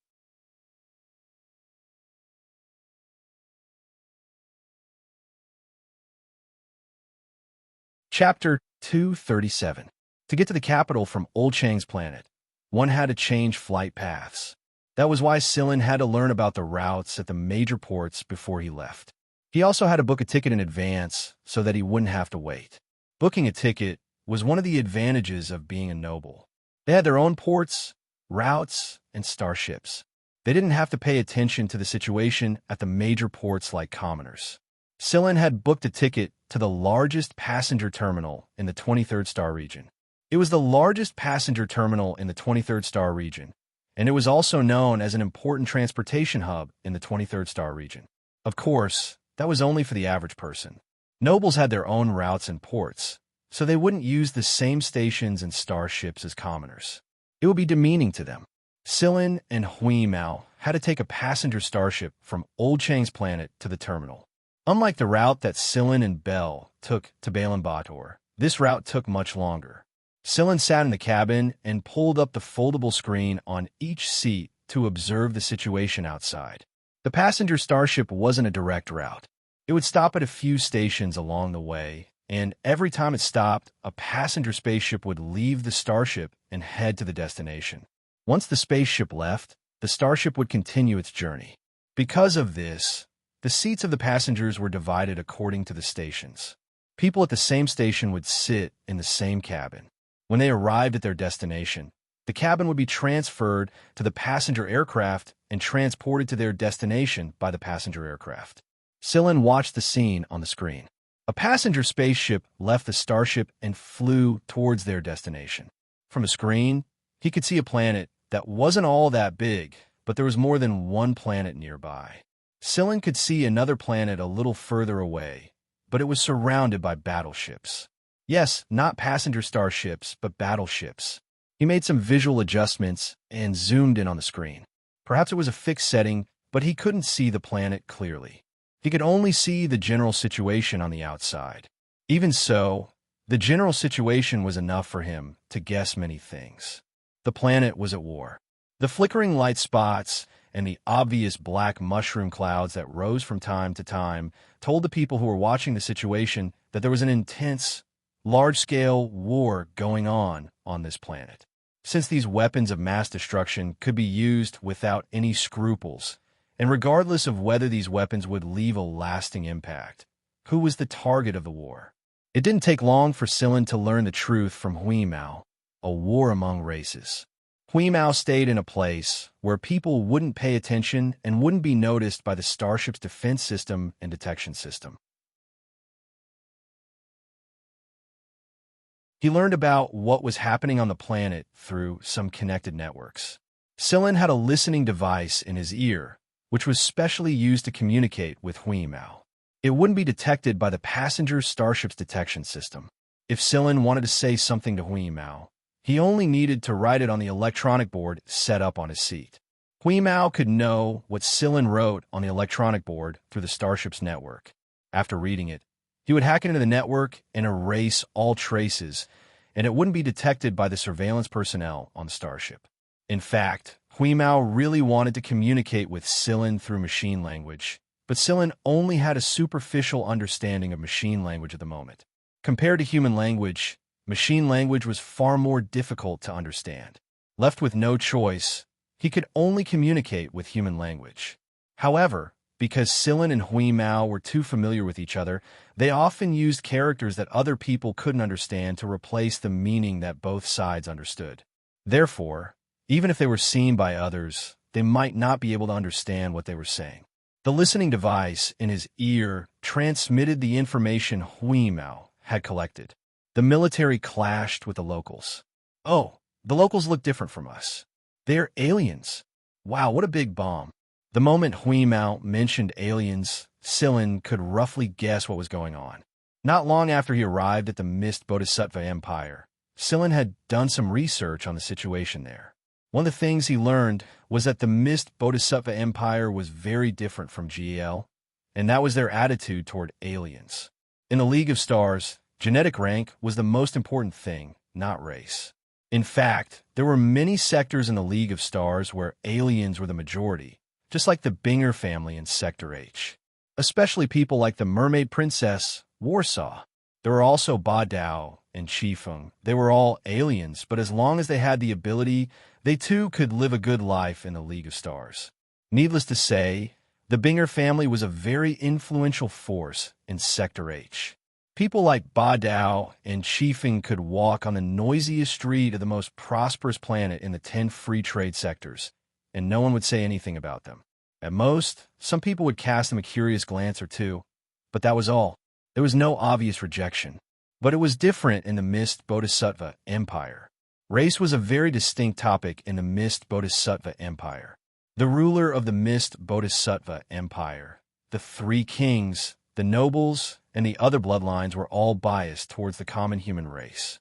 Even if there was a difference, it wouldn't be too big. For example, the aliens who looked obviously different from humans and were more beast-like were the absolute targets of oppression. Most of the Empire's slaves were these aliens, the aliens that the nobles called the ugly race because they looked too different from the common human race. Zani was an alien himself, but first of all, he looked no different from the common human race and didn't attract much attention. Second, he had entered AF2 and joined Wing, so his status was no longer the same as before. Even if there were nobles who were dissatisfied with him, they could only voice it in private and not in public.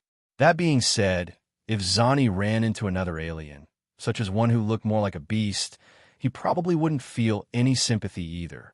The human heart was strange like that. The difference in race and bloodline was like a deep crack that was difficult to mend.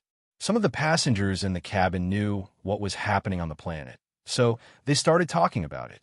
They laughed and talked about those aliens, those ugly monsters, those ugly monsters. Scylla had always thought that the League of Stars was cruel enough, but after coming to the Mist Bodhisattva Empire, he realized that it was even worse. To the people of the Mist Bodhisattva Empire, an alien race couldn't even compare to a pure beast. After the war was over, even more aliens on the planet would become slaves and be sold to other people. Those who resisted would be killed, and only the obedient ones would be kept. But even then, they might not be able to live long. Through the image we transmitted to the electronic board, Scylla saw the aliens on the planet. They had brown skin, no hair, some hard protrusions on their heads, and a lot of hard folds on their skin that looked like tree bark. The soles of their feet were very long. In short, other than the fact that they all had a head, a pair of hands, a pair of feet, a pair of eyes, a nose, and a mouth, they didn't look much like a normal human. Even if they had their own civilization and their own language, there was nothing they could do about it. In the eyes of the Mist Bodhisattva Empire, aliens were disloyal. It would be fine if they obediently obeyed the Empire's orders, but if they tried anything funny, they would be suppressed with great force. The people in the cabin were still talking, but Scylla wasn't in the mood to listen to them. Should he be glad that he looked similar to the people on this planet? Scylla pulled the hibernation helmet over his seat and closed his eyes. He was silently telling the person who was about to drag Scylla over to join the conversation, "I'm going to sleep. Don't disturb me." While Scylla was waiting expectantly, the starship finally arrived at the planet they were looking for. From the outside, it was obvious how busy the planet was. Be it day or night, there were a lot of starships and space planes coming and going. When Scylla and the others landed on the planet, it was still daytime. To be more precise, it was morning. Scylla had booked a flight in the afternoon, so Scylla still had time to find a place to eat and comfort his internal organs. The moment Scylla stepped out of the cabin, he only felt one thing: people everywhere. The port was packed with people, and the population density wasn't much lower after they left the port. They were all in a hurry, and they all had one thing in common. They were all civilians. It couldn't be helped. The nobles had their own private ports, so there was no way they would come to a place as crowded as a pig farm. When there were so many people, there would naturally be some people with dirty hands and feet. Those who looked like refugees dressed in rags might not necessarily be rich people. Even if they went out and made a fortune, they would know not to show off their wealth. They dressed themselves like refugees to avoid being remembered. Scylla's attire was considered relatively good among these people. Scylla didn't expect it to be like this. In order to avoid unnecessary trouble, Scylla quickly left the port after punching a person who was about to attack him. After leaving a certain distance, he and Huimao went to a restaurant to eat, but the few restaurants they found were basically full. Since there was still time, Scylla and Huimao took a taxi and went to a place further away from the port. There were indeed some elegant places further away, but the prices were too expensive. However, Huimao had his eyes on the big screen outside the hotel that advertised its signature dish. Fish. What a strange fish. It looks delicious. Scylla, let's go there. Huimao raised his paw and pointed in that direction. Scylla looked over. Just by looking at the exterior of the hotel, he knew that the expenses inside were not low. Ulu, let's make a deal. Right now, we don't have as much money as when we were in the League of Stars. We can go there, but other than the platter of fish from the four seas, I'll order everything else. Scylla didn't have the heart to turn down the gray cat's offer when he saw that it was staring at all kinds of nameless fishes swimming around the big screen. He guessed that the gray cat would throw a tantrum if he did, and this fellow would act stupidly when it did. I know. Huimao nodded repeatedly. After getting Huimao's guarantee, Scylla walked into the hotel with it. The hotel service was pretty good. There was even a special pet parlor, which was filled with people with pets. As soon as they entered, they saw a large mastiff. Perhaps because of the presence of this large mastiff, the pets in the pet parlor were quite obedient. They didn't dare to make a sound, curling up in the arms of their owners and eating the food that their owners fed them. But Huimao was an exception. Huimao walked in front, walking around the parlor with his tail raised. He found a place that he was satisfied with and jumped onto the table. He clapped and scratched, indicating that Sillin should sit there. Seeing that Hui Mao was ignoring him, the large mastiff announced its dominance and let out a low growl. Hui Mao was probably in a good mood today. After hearing the large mastiff's warning, he was still in the mood to stick out his tongue at the large mastiff. The large mastiff was also intelligent. Previously, it was the boss here, and all the pets that came in obediently chose to obey it. However, this cat dared to be presumptuous in public. The cat could tolerate it, but the dog couldn't. After a while, Sillin brought Hui Mao to a small cubicle, a cubicle that only Sillin and Hui Mao used. This was arranged by the hotel staff, and they didn't pay extra money. After all, if Sillin and Hui Mao stayed in the pet parlor, the hotel's loss would be much greater. And the large mastiff that was still in the pet parlor had a few obvious claw marks on its nose. Hui Mao didn't care about the guys that it classified as idiots outside. It buried its head in eating its 4C's fish platter. But its ears that moved twice like a radar from time to time told Sillin that this guy was paying attention to the situation around the hotel. Suddenly, Hui Mao paused, raised its head, licked its lips, and said to Sillin, "There's a situation in one of the rooms." The image projected from Hui Mao's eyes converged on the soup on Sillin's plate. The image was of a luxurious suite on the top floor of the hotel. There were a few people outside the suite, and there were also people inside. In the suite sat a young master. There was only a 13 or 14-year-old boy sitting at such a large table, enjoying the table full of dishes.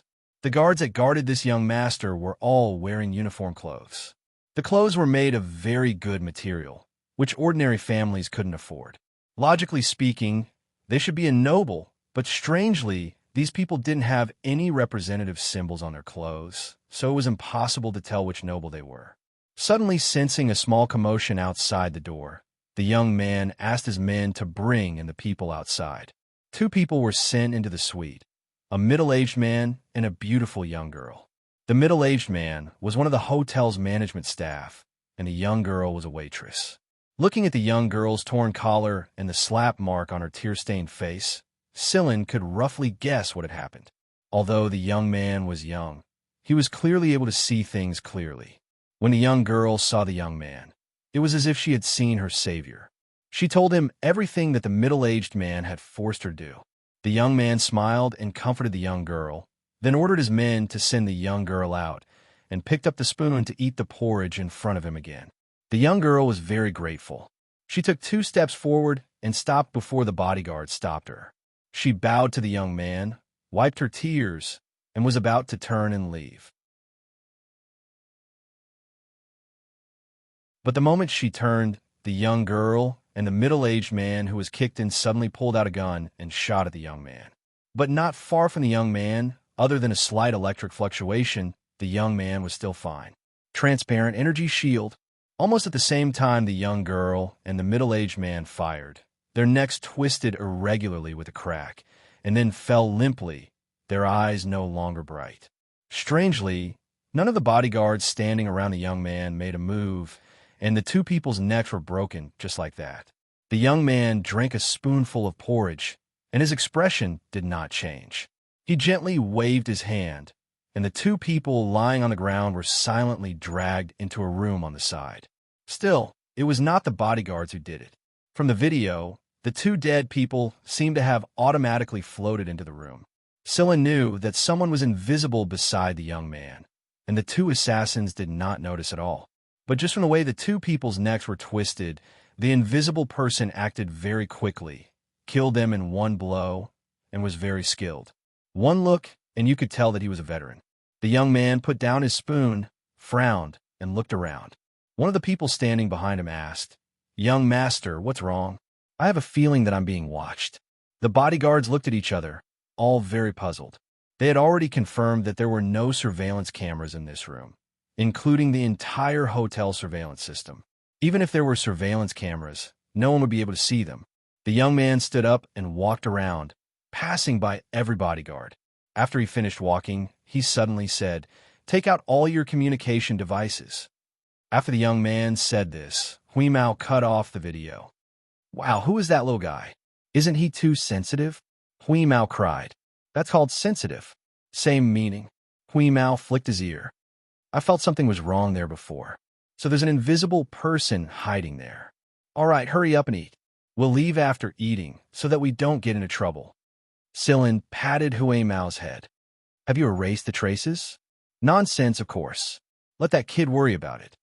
After that, Huimao stopped talking about the young man and hurried to finish his fish. Meanwhile, inside the hotel suite, the young man stared at the pile of communication devices in front of him with a frown. After a while, he said, "Send these back and have the technical department check them again. Check this hotel thoroughly." "Yes, young master." When they were finally done eating, Silin and Huimao rested for a while before heading to the airport to board the plane. Huimao was so familiar with the young man that he disappeared in a flash. Silin wasn't worried that the young man would be discovered, so he boarded the aircraft and found his seat. He boarded the aircraft an hour early, and Silin closed his eyes to rest after he sat down. Although his eyes were closed, his mind was still thinking about what he had seen in the hotel today. Who was that young man? Silin was convinced that the young man was a noble, and a high-ranking one at that. How could a 13 or 14-year-old react so calmly to an assassination attempt? Compared to Bell and Jin Xingming, whom Silin knew, the young man was far too calm. It was as if he was indifferent to death. People like him were either used to seeing life and death, or they were naturally cold and apathetic. Time passed quickly while Silin was lost in thought. 1 minute before the aircraft was scheduled to land, the person sitting next to Silin finally arrived. There were 2 seats on each side of the aircraft. Silin sat on the outside, and the young man sat on the inside. There were 2 seats on each side of the corridor. The young man sitting next to him looked like an optimistic young man. "Oh my, I finally made it. Phew." The young man let out a long sigh before sitting down. He looked at Silin and flashed him a friendly smile. "Have a good trip, brother. Have a good trip." One does not slap a smiling person. Since the other party was acting very friendly, Silin could not keep a straight face. Not long after he sat down, the aircraft finally took off after a series of inspections. It flew into a starship at the spaceport, and just like the previous flight, the passenger cabin was transferred to the passenger starship's main cabin. However, not long after the passenger starship left the planet, it suddenly came to a stop before it could enter warp speed. This was because there was a noble's carrier in front of it. It was common knowledge that civilian starships had to make way for the noble spaceships and starships. The ticket Silin bought was for a normal starship. Luxurious passenger starships were too expensive, and Silin didn't want to spend the money. Normal passenger starships were slower, and some ports and routes were not open to them. Therefore, it took longer than luxurious starships, and the cabin conditions were much worse. Therefore, it was unavoidable to fly and stop on a civilian starship. This was also why many people couldn't stand it and chose luxurious starships. Silin looked to the side. The young man sitting next to him was already drooling in sleep. Even the loud discussions around him didn't disturb him. Finally, they could continue flying. A voice came from the cabin, reminding the passengers to wear their hibernation helmets to avoid any discomfort and what to do if they did. In fact, for people who felt uncomfortable flying on a starship, if the situation was serious, it could be life-threatening. Therefore, such reminders would usually be broadcasted before the flight. However, most passengers had to take the initiative. After all, the people here weren't nobles, so even if someone died, it wouldn't affect them too much. Silin looked at the guy who was sleeping soundly next to him. After some thought, he woke him up. What's wrong? The person who was woken up by Silin was sleepy. He smacked his lips and wiped off the saliva at the corner of his mouth with his sleeve. He looked at Silin in confusion. He was just puzzled, not annoyed by being woken up. "We're about to enter flight mode. Aren't you going to wear your hibernation helmet?" Silin pointed around. Most of the people in the cabin had put on their hibernation helmets. Only a few people, perhaps used to it, didn't wear their hibernation helmets. Hearing Silin's words, the person scratched his head and said with a smile, "Oh, thank you." Although the person thanked him, he still didn't wear his hibernation helmet. Instead, he pointed to himself and said, "My physique isn't bad. I don't need to wear it." Scylla didn't bother with him anymore. Scylla didn't wear it either. When the surroundings were still quiet, he didn't want to wear it either. It was too stuffy. Midway through the flight, the person woke up once. He was hungry and ordered the Starship's combo. When the robot brought the combo over, Scylla woke up. "Sorry to wake you up." The person took the combo from the robot, feeling a little embarrassed. "It's fine." Scylla also ordered a combo. "I also want to replenish my energy." The person chuckled, opened the combo box, and started eating. He seemed to be very hungry and ate in a sorry state. After eating, the person chatted with Scylla about the combo. Although he ate in a hurry, his evaluation of the combo was very powerful and pointed out the key points. As Scylla listened, he pointed at the corner of his mouth and said, "There is food residue." "Oh." The person wiped it with his sleeves. Scylla pointed at his nose again. The person stuck out his tongue and licked it. Scylla, if he wasn't mistaken, this person's tongue was too long. After licking, the person realized what was going on and turned to look at Scylla. Seeing that Scylla didn't show any signs of discrimination, he licked it again. This time, he licked it even further. It went past his eyes and almost reached his eyebrows. Scylla raised his eyebrows. "Your tongue is quite long." The person's mouth gaped. "Don't you find it strange?" "Strange. Don't you think that—" The person opened his mouth again and pointed at his teeth. Scylla watched as the person's teeth moved. His teeth intersected and rubbed against each other, causing the food residue to come out from the gaps between his teeth. Scylla was silent for a moment. Quite unique. He didn't even need to brush his teeth. After confirming that Scylla didn't show any signs of discrimination, the person smiled happily. "My name is Libero. Nice to meet you. I'm Scylla." Scylla continued to finish his meal. A mutant. Indeed, Libero was a mutant. Although he looked like a normal person, these small details showed that he was different from a normal person. If one looked closely, they would find that Libero's pupils weren't round, but oval. Libero's fingers could become very long or retract, just like a normal person. This was just what Libero showed. "You don't discriminate against mutants?" "That's strange," Libero said. "There's nothing to discriminate about. I'm not a noble." Libero shook his head. "In the Empire, whether you're a noble or not, everyone discriminates against mutants. That is, unless you reach a level where no one dares to discriminate against you." As he said this, Libero's eyes lit up. Scylla nodded, but he didn't say anything. It wasn't easy to find someone who didn't discriminate against mutants. Libero was very happy, and he chatted with Scylla for the entire journey. However, it was mostly Libero talking. Scylla didn't say much. With people chatting, the journey became a lot faster. The final stop of this trip was the Imperial capital, but very few people actually arrived at the Imperial capital station. When they arrived at the Imperial capital starfield, many people in the cabin began to change their clothes.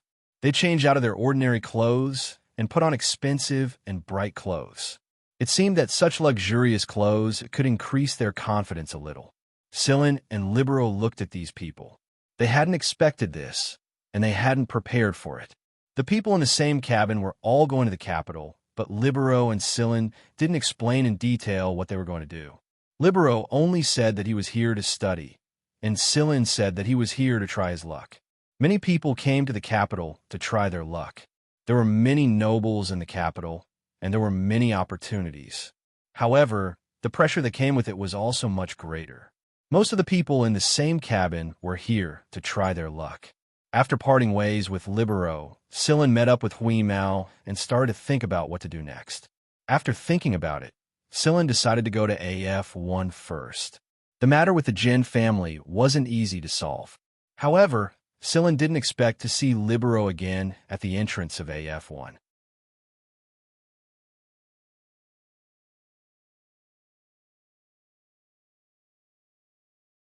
Chapter 238.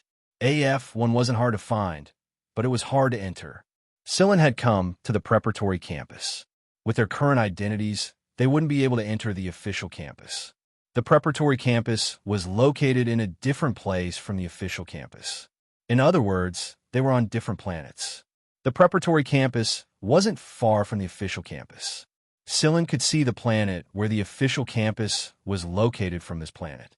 The official campus of AF1 was located on a huge planet. There were 3 schools on the planet: AF1, AF2, and AF3.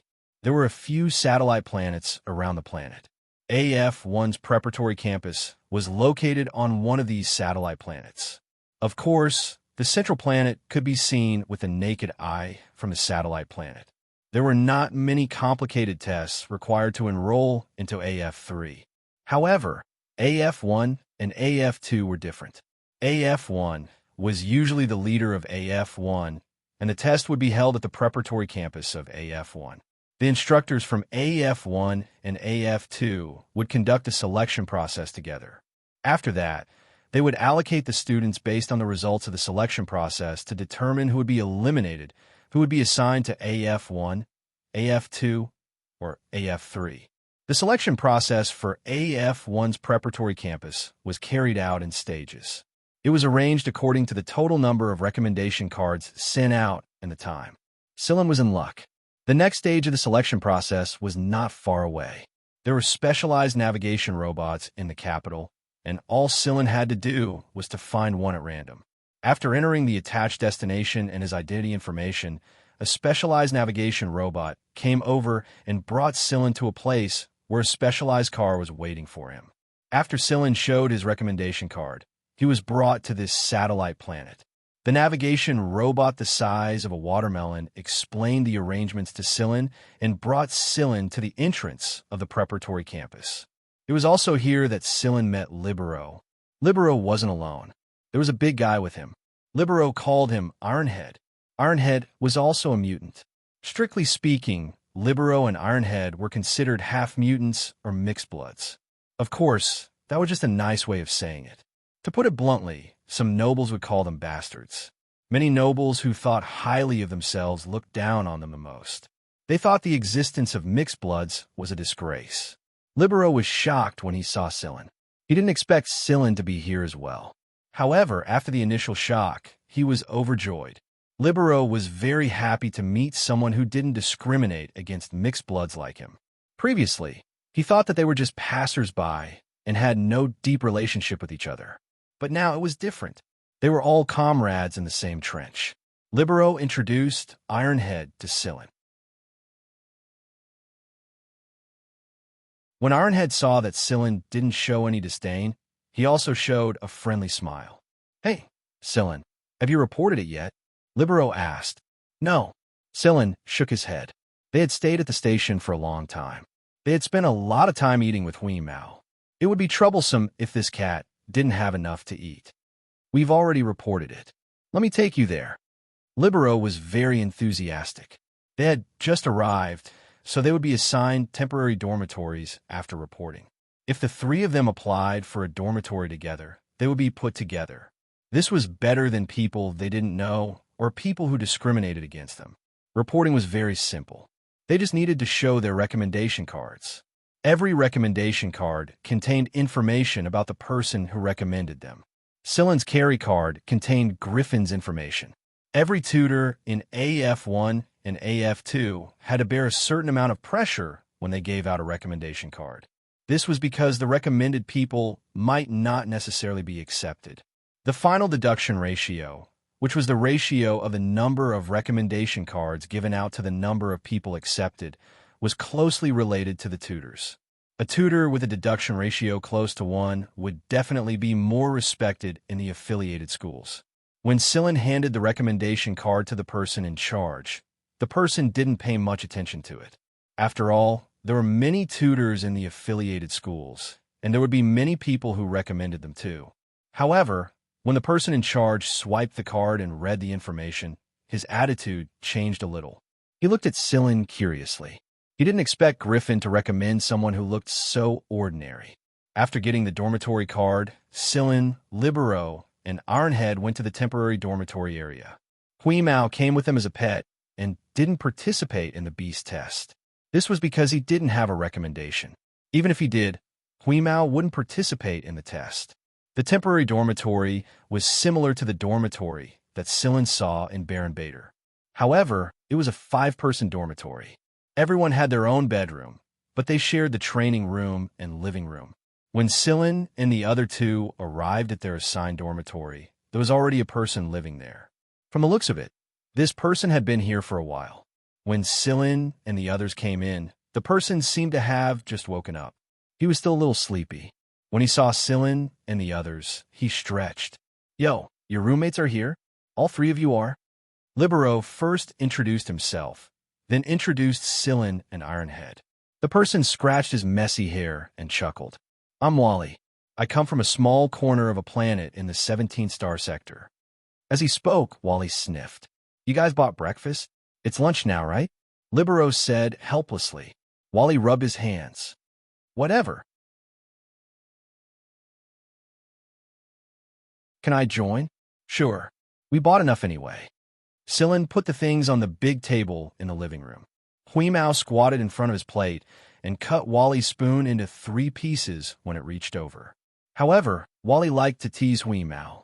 When a spoon broke, he would change to a fork. Finally, he succeeded in stabbing a small fish out of Huimao's plate. Huimao was so angry that he jumped up and scratched Wally's face. However, Wally seemed to be quite open-minded. When he talked about his trip to AF1's preparatory campus, he summed it up in one word: debt collection. The place where Wally lived had nothing to do with the people of Fu High School. It was even more remote than Old Chang's planet. However, one day, Wally ran into a person who had forcefully landed his spaceship near his house. He was in a good mood, so he gave the person a meal. Then, the 2 of them got into a fight. Wally was beaten black and blue, and no one in the entire street could recognize him. Then, the person kicked Wally twice, took all the food in his house, and left. Before he left behind a card and some money, telling Wally to find him at Fu High School, and that he would make sure Wally didn't have to worry about food or clothing. After that, Wally came. Listening to Wally's story, Silin felt that the teachers of the affiliated schools were quite unique. They were all unpredictable. Wally was not a mixed blood like Libero and Ironhead. Like Silin, he was a normal person. However, someone who could get a recommendation card from an affiliated school's teacher had to have something special about him, even if the teacher's methods were a little strange. Tai Tu's parents were servants of a noble family. Because they saw that Tai Tu had some ability, they used their connections to get a recommendation card and recommended him. But if Tai Tu were to be eliminated, it was easy to imagine that their family would have a hard time in the future. That was why Ironhead was under a lot of pressure. Libero, on the other hand, was only able to get a recommendation card because of his teacher's connections. However, Libero did not want to talk about the details. Anyone could see that things were not as simple as he made them out to be. There had to be more to it, but since Libero was unwilling to talk about it, Silin and the others did not ask anymore.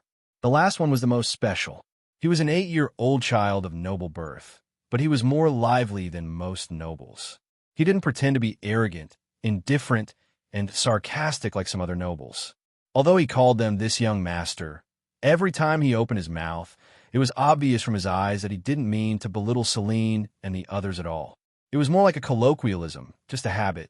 The one who brought the child here was an old servant. The old servant reminded Silin of Brzett, who was always by Lung's side. Although he was polite and always had a smile on his face, he was not to be underestimated.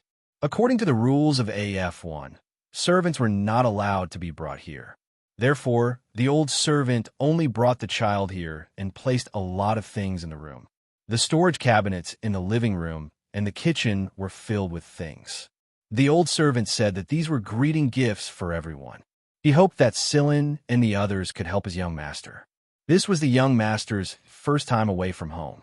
Silin and the others promised that they would take care of him. After all, they were all roommates in the same dorm. Silin believed that the old servant must have investigated all 4 of them before coming here. Otherwise, he would not have brought the young master here so easily. The child's name was Taida, but his surname was not mentioned. The old servant finally left after the child impatiently called him back. After the old servant left, Taida jumped up and down in the bedroom that the old servant had tidied up and cheered loudly, as if he had been liberated. Sillin and the others looked at each other. As expected, it was a child. Taida did not put on airs. Even though he spoke with the accent that nobles always had, his actions left people speechless. For example, Taida would say, "Hey, you guys come over and talk to this young master." But in reality, Taida would run over to Sillin and the others and join the conversation. Although he was young, he knew a lot.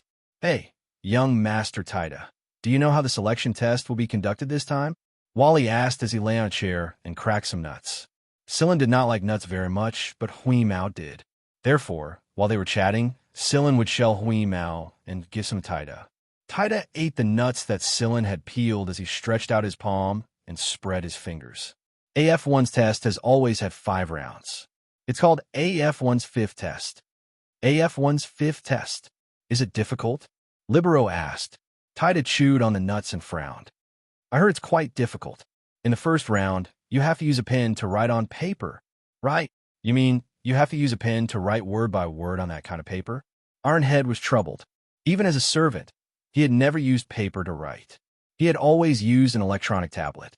If he really used a pen to write, he probably would not be able to read what he wrote. Libero and Ironhead were in the same situation, but Sillin and Wally were much calmer. They were more familiar with this kind of thing. Sillin handed a peeled nut to the child. Continue. Taida took the nut and threw it into his mouth, crunching noises as he chewed on it. His teeth were quite good. Then, he started counting with his fingers. After that, there's the stress test, the 3 tests, the cooperation test, and the final interview. But don't worry, there's no so-called passing standard for each round. I don't know what they're selecting based on. Some obviously did badly in the written test, but were accepted in the end. Some who did well were rejected in the end. Taida told them everything he knew, but the more Sillin and the others learned, the more they felt that AF1 selection test was so different.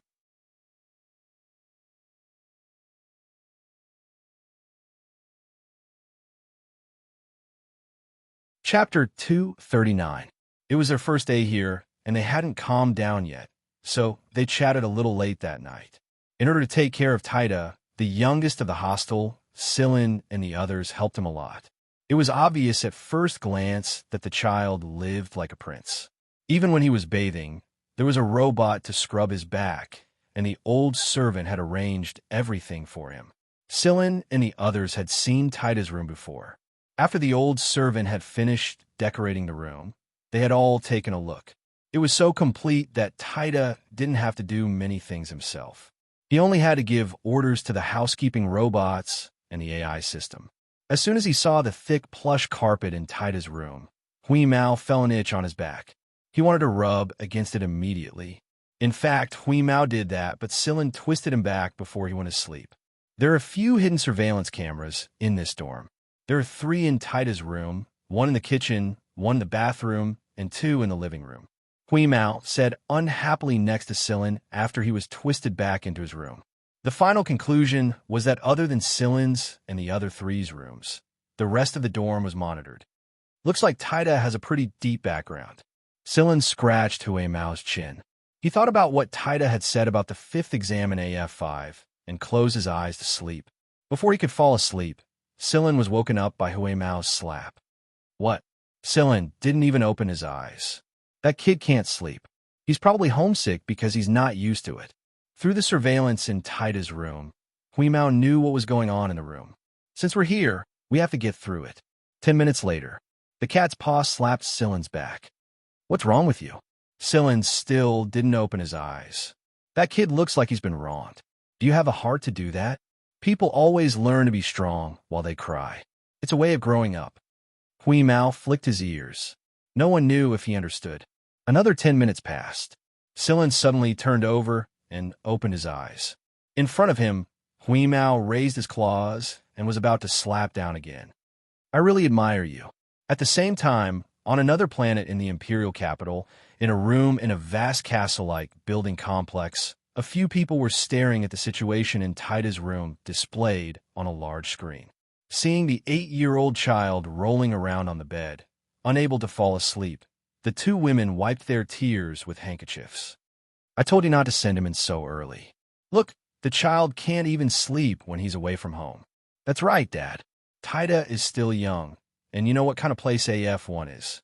Besides, Taida doesn't need to walk the same path as us. He'll be fine with us protecting him. I agree. Let's bring Taida back, another man in military uniform said. The people around them all looked at the man standing in the middle, who was almost old but still looked handsome and extraordinary.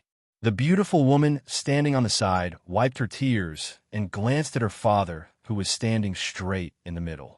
She thought to herself, keep pretending. The old man is the one who loves Taida the most. I don't know what he heard from some people in the army this time, but he was so emotional that he sent Taida over. He regrets it more than anyone else, but he didn't say it out because he wanted to save face. Hearing the words of the people around him, the old man sighed inwardly in relief. It's better to bring him back. He's too young. Those people can say whatever they want. It's not like he'll lose a piece of flesh. When Taida grows up in 2 years, he'll send him over. I'm sure Taida won't disappoint him. The child is still too young. Too young. My heart aches for him. The old man was about to speak when the doorbell to Taida's room rang.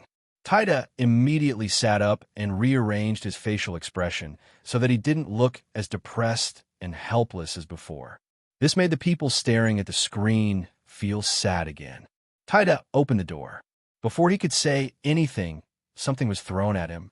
He quickly caught it and saw that it was Hui Mao.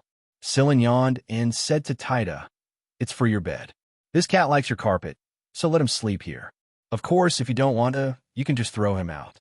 After that, Silin went back to his room and went back to sleep.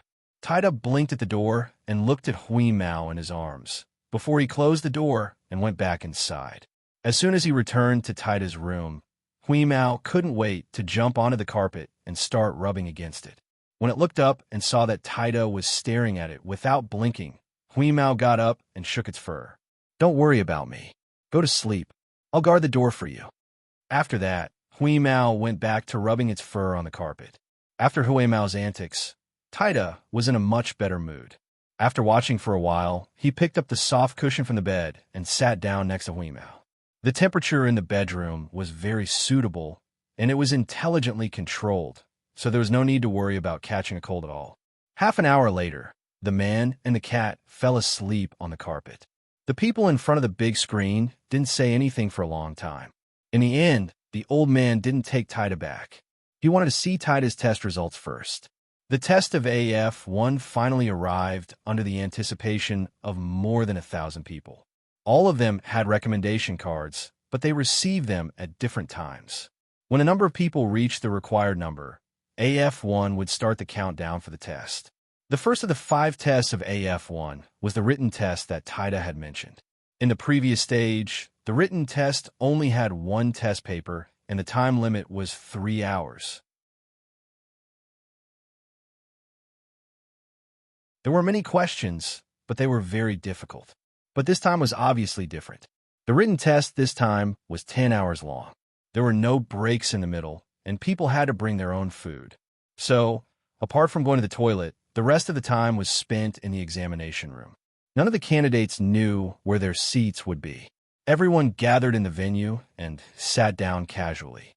Then, a barrier rose around the chairs to cover everyone, and they were moved to the examination room. Inside the examination room, you could only see the white light barrier around you. You couldn't see what was on the other side of the barrier. However, people standing outside the examination room could see everything clearly. So, don't try anything funny, or you'd end up in a very bad situation if you were caught. When everyone was moved to the examination room, they found that they were facing a thick book of test papers. That's right, it was a book. This included basic personal information as well as various aspects of the test, and so on. Silin looked at it. The front was all basic information, including personal hobbies, what books you read, what information you read, what news you followed online, living habits, and so on. Many people tried to write positive things, But they didn't know that during the test, the tutors would arrange the test questions according to the information you wrote. If they found out that you lied, the tutors would make things very difficult for you. Sillin didn't write too much. He only wrote down shooting and so on. After all, Guanfeng's gun was there, so it was only a matter of time before he wrote it down.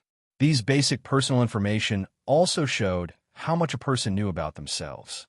It was also possible to tell whether a person was arrogant or had low self-esteem from the information they filled in. However, Sillin didn't know what the written test standards were. Taida had said that some people were admitted even though they couldn't write. However, when Sillin wrote the first word, Sillin understood a little why there was a book of test papers. A person's handwriting would reflect some of that person's circumstances. A person's handwriting was like a person's. Their handwriting would become vigorous and steady as they grew older or more experienced. It was different at different times. If a person was in a good mood, their handwriting would be neat and tidy. If a person was in a bad mood, their handwriting would be crooked and crooked. The pressure of writing, the structure of the strokes, the size of the word, and even the level of the stroke could reflect a lot of things. For example, a person's habitual strength, self-awareness, the coordination between thinking and behavior, and so on. The speed of writing was also related to a person's comprehension. The layout of the words could also reflect the writer's attitude towards the outside world. Of course, there was also the issue of mentality. If a person's mentality changed, their handwriting would change along with it. There were definitely a lot of people whose handwriting became more and more sloppy as they went on. But there were also people whose handwriting didn't change much from beginning to end. That was the difference. After Sillin was done filling in the basic information, he flipped to the opening questions. This was Sillin's habit. Back at 7 Lights, he would select all the questions and go through them once before he started working on them, even if he didn't need to write with a pen. The first question, noun explanation. It was a familiar question, but Sillin couldn't help but feel lost as he stared at 5 whole pages of noun explanation. 99% of the questions were unfamiliar terms, and Sillin hadn't heard of them since he came to the Mist Bodhisattva Empire. He continued to flip to the back. Questions and answers, calculations, discussions. I'm sorry, but there were no multiple choice questions or true or false questions here. If you don't know, then you don't know. It wasn't like you could make a blind guess.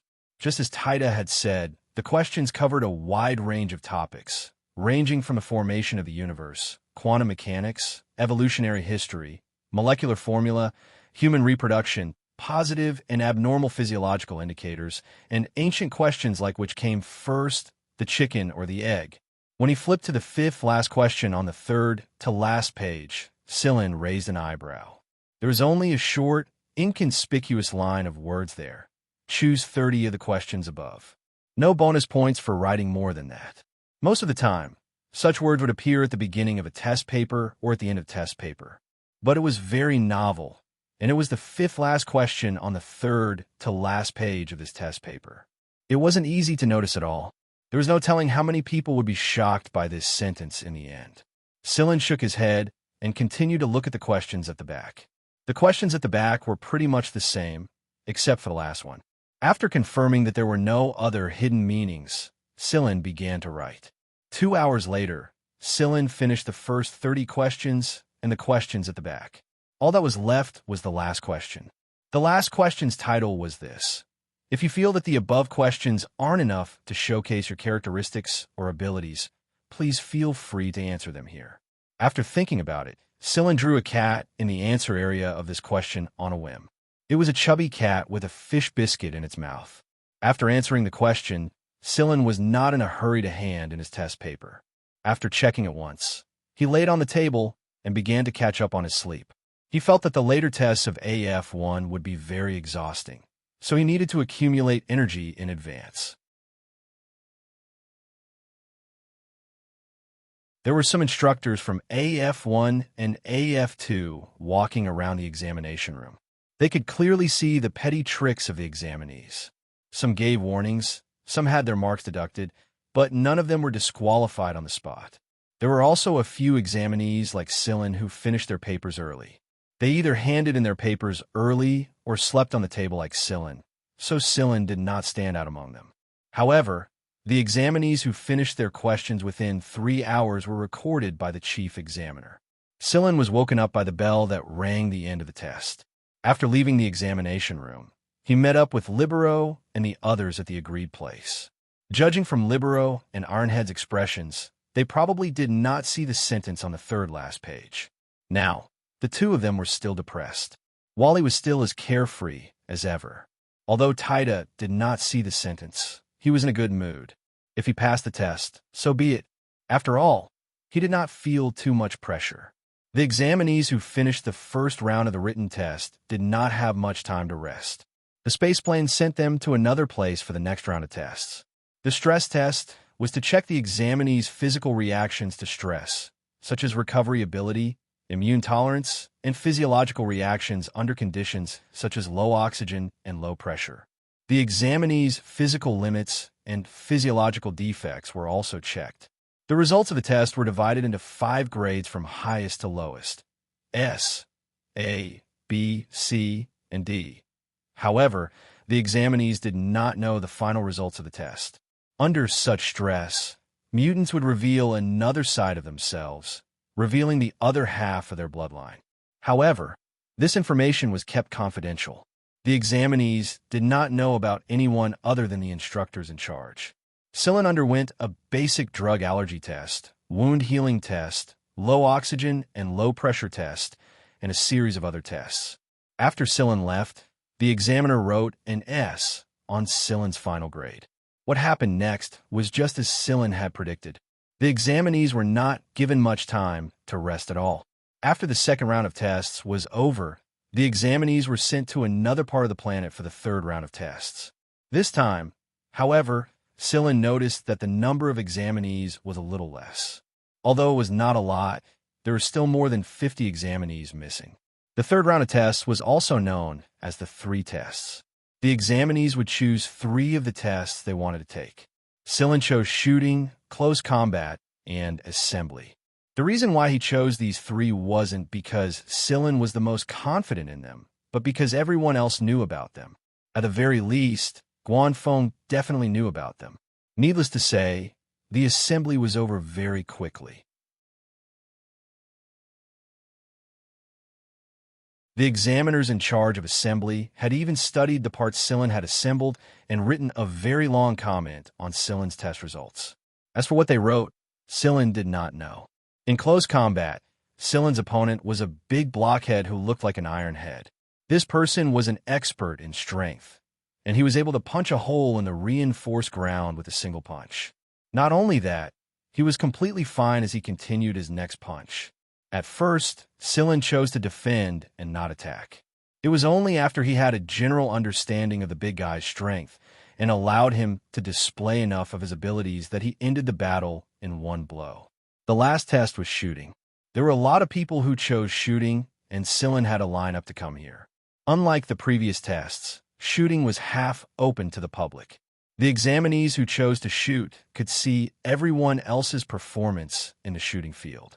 There were a lot of excellent shooters, and every examinee displayed their best skills. However, there was a phenomenon in the shooting field that the examinees cheered a lot, but the instructors in charge did not react much.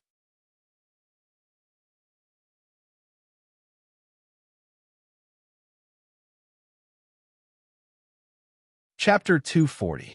Everyone knew that the affiliated schools had no shortage of geniuses. AF1 and AF2 had already gathered geniuses from all walks of life in the Empire.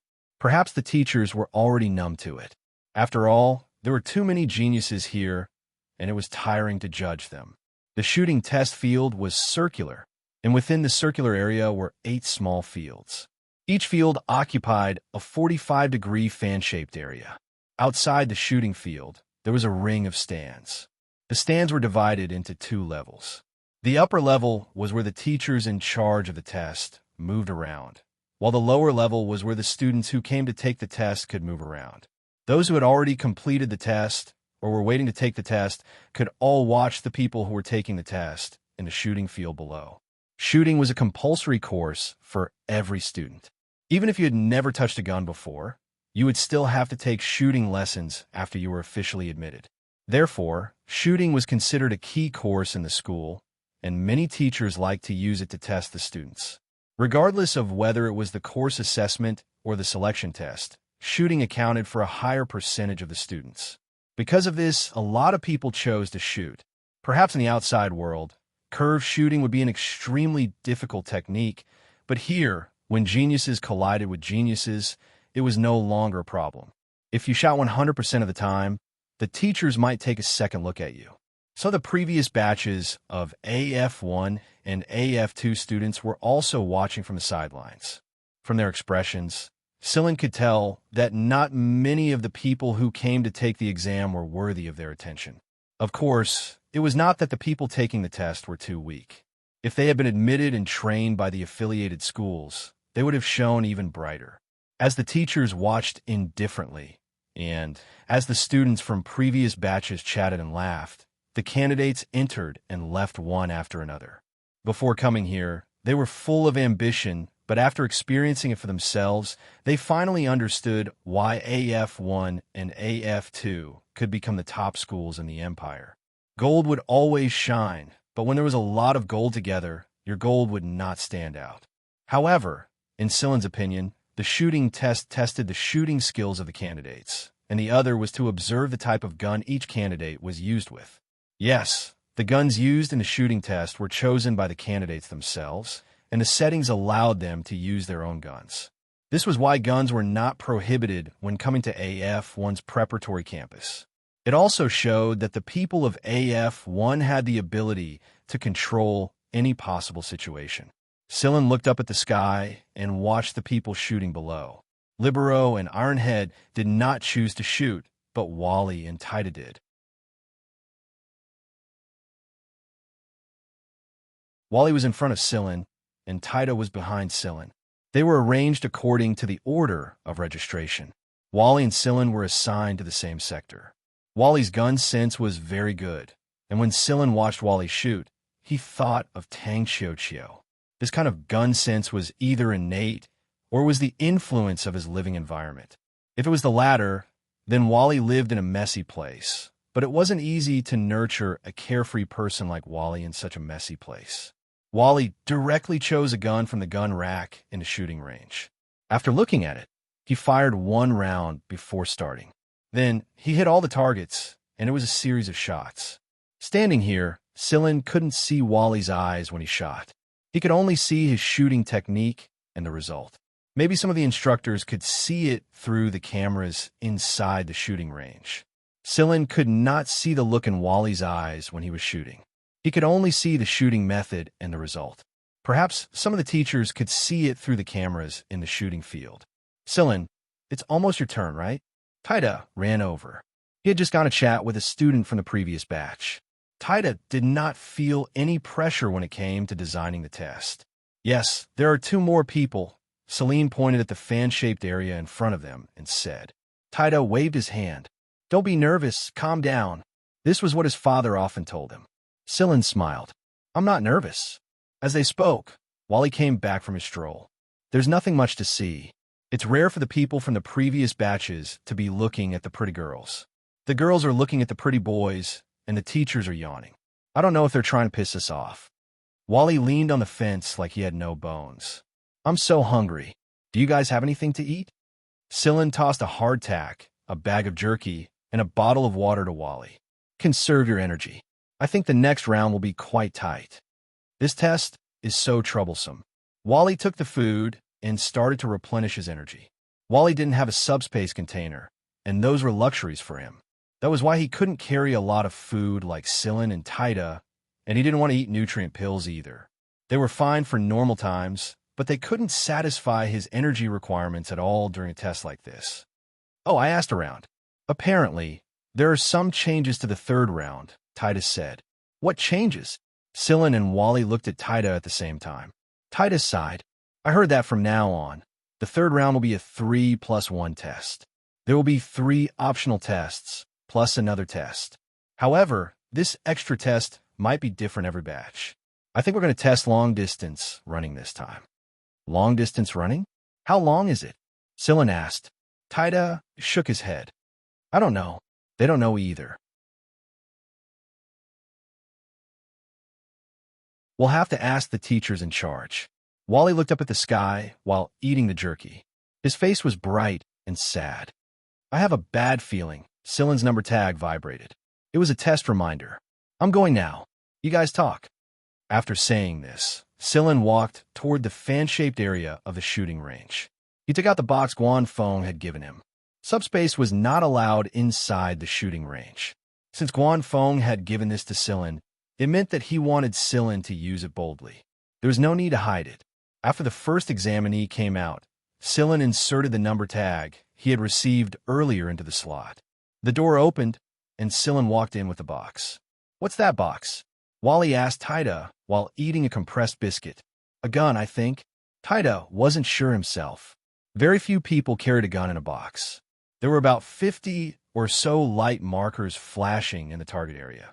Each light marker was only the size of a fingernail, and their speed and direction were unpredictable. Sillin stood still in the shooting range. He opened the box on a nearby table and began assembling it. His speed wasn't any slower than Guan Feng's. The instructor, who was looking at his area, abruptly rose to his feet. Feeling uncertain, he pulled up the monitor and took a closer look. He couldn't help but curse. Fuck. There's no way that old Fox Guan would do that. There's no way he would. Another instructor saw the man's reaction and swayed over with a teacup. What's wrong? Is your sciatic nerve convulsing? Convulse my ass. I asked old Fox Guan for it so many times, but he wouldn't give it to me. He just had to give it to a little kid. The instructor almost dropped his cup when he saw the image on the monitor. I can't believe he gave it away so quickly. The other instructors were curious about the duo's reaction as well. They all wore different expressions after learning the reason. But it had to be said that the box had attracted all of the instructors' attention. Why does Sillin's gun look so strange? Wally mumbled while stuffing his mouth. A purgatory thunder snake. That's a purgatory thunder snake. The pattern on the lid is the symbol of a purgatory thunder snake, and it's a K-type gun. It's a K-type. Taida yelled excitedly as he stared at Sillin's situation without blinking. Taida had only seen the B-type and E-type purgatory thunder snakes. He had never seen a K-type before. His father said that there were no more than 5 people in the entire empire who used a K-type gun. AF-1 had always wanted to train people to use a K-type gun, but very few of them passed. According to his father, the old Fox Guan was very difficult to deal with. Even those who thought they could use a K-type gun were rejected by the old Fox Guan. Taida's yell attracted a lot of attention.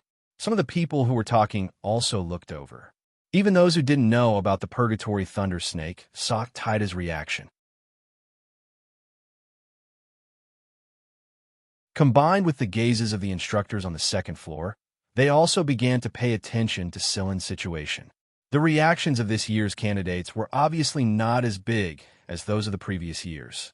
When they found out that Sillin was using a Purgatory Thunder Snake K-type gun, they all looked like they had seen a ghost. Then they all stared at Sillin's shooting range. After Sillin finished assembling the gun, the system would give a 10-second explanation, telling the candidates how much time they had to shoot and other nonsense. However, the purpose of this nonsense was actually to let the candidates adjust themselves to their best state within these 10 seconds. That was because the moment the candidates entered the shooting range, the candidates' various physiological parameters had already begun to be tested. Their heart rate, pulse, blood pressure, and other data had begun to be traced. This was also a good way to test each candidate's mental strength.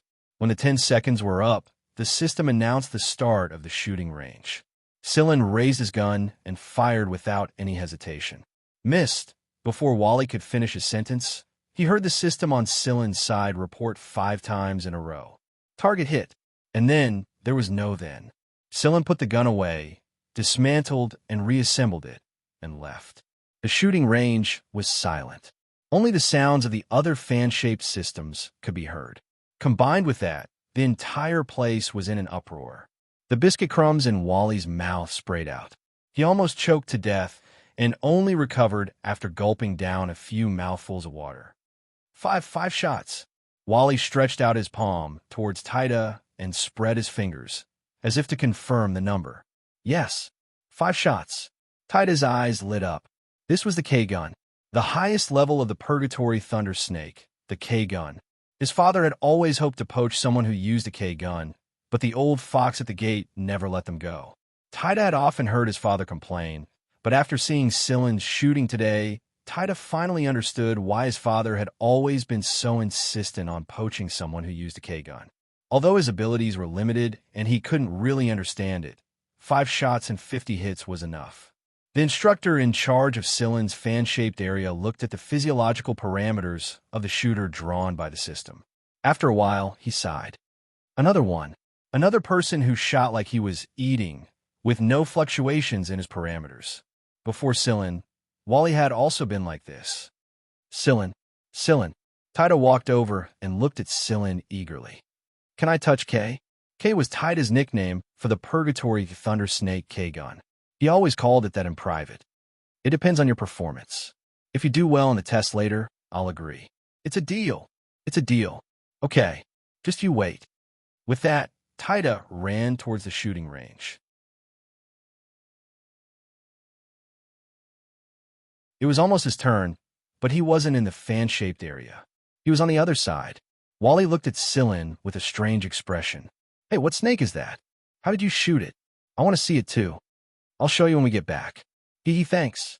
Wally chewed on his biscuit and continued watching the test, but his mind was already wandering. Taida wasn't old, but his marksmanship wasn't bad. He didn't have any fancy techniques, curve shots, or multiple shots, but every shot hit the center of the light, and he was very decisive. After the test, Taida ran back impatiently. How was it? Not bad, right? Not bad. I'll show you when we get back after the test. Now, hurry up and rest. The shooting is almost over, and the additional test is about to be revealed, Silen said. Just as Silen said, after the shooting was over, the other tests were also over. The students were sent to a gathering point. At the gathering point, Silen's group met up with Libero and Ironhead. Looking at their expressions, it was obvious that they'd done well. But while the 3 tests were not bad, the following additional test made everyone speechless. The additional test was a long-distance run. Many people had heard about this, but they only knew the specifics now. What was the specifics? Run around the ball. What did running around the ball mean? Look, everyone was standing on the equator. This was also the name of a track that AF1 had specially built. The equator wasn't as flat and narrow as the other tracks. It was wide and full of obstacles. Trees, stone piles, slopes, and so on. Even though planet Hiku wasn't big, running around the ball was enough for everyone. Apart from the geographical obstacles, everyone looked at the black guy running over and suddenly felt as if autumn frost had swept past them. Is that a monkey? No, that's a chimpanzee, a giant chimpanzee. It's really huge. As the chimpanzee ran closer and closer, the tremors on the ground grew stronger. My stomach is starting to tremble, Wally said. That's a kidney you're touching. I'm shaking all over. No one taught me how to fight against this species in my entire life. Wally pointed at the big guy that was about 10 meters tall. There's more. Silen pointed at some animals that were running over from the other side. In other words, not only did they have to run around the ball, but they also couldn't run slowly and defenselessly. There would be these big guys chasing after them. I hate 3+1. Wally looked up at the sky and sighed. Celine looked left and right and suddenly realized that the cat had run off somewhere to contact its feelings. You're tuning into the Eternal Immortal Ballad YouTube channel. Don't forget to subscribe and join us on this journey to catch the most captivating stories.